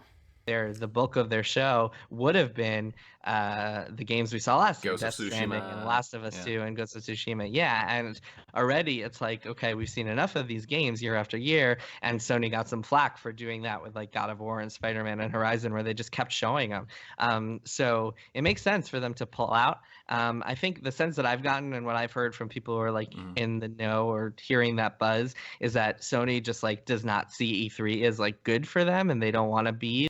Discussion surrounding We're gonna scan around, see if this is interesting. what constitutes like a good leak. Like what makes that? Oh, leaks. Because sometimes it might spoil. Anyone who thinks that I'm a corporate shill, the number of things that like the number of times that I've pissed off these publishers by talking about things like this is just like it's so funny to see that expressed when like I have a Rolodex full of PR people who I have pissed off for one reason or another because of all these things that we have been reporting. It's just hilarious. I've found it very amusing, and hopefully these people educate themselves a little bit. Yeah, I mean, yeah, I've seen. I've never really ever subscribed to that idea. I appreciate it. Yeah, you've. I mean, I followed you. I think the first time I took notice of your work was when. I do actually want to ask this. When you leaked the Fallout 4 script, and there's some discussion surrounding what constitutes like a good leak. Like what makes that. Because sometimes it might spoil something, but other times it might be informative. Like I think the Fallout 76. Leak where you talked a bit about that this is going to be an online survival RPG, and I think you made a fair point where pre-orders went up, but there was really barely any information about the game. So I think it was Yeah, important. and I'm a Bethesda corporate shill, so I Right. clearly didn't want people to know what the game was. No, the Fallout 4 thing is interesting. So I actually think that a lot of people are just super misinformed, because I actually saw, I think it was on one of your videos, I saw a YouTube comment that was like, Jason Schreier leaked the entire script of Fallout 4 before it came out and spoiled the game. And actually, if you go back and you look at the article, and it's still online, you can find it. Just search Kotaku Fallout 4 leaked script. So first of all, important distinction. Journalists don't leak. We are people leak things to us. Yeah, We right. do not leak, right? So I did not leak Fallout 4. People leak the Fallout 4 script to me. So what happened was, someone sent me about 10 pages of the script. On that script was, and I'm going to spoil the intro of Fallout 4, but on that script was actually, there were a few details, a few random scenes, and then there were details of how you get frozen and your wife or husband is killed, and then your son is kidnapped, right? And so what we actually chose to do was, we chose to print a couple of the pages, but not the ones that would spoil the story, because we didn't want to spoil the story. Sure. And if you go back and you look at that, you can see that. So important context here, right? And I think a lot of people forget this or don't know about it. So when this was happening, there was this website called the Survivor2299.com. Do you remember this? Yes. It was basically, Oh, yeah. it was this big ARG, and it turned out to be a hoax, right? Yeah. And within that context, we said, hey, we know that Fallout 4 is real. A lot of our readers right now are just like super depressed and questioning this, and are like, oh my God, like this all turned out to be a hoax. Is Fallout not happening? What should we do? Yada, yada, yada. So we decided, okay, we are going to post a couple pages from the script to prove that we know it's real. We are going to put it in this context of like, yes, this thing was a hoax, but Fallout 4 is real. It's happening. It's set in Boston. That we're not going to spoil the story or anything, but that's what we're going to tell you, because this is very newsworthy right now. It's not just spoiling an announcement for the sake of spoiling an announcement. It's within this context, there is news to it. And that's what we did. And we posted a couple of script pages, and we said, hey, here's what we know. This game is in development. It'll be out in a couple of years, and that's the end of it. It's a very far cry from what people have said, which is that we spoiled the entire story of Fallout 4, which is nonsense. That we wouldn't do that, or at least I wouldn't do that. So yeah, just clearing that up for people. But that was our logic. And these days, at least my perspective on leaks and when to talk about things have changed. Like, for example, I knew back in a while back that the next Assassin's Creed, or that Odyssey, was set in Greece. Yeah. I actually know what the next Assassin's Creed already is, but we decided not to like just spoil these things for the sake of spoiling them, and instead we decided, we've had a lot of conversations about this and a lot of debates about this, and now our thought is like, if there is news value to this, if there is context to this that makes it an important thing to talk about. Diablo 4 is an example of a game that I will be talking about soon, because there is important context around it right now. Okay. Buy that. It's legit. Was that leak ultimately what got you banned from Blacklisted? It was one of the things. It was actually in the context of a few other things. There was also, we said that Arcane was making Prey, a new Prey 2, it was called back then, and they were pissed off about that because we made it clear that they were misleading gamers when they said that Arcane wasn't doing a new Prey, and then that was one thing. And then I also ran a story in April of 2013 about Doom 4 being in development hell, and this was like as they were just rebooting and turning it into what would become Doom 2016. But back then it was going through serious development struggles. So it was a combination of all those three stories that led to Bethesda just piecing out and blacklisting us. And to this day, by the way, it's really amazing, but not a single game journalist or interviewer has asked Pete Hines, who's Bethesda's marketing guy, on the record, hey, what makes you think it's okay to blacklist an independent games outlet? So that's very curious. Nobody's asked him that yet. Well, maybe one day, maybe somebody watching this can put the question out there. Yeah. Good luck. Yeah. This one I think is interesting. Jim J 0103 from YouTube. What steps should be taken to minimize the garbage that plagues our industry? Force Crunch released. I mean, we kind of talked about this, but like minimize stuff like Force. It does telegraph a bit of a weakness. Bethesda Publishing, they've blacklisted someone like Jason. That they believe they're vulnerable to attack from him, and they need to protect themselves, basically.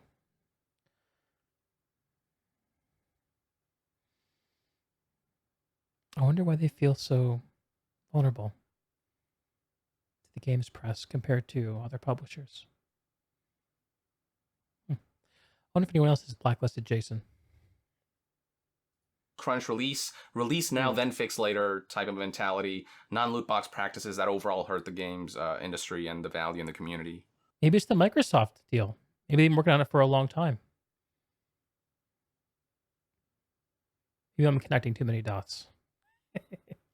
Yeah, a few different things here. So forced crunch, that has to come from game developers and them just like banding together, unionizing in some way. I think is the best solution there. I think. I mean, so buggy releases, I mean, that's a real problem, just releasing games that are games continuing to come out that are in bad shape. I'm not sure what there is to do about that other than like what we've seen traditionally is that what happens is that these a game might sell well, like Assassin's Creed Unity, turn out to be super buggy, and then the next game will be punished for it. So like Syndicate didn't sell well because of that. And this is worth mentioning in the case of like CD Projekt Red. CDPR sold so well on the strength of Witcher. How well will CDPR's next title sell? This is the way these things work. It works in movies too. That almost feels like, I don't know, counterproductive, and it's almost too bad to see that. I don't know. I don't really have a solution for that problem other than like, I don't know. I mean, game publishers giving game developers the time they actually need. I do think that like one of the things that we probably should have seen by now and maybe will see is games going up in price. And I know $60 is already super expensive, but I think that publishers it feels like it's hit this false stopping point that has not kept up with inflation, and it just feels like games are getting bigger and bigger, and you're still getting, I mean, it's ridiculous that like you spend the same amount on Red Dead Redemption 2 as you did on like, I don't know, Two Worlds back in the day, 64. that terrible Euro RPG that was like garbage. And yeah, I mean, I don't know. I've been thinking about this a lot because while inflation has been going and the value of the dollar has been going down, wages have been stagnating. So it's not like people out there can suddenly afford to pay a bunch more money for the game. So it is a real problem. And I do wonder what will happen if they, like a publisher says, hey, we're going to make all our games $70 or $80 or whatever. I do worry about like what the results. Haven't we seen recent stories about AAA games talking about releasing for $70 or $80? This kind of rings a bell for me, although I can't recall a specific anecdote, and I'm fairly certain the reaction was, as you'd expect, overwhelmingly negative.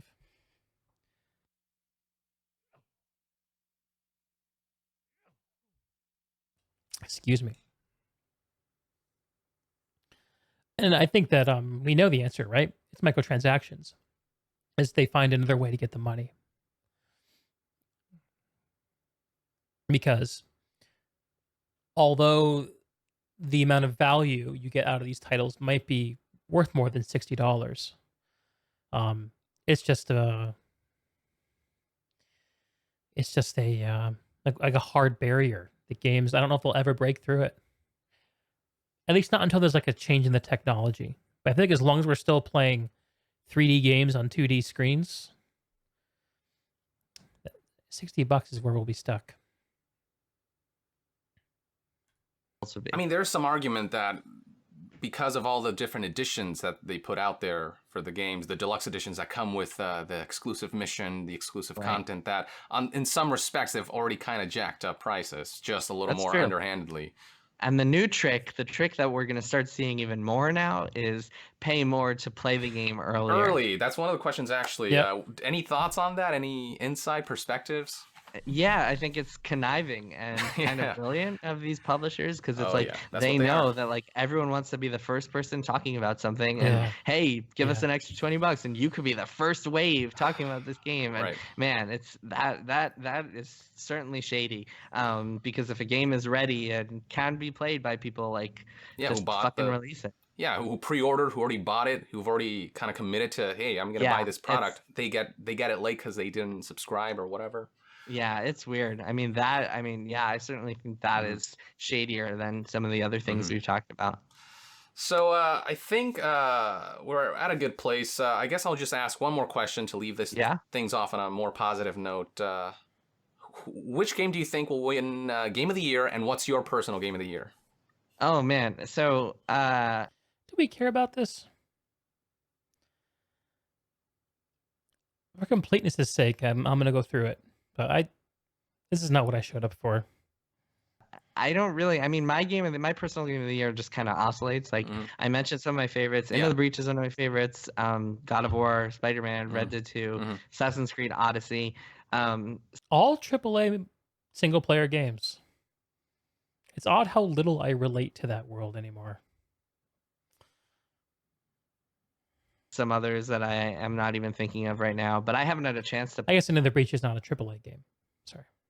play everything that I want to play just yet. Mhm. So I have a long list. Get with the of times, games that geezer. I Come on, am Jason. considering. This game called Return of the He's Obra buying Dinn. his- Everybody has been raving about it. I'm super excited to His play that. game So media it's at the hard for me to answer that GameStop. last question. Sure. I think that just like at the Game Awards in a couple of weeks, I think it'll pretty easily be Red Dead 2. Oh yeah. Although it is the first year in a while that we've had real competition, because it's either going to be that or God of War. I think Red Dead 2 has impressed enough people and just does so many innovative things, as opposed to God of War, which is kind of just like I feel like Game God of of the War Year is a very stuff is video like gamey video game. Yeah. It's very much like the insider type distillation stuff. of everything that makes for a good action game. Like, do gamers And actually care just about does this everything stuff? really well. Red Dead 2 Do is y'all this care about weird, what wins Game of wonderful, the just Year? Yeah. crazy, like it's a absurd video. Yeah, there's game. It's just- nothing like that out there right now. Yes, it is just very unusual, and I think that'll be rewarded. And I also think that Oh, good question. Do you not play single player games because you're not interested in them, or you don't have the time for them? Probably go with an option C for me, and it's because I play games predominantly like in a social way. Like for me, like sometimes I'm not sure whether I'm playing the game to connect with people or whether I'm like using the game as like a platform for discussion and communication and connection, or for the game itself. Like I kind of need both, which is kind of why I started doing this.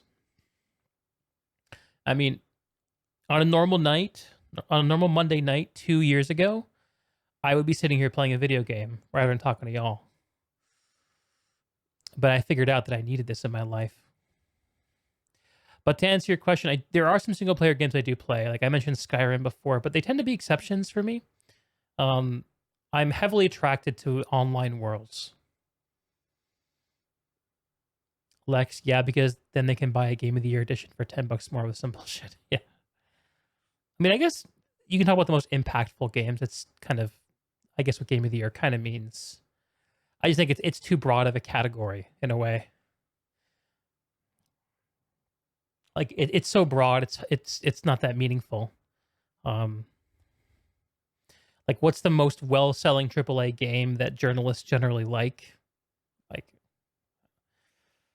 I don't know. In some ways, Game of the Year every year is like that FIFA game, right? That's a game that makes the most money in the whole world, or just a random cell phone game that makes more money than like the next 5 like games that we talk about combined.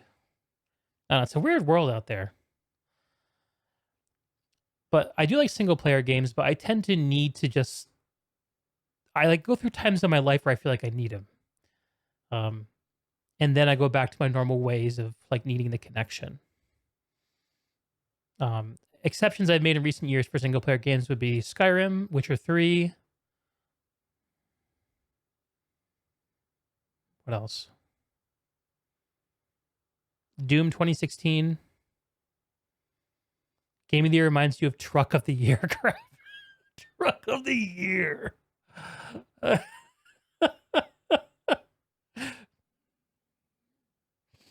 What was the truck of the year in 2020, Lex? That's funny. What is truck of the year? That's what we need to know. Real talk.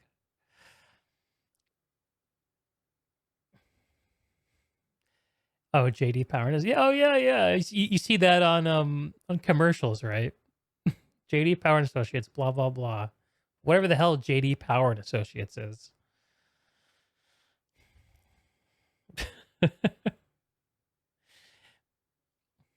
Yeah. No, I wish, like, in an alternate universe where I had more time in the day every day, I would probably devote 2 or 3 hours a day to playing single player games. But I the day's only 24 hours long and I have too much other stuff going on. Which is really dominated for the most part by my, the job that makes all this possible. I have the luxury right now of being on Twitch without needing to make any money from it, which is a nice spot to be in. I'm not beholden to anyone. I'm not accountable to anyone. I kind of like it that way. But definitely don't have the time to play single player stuff. Single player stuff that I'd like to play that I don't think I have time for right now.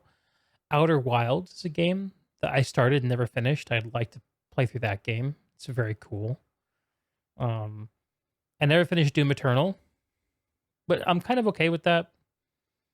I'm not sure I really need to finish that game. My buddy Taylor bought me a copy of Dishonored like a year and a half ago as a Christmas gift. I never played it. So I probably should play that someday. But to be honest, when I think about playing single player games, all I want to do is go back and mod and play Skyrim. Like, I feel like that tickles that itch for me. And there's a bonus like community aspect to playing and modding Skyrim because like there's a whole modding community that you get to kind of bounce off of between sessions. Doom 2016 for you is much more enjoyable. Same here, Lex. I wonder if this is like, I thought this was kind of like a hot take opinion, but maybe more people feel the way I do. I kind of feel like for me, Doom Eternal, it was pretty cool, but for a single player game, it felt like a lot more gamey than I needed it to be. And I was okay with just like having the game be more about mood and setting. Way too bloated platformy shit. I didn't mind the platform stuff. I mean, it wasn't bad, but it also wasn't necessary, I think. But I get like if you're a designer at id, you wouldn't want to make the same game. So I get why they did what they did. It's kind of like a designer's game in a way. Like, I wonder how the next Doom game will turn out. But yeah, I think that the hook for Doom Eternal was nowhere near as good. Like having this weird space station as a hub world and teleporting around, like it's just not as cool as like showing up in hell and stomping demons. Mick Gordon didn't do the music in the new one. I would love to know more about the Mick Gordon situation. He did write the music, but apparently there was like miscommunication or missed due dates by Mick with getting stuff done, and so they had to have a sound producer like go through and just like put shit together from unfinished stuff from Mick. Yeah, to do the mix. That's right. That's what I read too, Lex. And so like when Mick says that that's not my mix, it's like, well, yeah, it's not your mix, but like you didn't fucking get yours done on time, asshole. So like the id guys like punched back at Mick big time, and my kind of read on that situation was that like it's just a situation where Mick didn't,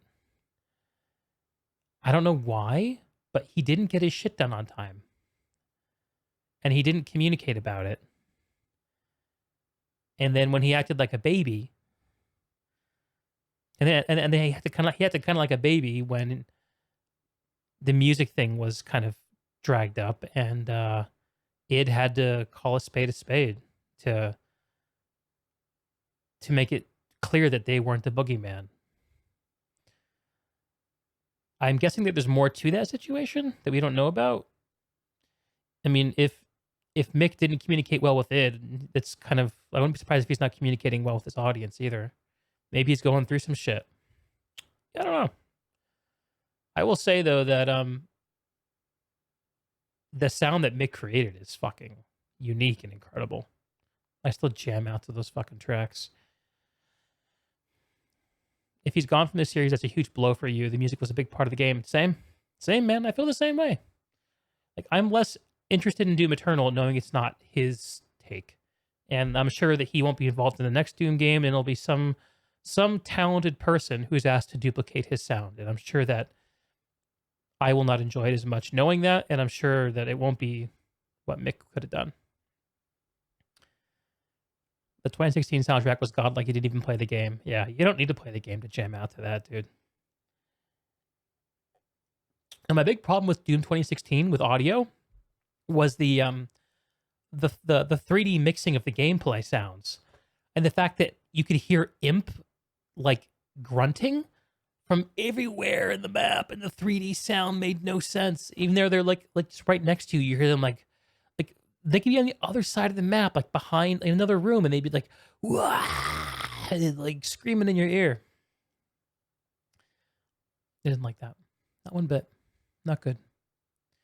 You hadn't heard of him not doing it when I was playing through it, but the tracks you liked were fewer and far between. They came in 2016.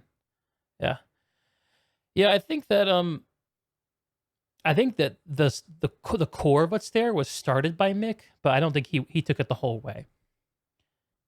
Was my impression. Like he did with 2016.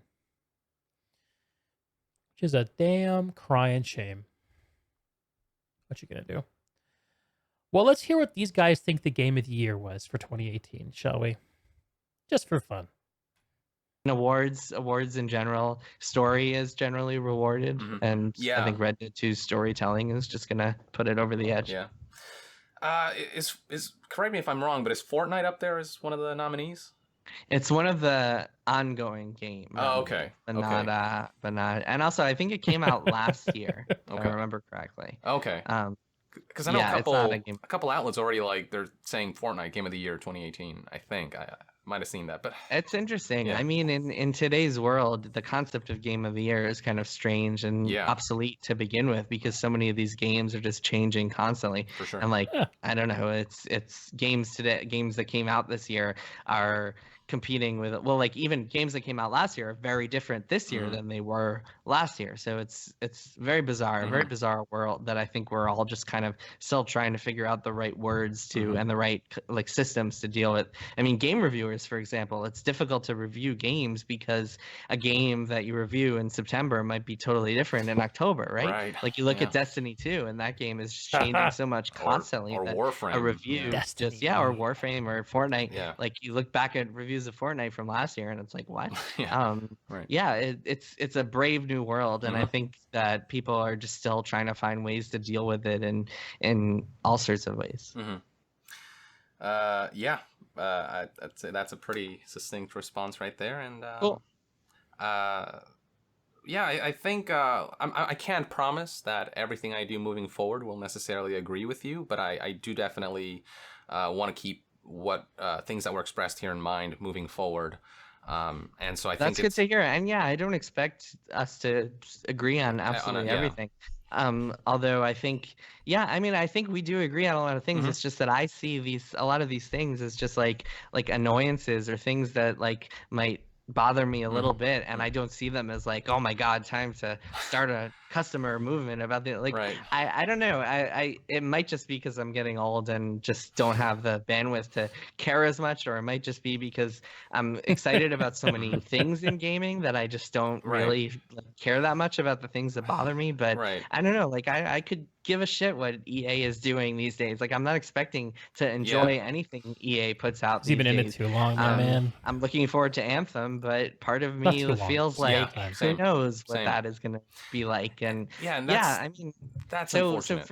Yeah, it is unfortunate, but it's also for me, it's like instead of if Anthem ships and it has some bugs or it's like a 75 quality game or something like that, or it crashes on launch or whatever it is, instead of like getting really angry about that, I don't know. I mean, maybe I think part of it to Jason must be like it's just like old news.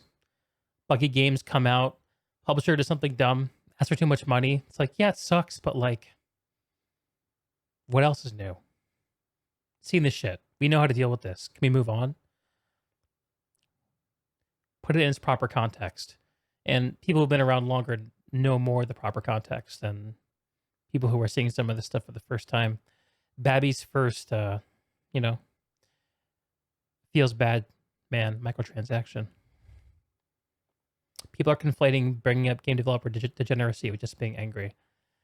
Yeah. Yeah, I think Jason's doing a little bit of that. But it's sometimes there is just degeneracy floating around and you got to call it out. And sometimes it is legit. It's hard to know where the line is.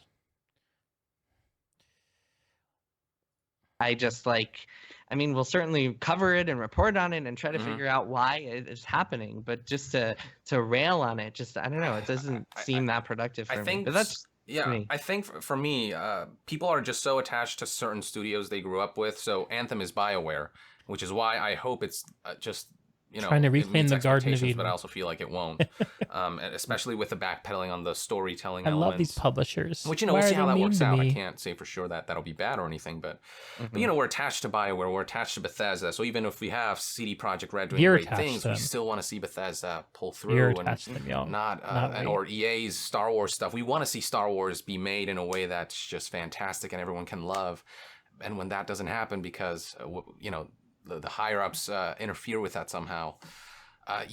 For me, it is something that I feel passionately pissed about sometimes, and that may be the dichotomy there that we may not always agree on, but also I do understand that. Sit with that feeling, Young. Figure out what that fucking means, man. Sit with it. Look at it. See what part of you is in that feeling. What part of the experience is in that. What part of it is you as a creator in that. You got to sit with those feelings. And sometimes just like blasting them out there lets us just vent our feelings rather than dealing with them.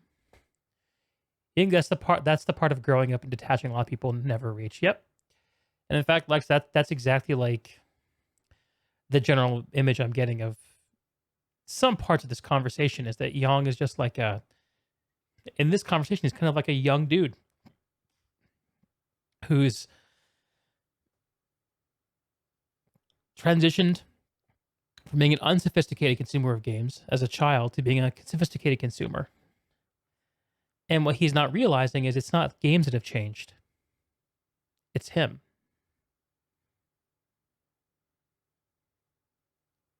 And that's the microphone drop moment.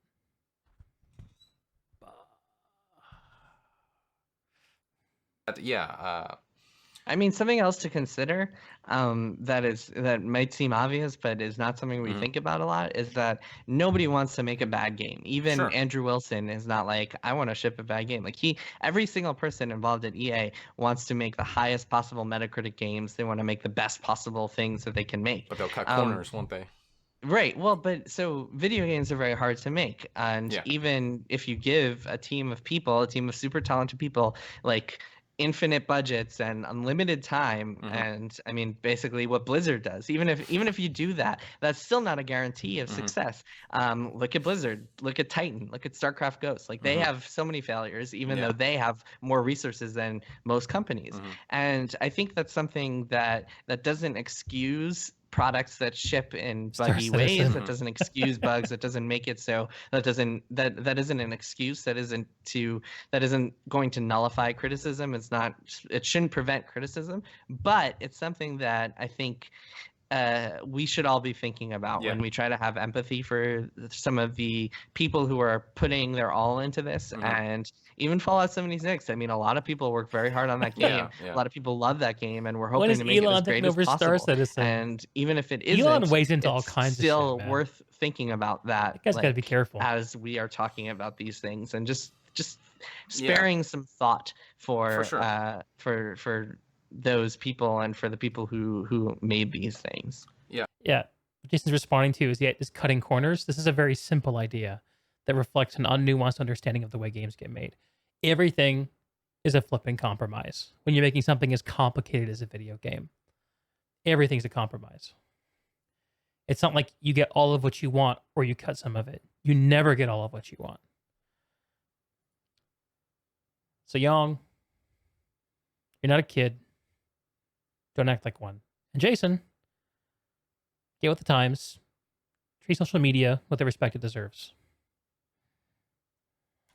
Yeah, for sure. Having more empathy in general, I think, is something that we could all do, myself included. I couldn't disagree. I couldn't agree with you more.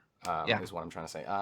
But yeah, it's unfortunate. I think the developer side of things is to me what's most like heartbreaking, because like I don't put out these videos and go ha yeah. Like part of me, like there's a part of me that goes, the devs put a lot of work into this and it sucks, but I at the same time, you know, I have feelings about these things, and sometimes I don't think you should be dishonest or just you should not hold back your feelings, but yeah, like I said, I mean, the thought process that I tried to use and failed to use, but just thinking, like, imagining that I'm in a room with this person that I'm talking about, and just imagining, would I say this to this person's face? If I wouldn't say this to this person's face, am I being fair? And that's always the big question that I want to ask, is like, am I being fair about this? Sure, that's fair. That doesn't mean be dishonest. It doesn't mean hold back your criticisms. It just means try to be fair about them. And that's my perspective on and what I hope to see, like the level of discourse raised to that level. Right. Yeah. No, that's a good perspective to have. And at the very end of the day, at least, I can definitely say, you know, fuck the people at the top of the pyramid who enable this shit. So. You know, I think this is a good stopping point. As long as we have someone to hate. Thank you so much. Again. Thank you, Young. I really appreciate you having me on here, and letting me have a chance to talk with you a little bit and address your audience a little bit about these issues and get my perspective out here. Yeah, I mean, despite, even if we don't see eye to eye on everything, I've always respected your work. I've always respected your work ethic. Deeg is an RPG shill. I appreciate that. Yeah, I hope I don't know, we can stay in touch and you know, I'd rather there be communication even with disagreements instead of, you know, keep the back and forth. And you know, I'll take you up on seeing if you can hook me up with a few devs that I can honestly have a chat with and see what their perspective is. I don't know if they'll be able to tell me everything, because like you said, there's certain stipulations there, but you know, maybe I can get something out of that. Fantastic. So yeah, but yeah, look forward to more of your work, and I'm hoping for the best for the gaming industry as a whole, and looking forward to all the amazing games that are in development. Yeah. Sounds good. Thank you, Yang. Yeah, all right. So with that, everyone, thank you for tuning in. I'll see you next time. Yang out. I need a chirpy exit thing like that. Deeg Out. I don't think so. Sounds kind of like Dick Out, which sends an entirely different message. I need a cringy exit. Yeah, totally. Aren't my exits already cringy though? Okay.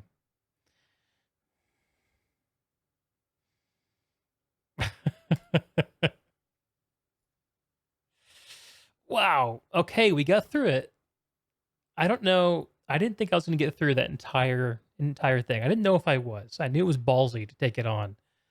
But that was really fun. And the first hour of it was super enjoyable to listen to. The last of it is it's some okay stuff mixed in with some newsy stuff, which is that's the peril of doing news type content, is it's dead content as soon as time passes. But the first part of that conversation was pretty evergreen and pretty good stuff.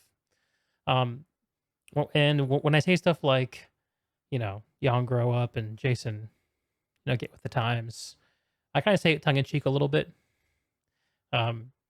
just simplifying an idea. None of those interactions are simple, and none of the ideas are straightforward and unnuanced, but I think there's a kernel of truth there, both those gents. And it was really fun to hear that conversation. Anyway, I probably need to call it a night here and get some actual sleep because I have an actual job to wake up for. And it's actually not that far away. This has been really fun, y'all. And this is called Basement Side Weekly. That's what I'm calling it. I'm going to try to do it every single Monday night. And I'm still exploring what it's going to be. But what we just did is something I think I will repeat. What I did before that, where I read the article out loud, probably something I won't repeat. There's a lot of talking. But yeah, I don't have anything on the schedule right now in terms of interviews, but I will continue to do this stuff and let this be my cringy exit. Thanks, y'all. And find me on twitch.tv/DeegTV. Once they're at Zoom, you stuck around for this like whole thing, man. That's pretty amazing. You deserve some kind of a reward for that. And YouTube, it's Deeg BS. I'm on Twitter, Deeg Thoughts, and you can find me places. I'm not that hard to find. I'll be back for more soon. Peace.